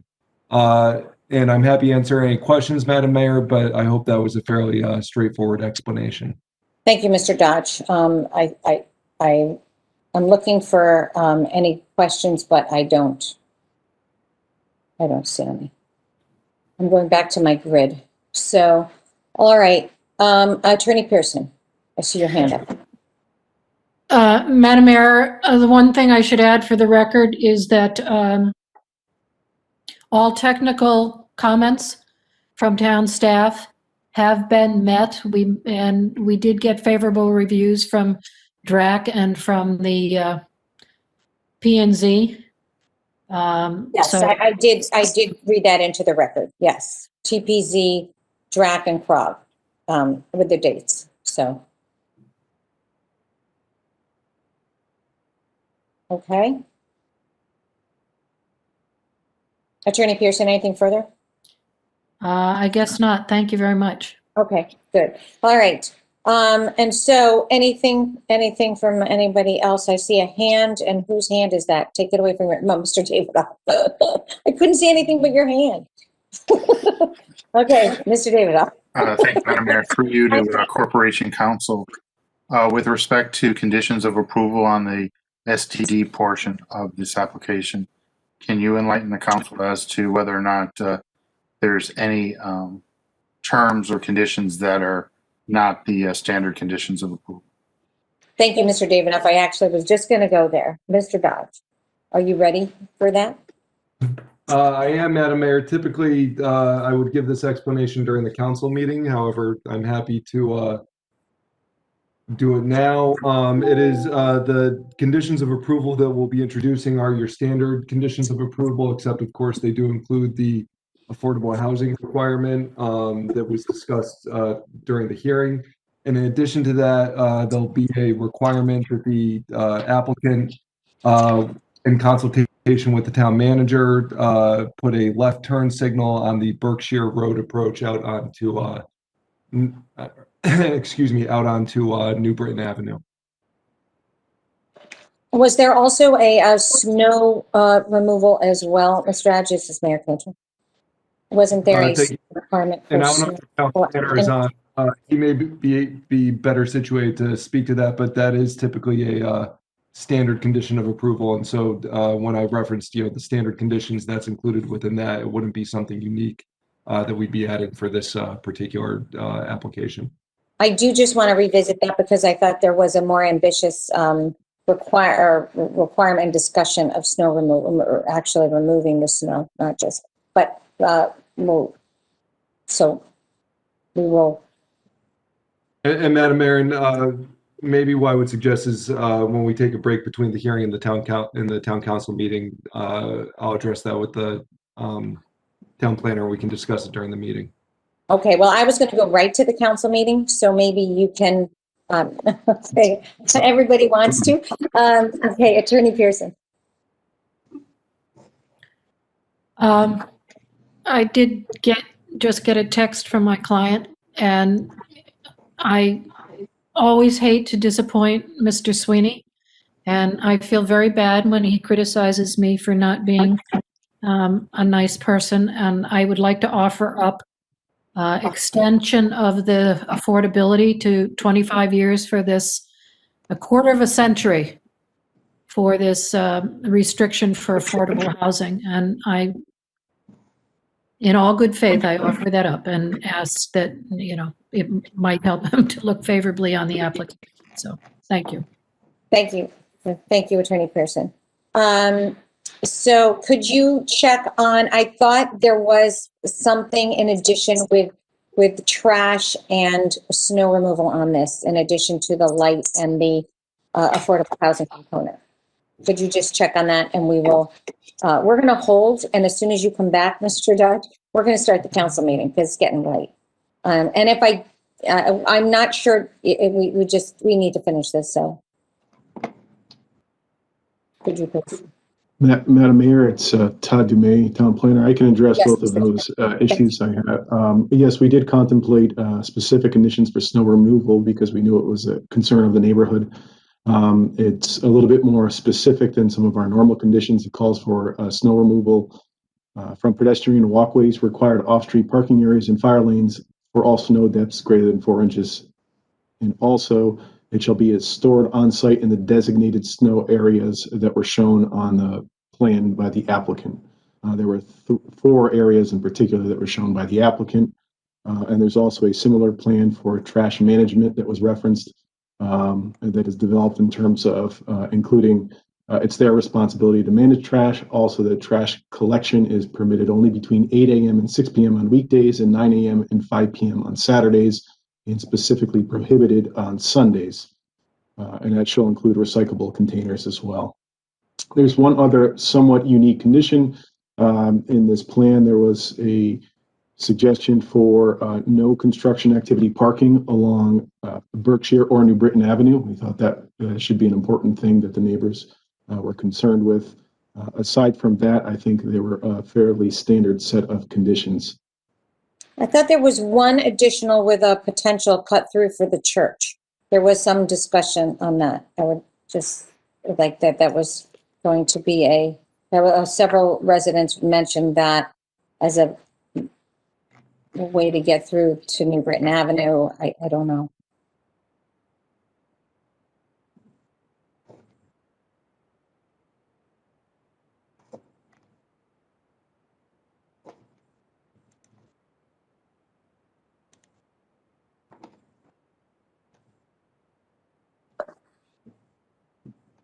Is that something that you can check on, or is that not something? I thought that was something that had been mentioned.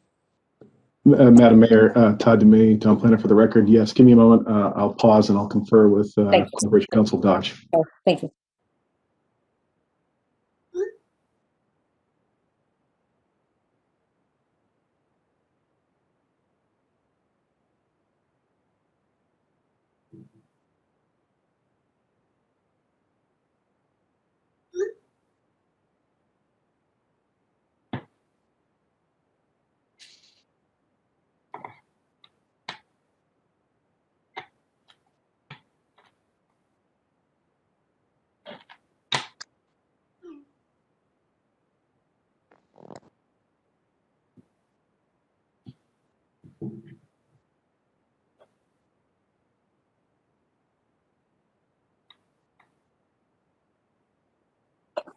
So maybe I can close the public hearing and we can go to the council meeting and this can be figured out there. Would that be okay? Attorney Pearson?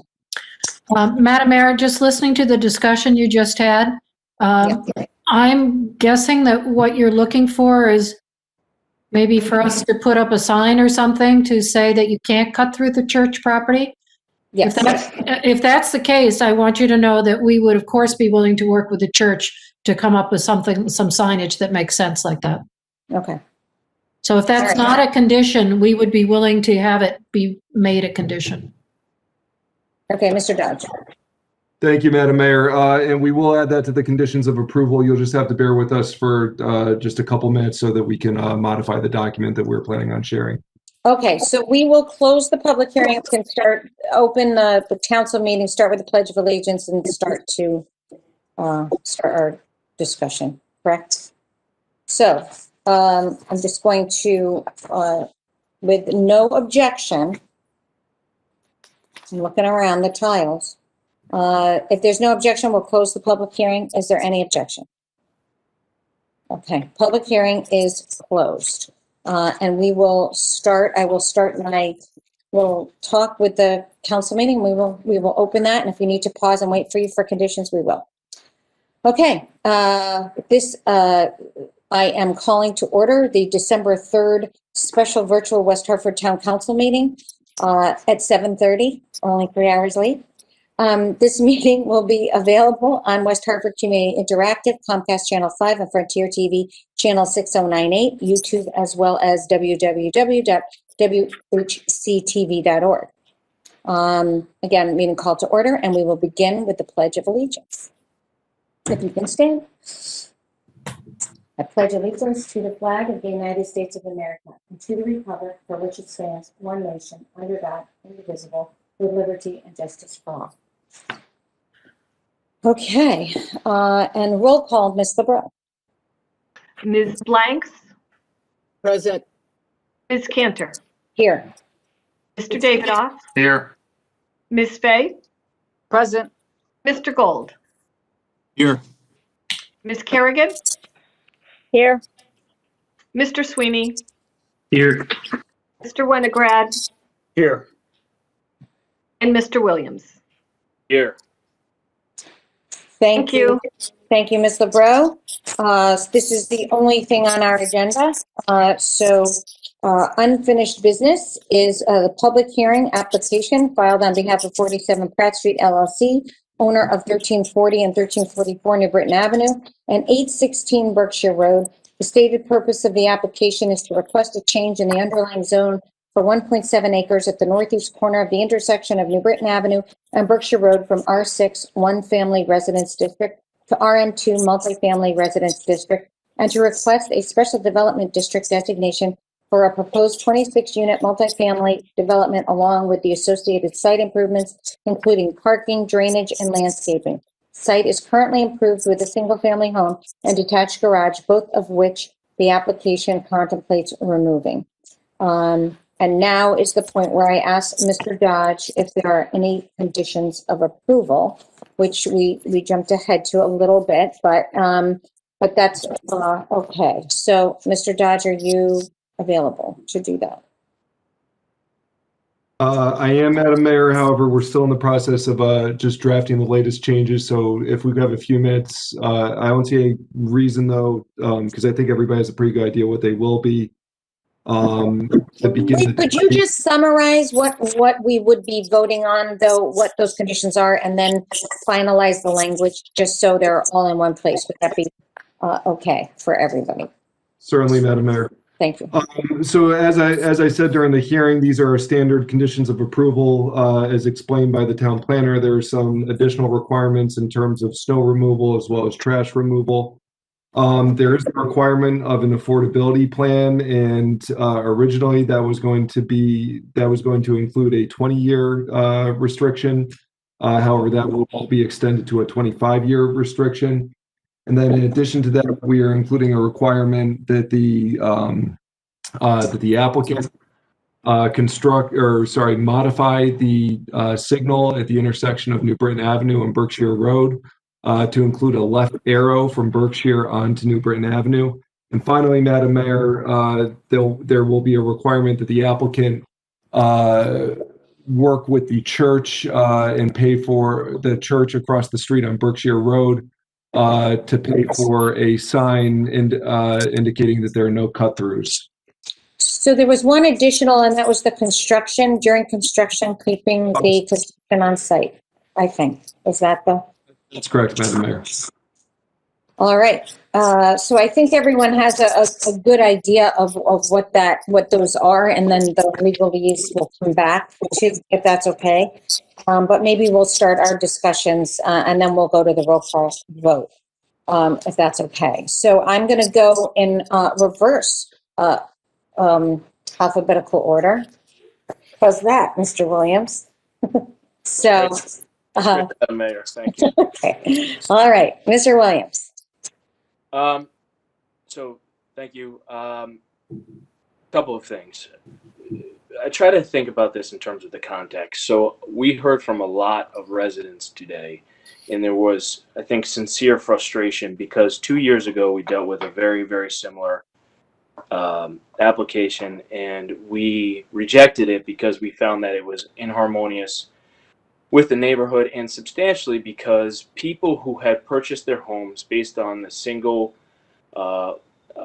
family housing zoning restrictions, we concluded was a good basis to deny it. They had relied on the zoning to invest in our town, and we thought that that should be honored.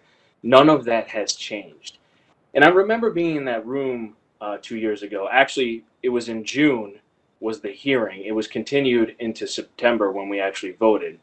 But people were able to be there in person, express themselves. As Ms. Donato said, there was body language. And I think that really helped form the council's opinions in that instance. And I think it's too bad that here we are in a pandemic. Everything's remote. Everything's a little bit sterile. And these people, our neighbors in this community, have been forced to deal not only with the burdens of the pandemic, but to contest an application, the nature of which they have already rejected, and we have already rejected. And I understand their frustration. So I will be opposing this. I thank the applicant for their interest in investing in our community. You always have to honor that, and that's an important part of our community, having investment.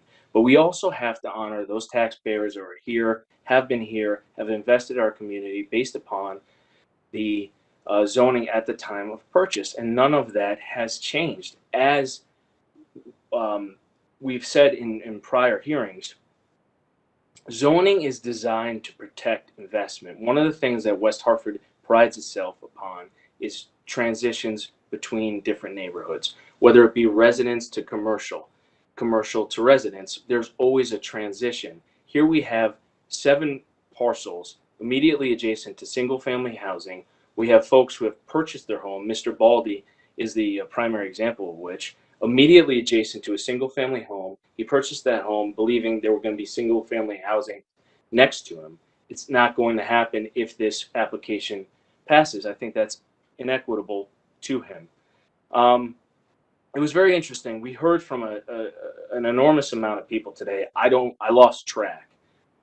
But the opponents to this application all lived in the neighborhood. It is a diverse neighborhood, as they said. And it was interesting to me that the proponents of this application did not live in this neighborhood. We are servants of residents. And I think that when we're looking at zoning changes, we need a compelling reason to overcome the wishes of the people that we represent. And I do not see that here. It was determined by this body to be inharmonious, that is, multi-unit housing at this particular parcel 2 years ago. I think we need to honor that precedent because nothing has changed.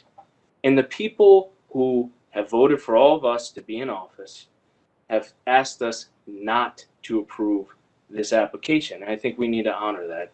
And because of that reason, I will be voting against this application. And having said that, again, I appreciate that the applicant is wanting to invest in our community. Ultimately, I do have to say one more thing. The applicant has indicated multiple times that he is concerned about the ability to develop this property through single family housing and what have you. And I understand that concern, and that is unfortunate. The problem with that is he made an investment. He speculated on that parcel. His ability to develop that should not, the risk should not be shared by the neighborhood. The neighborhood purchased parcels in reliance on zoning at the time. If the applicant purchases that parcel and finds that his vision for those parcels cannot come to fruition, the adverse outcome of that speculation should not fall on the surrounding neighborhood who was already there. So thank you, Madam Mayor. I appreciate it. Thank you, Mr. Williams. Mr. Winograd. Thank you, Madam Mayor, and thank you for your reverse alphabetical order. Me and Chris appreciate it. So let me, first of all, of course, I want to thank the applicant and all the residents who came out and spoke, and particularly to the residents. I actually thought that the tone was actually much better this time, and maybe that is because of remoteness, or maybe it's just the second time around. And I appreciate really the factual nature of people's opinions.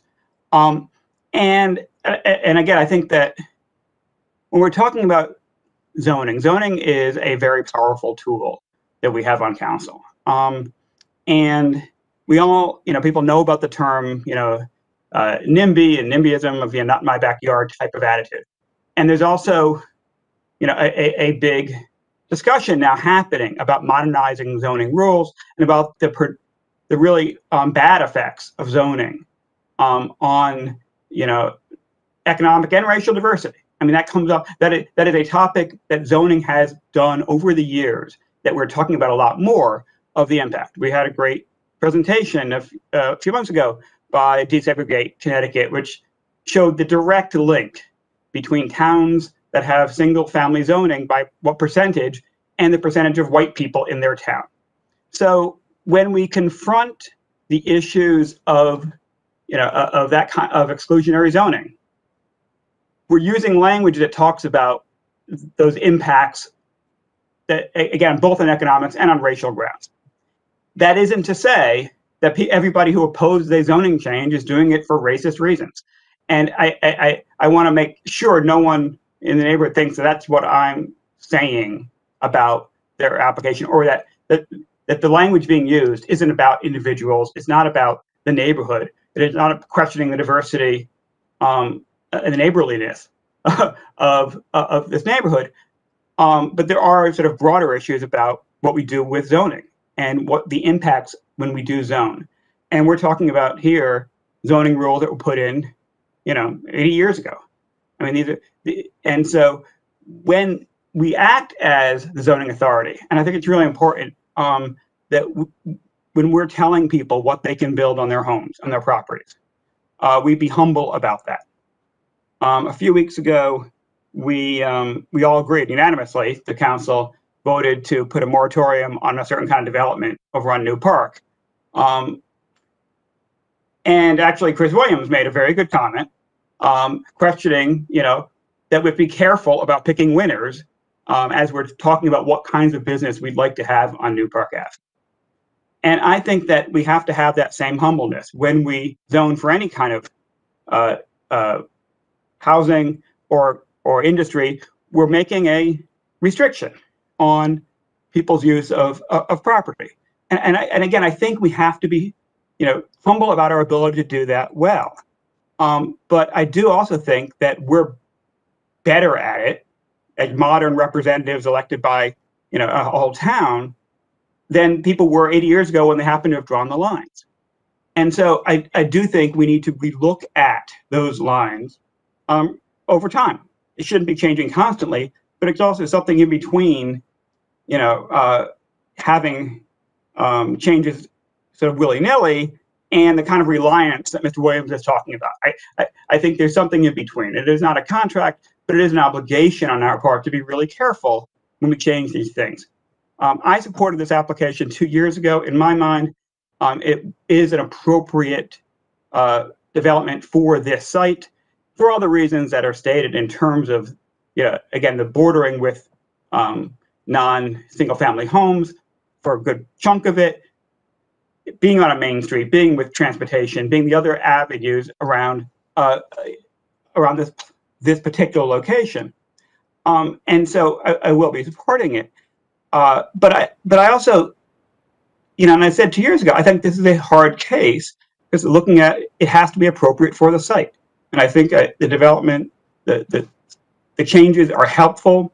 I think the affordable housing element is, not great. I think the 5 years is nice. I think that is helpful. And I think they've both moved it a little bit in the direction to make this, for me at least, a somewhat easier call. But again, I also will say the fear of lower property values is sort of common in any application, and just frankly, I don't see the evidence. And people say it as anecdotally, but there is in fact no evidence that will be the result. And I hope that if this does pass, and that it won't happen, of course, I expect it won't. And I hope that, as with many other apartment buildings that have been built around town, we certainly mentioned Steel Road, but others as well, that over time, again, if it does pass, that the impact will be far less than people fear, and that it will fit in well with the neighborhood. So again, I will be voting yes. And again, I thank everybody for their participation. Thank you, Mr. Winograd. Mr. Sweeney. Thank you, Madam Mayor. And first, I wanted to say thank you to Robin. Robin, I'm not mad at you. I appreciate your comment. Thank you for your work, and most importantly, thank you to the community for your work and your just activism and passion for your community, and also Joe Calfier, thank you for it's not often that communities have developers that are willing to take a risk the way that you are. I agree with some of what Chris said. I don't think all of that is our responsibility, but I appreciate the fact of your dialogue. Even tonight is a huge thing, and I don't think that that is as appreciated as a lot of people think, because right now we are in the middle of a global pandemic. Developing is not an easy space right now, and we know that. So 2 years ago, it's pretty clear I voted against this. And for the folks that I've talked to, I thought voting for this was bad policy. I thought I didn't think that the town was getting the best proposal that we could get. But I think today we are getting that. I go back and forth about the things that have changed here. And what I really do appreciate, and it's been talked about a lot tonight, is the affordable housing component to it. And there was mention earlier about like we haven't made this requirement on any other housing development recently, which is just not accurate. I would appreciate folks to actually check some of that. I would also speak to something that I spoke to last time when I voted against the proposal last time, that continue to echo in this conversation. And I know that Ben said that it wasn't as bad, but for whatever reason this time around, for me, it hit home a lot more. There was just some language that is just not right in this conversation that were being thrown around in emails. I spoke to people in the community, and it just was disappointing to hear from folks. And I said this last time, and I'll say it again. I don't have any tolerance for it. And this year, we took to another level. In fact, there are folks that tonight reflected that some of us who have grown up and lived in this town aren't familiar with certain parts of the town. I would beg them to have that conversation with us a little bit more than what they did tonight. But I don't think that this is about that. I think what we see here before us is a proposal that has changed in regards to its physical presence. I think it has changed in regards to what kind of public policy the town is setting here. While, as Attorney Pearson cites, is not following directly 830G, this is a step in the right direction in the sense of some of the developments that the town has done over the last couple of years, where we are implementing or asking of developers to put some sort of affordable component into these developments. And I think, as Mayor Cantor has said, and her work and the work with the town staff to get us to this point should not be overlooked. There's been a lot of work in the background to get us to where we are, and I think we're moving in the right direction. As Mayor Cantor, you said earlier, we are working on getting a better plan in place. This is a step in the right direction. But to the residents who have actively participated and reached out, I know that not everyone falls in the same category in regards to some of the things that have come out. I know some folks that have reached out. You know, I've spoken to you. You know, I appreciate it. I understand. Like, change is not hard. It's not easy. I mean, I live over by the Steel Road development. We had the same scenario go on over here. People were freaking out, and the Steel Road development couldn't have been better for that town and for that neighborhood. In fact, I have friends who had, I think someone made the analogy that they have their parents moved into those apartments. So I think for moving forward, this is good policy. I like the interaction that the town has had, the work that was done on both sides, both by the residents, the developer, and the town staff, is all something I think we can all build on. And I appreciate all the work that went into it, and I will be supporting this tonight. Thank you. Thank you, Mr. Sweeney. Councilor Kerrigan. Thank you. Through you, Madam Mayor. 2 years ago, I supported the development that was presented, and this evening I will be supporting this application for basically the same reasons. What I'm voting on is additional housing in West Hartford, a very desirable town with limited housing options, and to have the opportunity to be able to rent for whatever reason that might be. Could be affordability, could be a transitional time in your life where it just makes sense. I mean, most of us started out renting. I know I did. It's nice to be able to have a quality house like this in a quality town and being able to rent. I am very appreciative of all the residents, and I empathize with your concern. We all take a lot of pride and love our neighborhoods. We love our streets. And I hope, I know that your fears will not be realized. Change is hard, and I could venture to guess that if I was in your shoes, I would sign your petition. I would speak out against it. I would want things to remain the way they are because that's what we like. We do have this sort of obsession with single home, needs to be with single home. This sort of zoning way that we do things is somewhat suspect. I do understand business and residential, but when we start differentiating the types of shelter, I think that's worthy of a discussion. I was relieved to hear most of the concern is about safety, traffic safety, and I do think that our town is prepared to keep all of the residents safe. I do think, just like Steel Road, we're overgraded.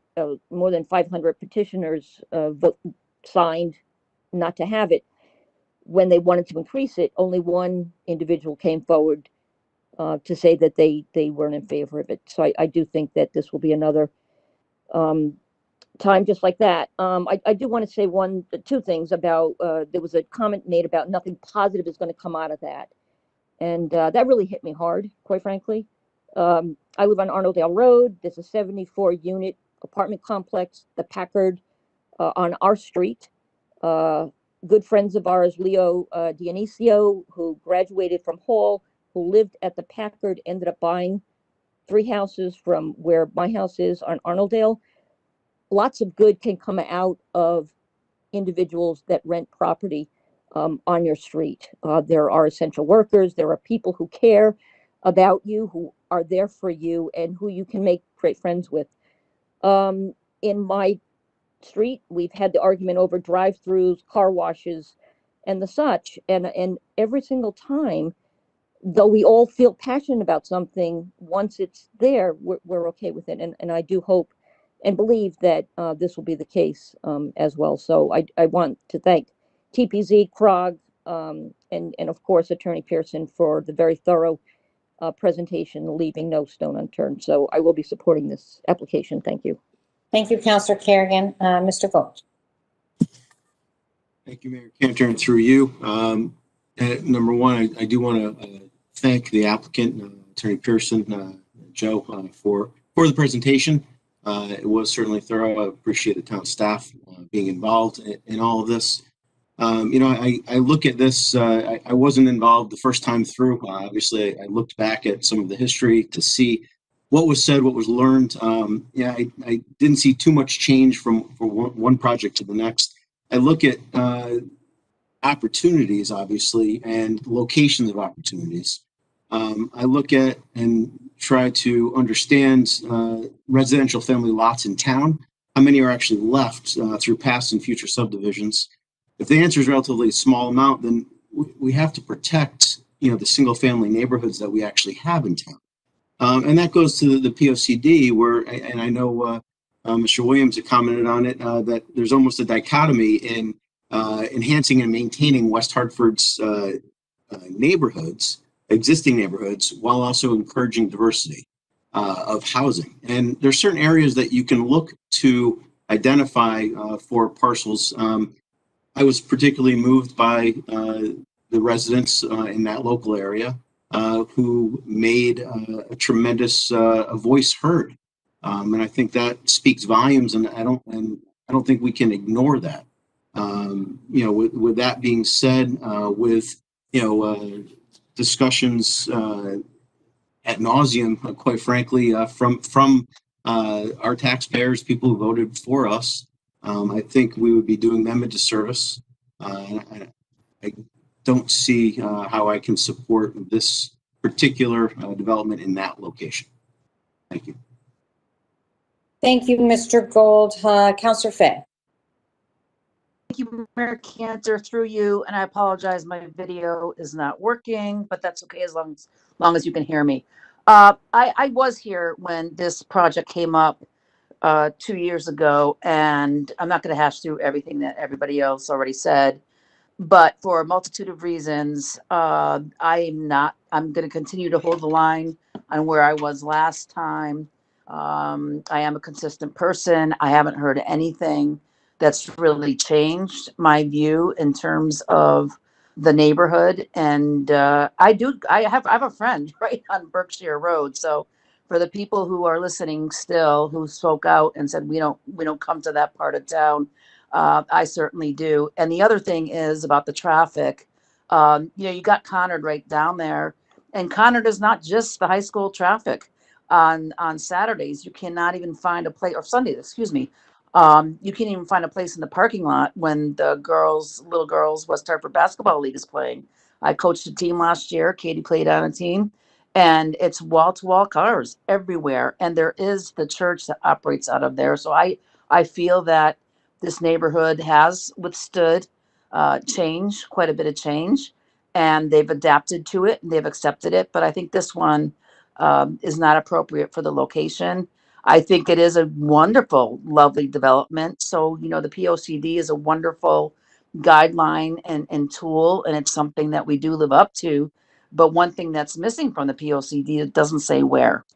So, the fact that this conforms with some of the things that we want to do with redevelopment, it doesn't say that it's appropriate for that site. I think the neighbors who came forward were very, very compelling. They care about their neighborhood. And I don't think it's a valid comparison to compare this development with Chatfield, which is, assisted living. So for most intents and purposes, those folks aren't out and about driving. So there's not much traffic there. It is tucked away. I have a friend who lives over there on Girthmere Street, and I've been to her home several times, and you don't even see Chatfield or hear it or anything. So I think, it's a little disingenuous to compare this development to that, as well as I forget the name of them, but the condos that are built over by the park and the school. I think those are, completely different animals. They're not compacted like this. They're not on a small lot like this. There's more green space around it. They're set back from the road, and they're not plunked into a neighborhood. Yes, part of it's on New Britain Avenue, which is certainly a main drag with a bunch of different businesses, but a main portion of this is on Berkshire and the street behind it. I think it's Shadow Lane. So I just think we've got to honor people who are putting a lot of money into their single family homes. It's the biggest investment. They came here relying on it would be a single family neighborhood. And that to me is extremely compelling. And I wish this was in another location, because I do think the concept of it and what it's going to look like will be additive to our town, just not where it is.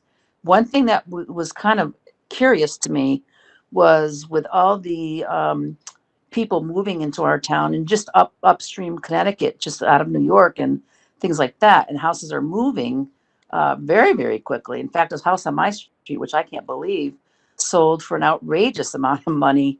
He's a $600,000 price tag in a $350,000 neighborhood. I said, wow, that's just crazy. Maybe I should sell my house. But I'm surprised that single family home couldn't work there. We've got people want new. Somebody built a house right near me on North Main Street. It's relatively new. That thing sold in 2 days.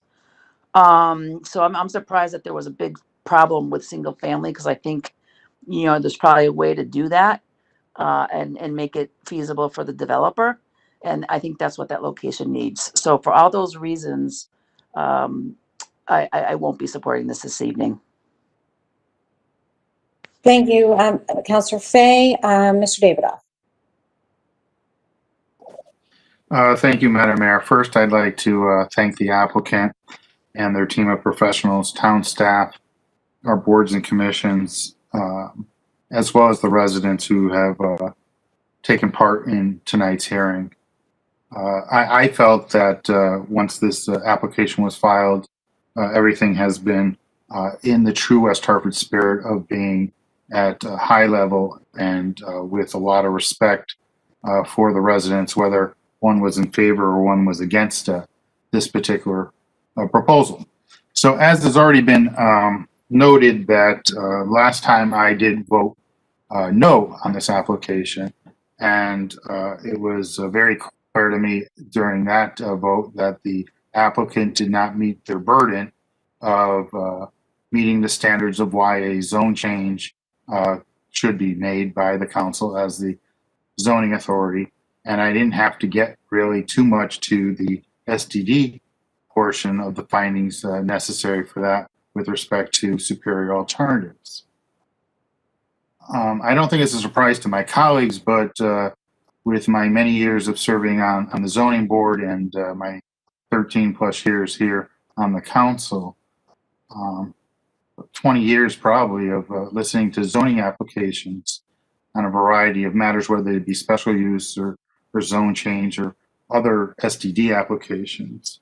I think that the way I approach these things is always pretty much the same. I leave it upon the applicant to meet their burden and to prove their case. And what has been readily apparent to me is that our zoning ordinances are not set in stone. They are fluid. They change with the times. And I just want to go through just briefly, just point out some things that people can just think about and just relate. And I think it's really important that the council has said in the past that one's home is a significant investment, and we don't look too favorably at times on the tear down of existing parcels, and there needs to be a compelling reason for that to happen. But if one remembers what happened on Newington Road with the Goodwin and how that has turned out, if one, and that used to be a vacant lot that I think at one point was a small machine repair shop there. There's also the condos on the Patrici property. Those were, that was a nursery that turned into condos, a multifamily use next to single family homes. We have the North Main Street condos right across from Big Y. You couldn't get them any closer to that apartment building those condos are basically in people's backyard over there. We had the Steel Road, and that was hours and hours of public discussion and a lot of back and forth. I think we were in council chambers till like 2 or 3 in the morning one time for that. And Arlington condos, corner of Arlington and Farmington Avenue. So those are things that have in recent history been transformative. And I think one of the biggest projects that's been the most transformative was Blueback Square. And that really changed the character of our town. And there were many people who were not in favor of that. And I don't know, I always thought from the beginning that was a good use, a mixed use, retail. I can still remember the driveway to the library where you would bottom out when you used to leave there, and 2 empty car dealerships. And you just go there and we're basically the envy of the region. So I know at the last hearing I said that your home is your biggest investment, and I still believe that. And I think that that's crucial. There's been no evidence that the construction of this multifamily proposal, the residents at Berkshire, would decrease residential home values. Okay, which there's been no evidence put on the record that would implicate that there would be negative values for those who abut or live in that neighborhood. And when you also take into the consideration of the person who was directly the abutter to this parcel, Mr. Baldy, who was very vocal last time, and in the record this time is pretty much silent. And if you notice what the developer has done, the view from his house, even though he buffers with some plantation, the height has been altered there. There's more screening. There's a fence being put in. There was consideration to make certain that the light that would shine from this proposal didn't really negatively impact his thing. And I remember when he came and spoke last time, he said, "I just bought this house. I don't think I would have bought this house if I would have known that this was going to happen." And that stuck out to me quite a bit. So the key thing for what has changed in 2 years is we adopted a new plan of conservation and development.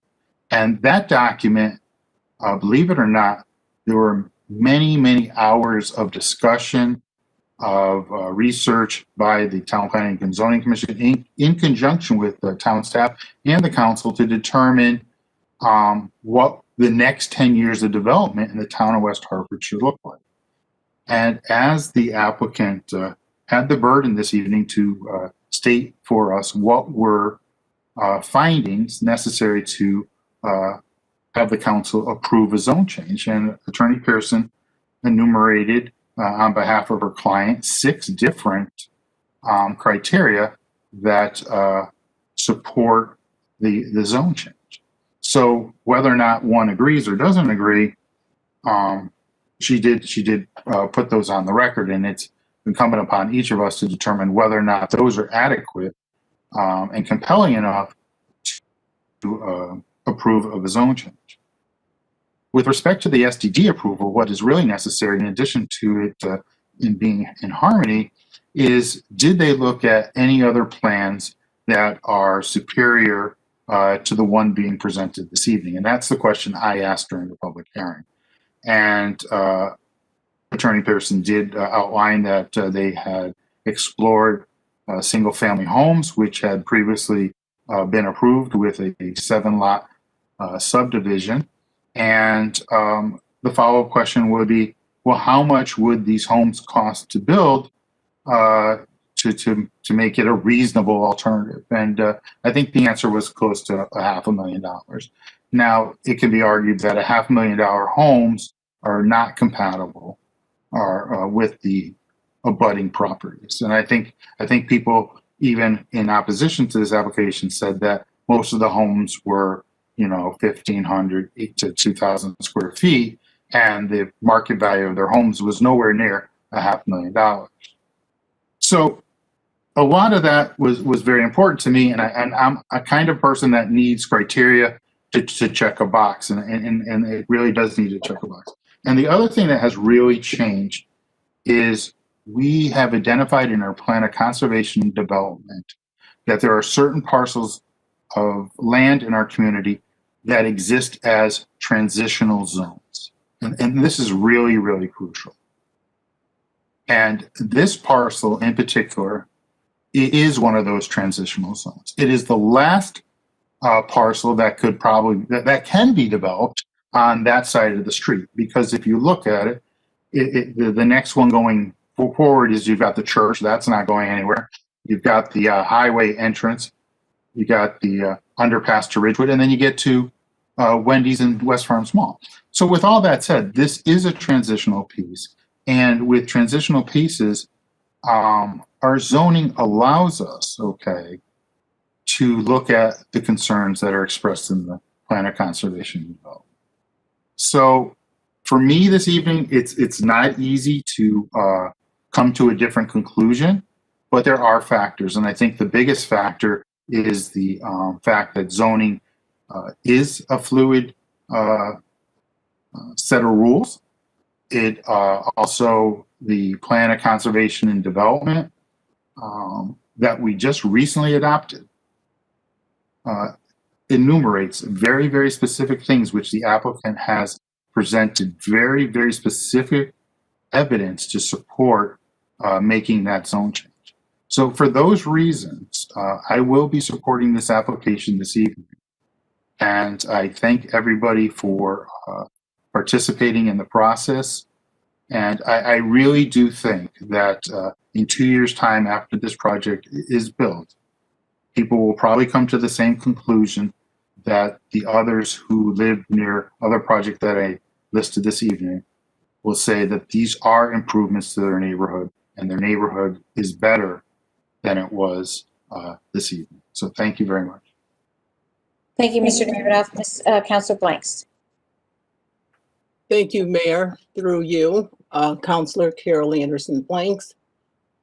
Oh, and the hour is late, right? I don't see as many boxes on the screen that I did perhaps 20 or 30 minutes ago. And as Councilor Williams said in the beginning, going last is a bit of a challenge because everybody has already said what you may have wanted to state. So I'm going to keep my remarks brief, keeping in mind the hour we are at. However, I was one of those counselors that wasn't present the last time around. And I did read through this application thoroughly. So as I said earlier, I do want to thank Attorney Pearson and her staff, of course, town staff, and especially the residents that live in this particular neighborhood, the residents who are passionately against, but also the residents who are around town and have expressed being in favor for the application. And I have to disclose that initially I did have some reservations about this application. But what I did was I read through the application thoroughly. My daughters have attended Conard, so I have gone through this particular neighborhood every which way you can possibly think of. So I've experienced many of the things that the residents have experienced, although I don't live there, but I've walked that area. I've ridden my bike through that area. I've driven through that area. My daughters have taken the bus through that area, and when the bus broke down, they jumped off the bus and had to walk. So I can identify with a lot of the safety concerns, and also I can identify with purchasing and buying your property and then having to experience a zone change, and what would that mean currently and going forward. However, I am a proponent of meaningful change. I think on a previous meeting, I think Dr. Leftig had talked about the future and the decisions that we make now, how impactful it will be 20 years or 30 years going forward. There has been a lot of discussion about diversified housing in town. There's been a lot of discussion about growing our grand list. There's been a lot of discussion about capitalizing on our transit oriented zone. And there was a lot of information that was discussed about where this particular development is going to occur and how it is close to a transit line, the bus down to the fast track. A number of people are not driving as much as they were before. They are electing to ride bikes, walk, and this is an ideal location. And I also have heard that location is very meaningful. Looking at the plans and reading through the application, I do believe the applicant took a lot of time and pride in terms of making sure that it complemented the existing neighbors or existing houses. So as many of you have already stated, the church across the street, the independent living, you even have some of your existing developments further down the block. So you have the Walcott Townhomes and you have the Colonial Village, which is all complementary. And I get it. I get it. There's 26 units that are going up. What does that look like for the future? But I like to think, as I think Councilor Kerrigan said, that it's positive. It's going to allow a lot of options for young, middle age, and elderly. And we've already seen a bunch of stuff that occurred in this pandemic where folks need to isolate themselves from their family. They don't have that option available. And we don't know what 10 or 20 years is going to look like going forward. Just as right now, who would have thought that we'd be in the middle of a pandemic in 2020, 9 months in, going 10 months in. So I do think that this application offers a lot of possibilities for a number of people right here in our town. And I know we've been here before. There's been a lot of opposition to developments right now that are thriving and that are desirable.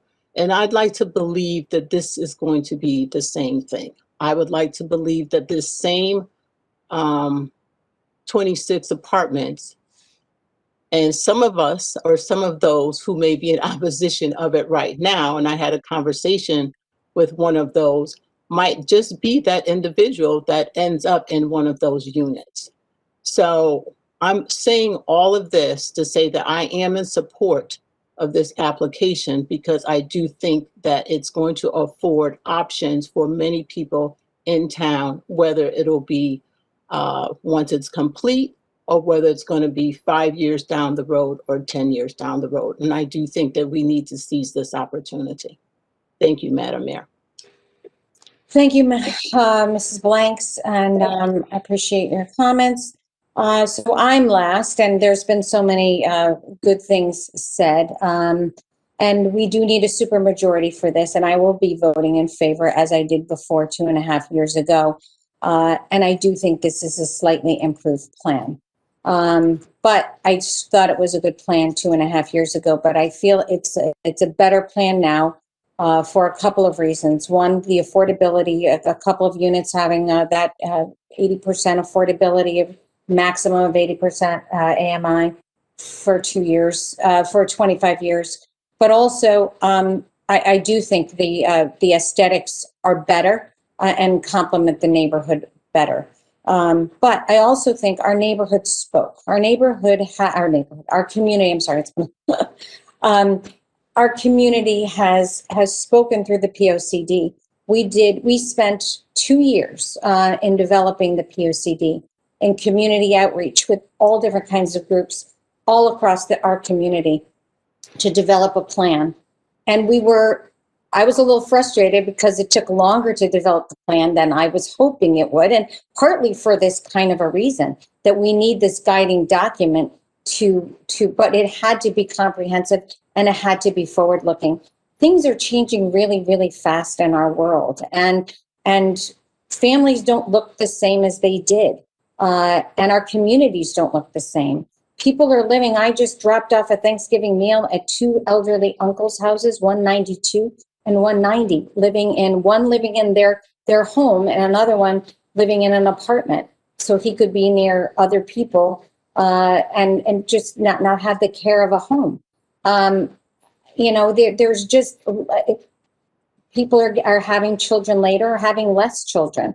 There are, as population is growing, household rates are growing well beyond the population growth because, again, family units are smaller and they look a little bit different.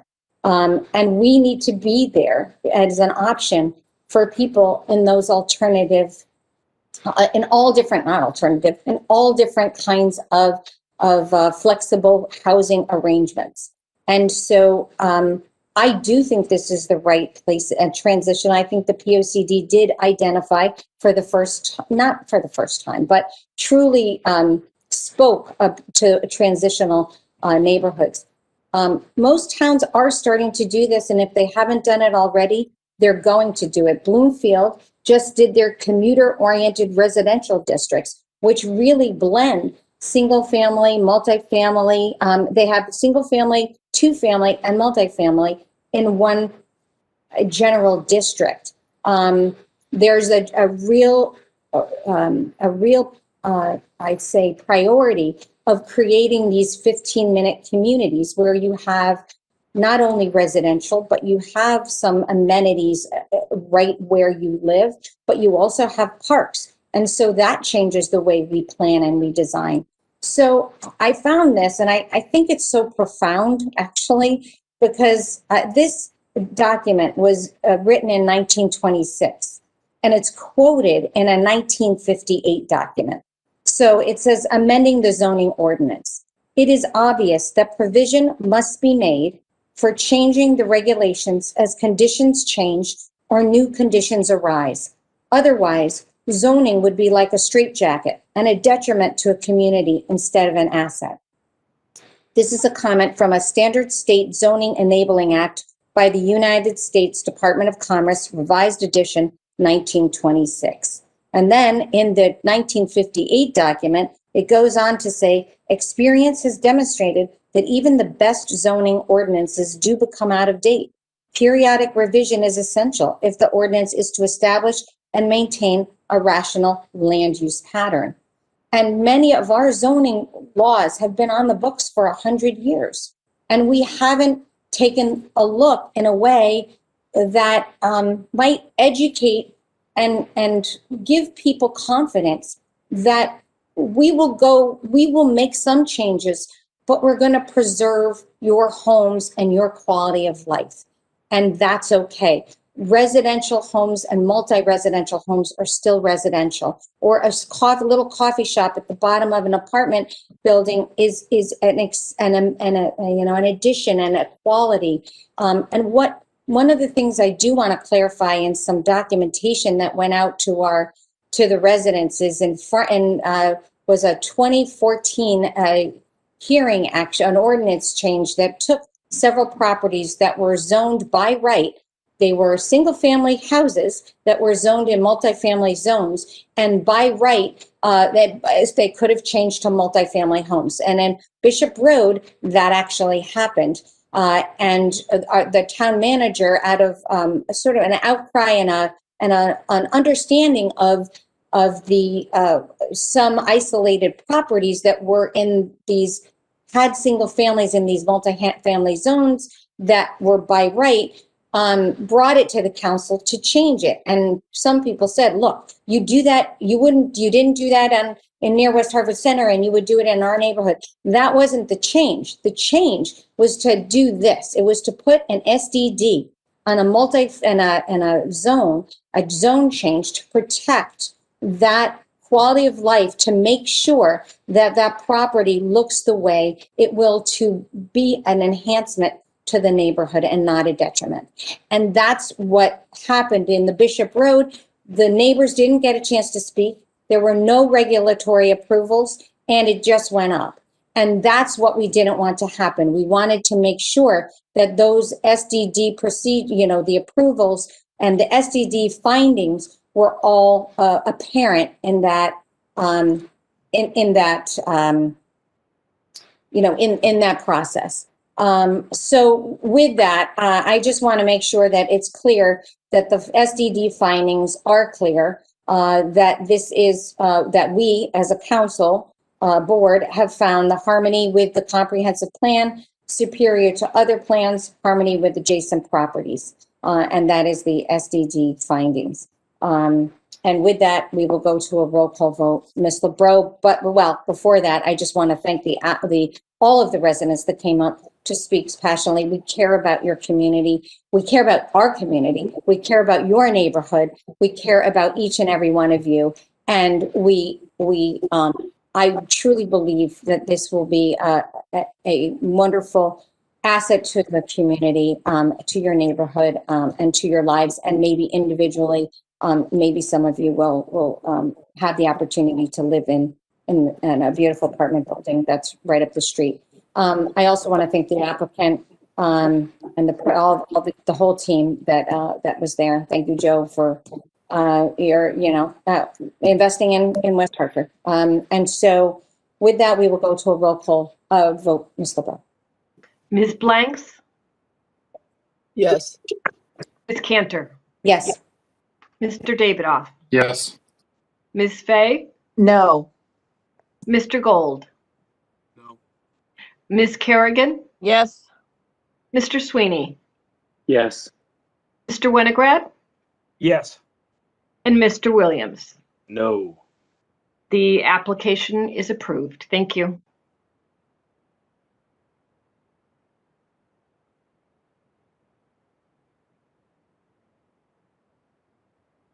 You're muted, Sherry.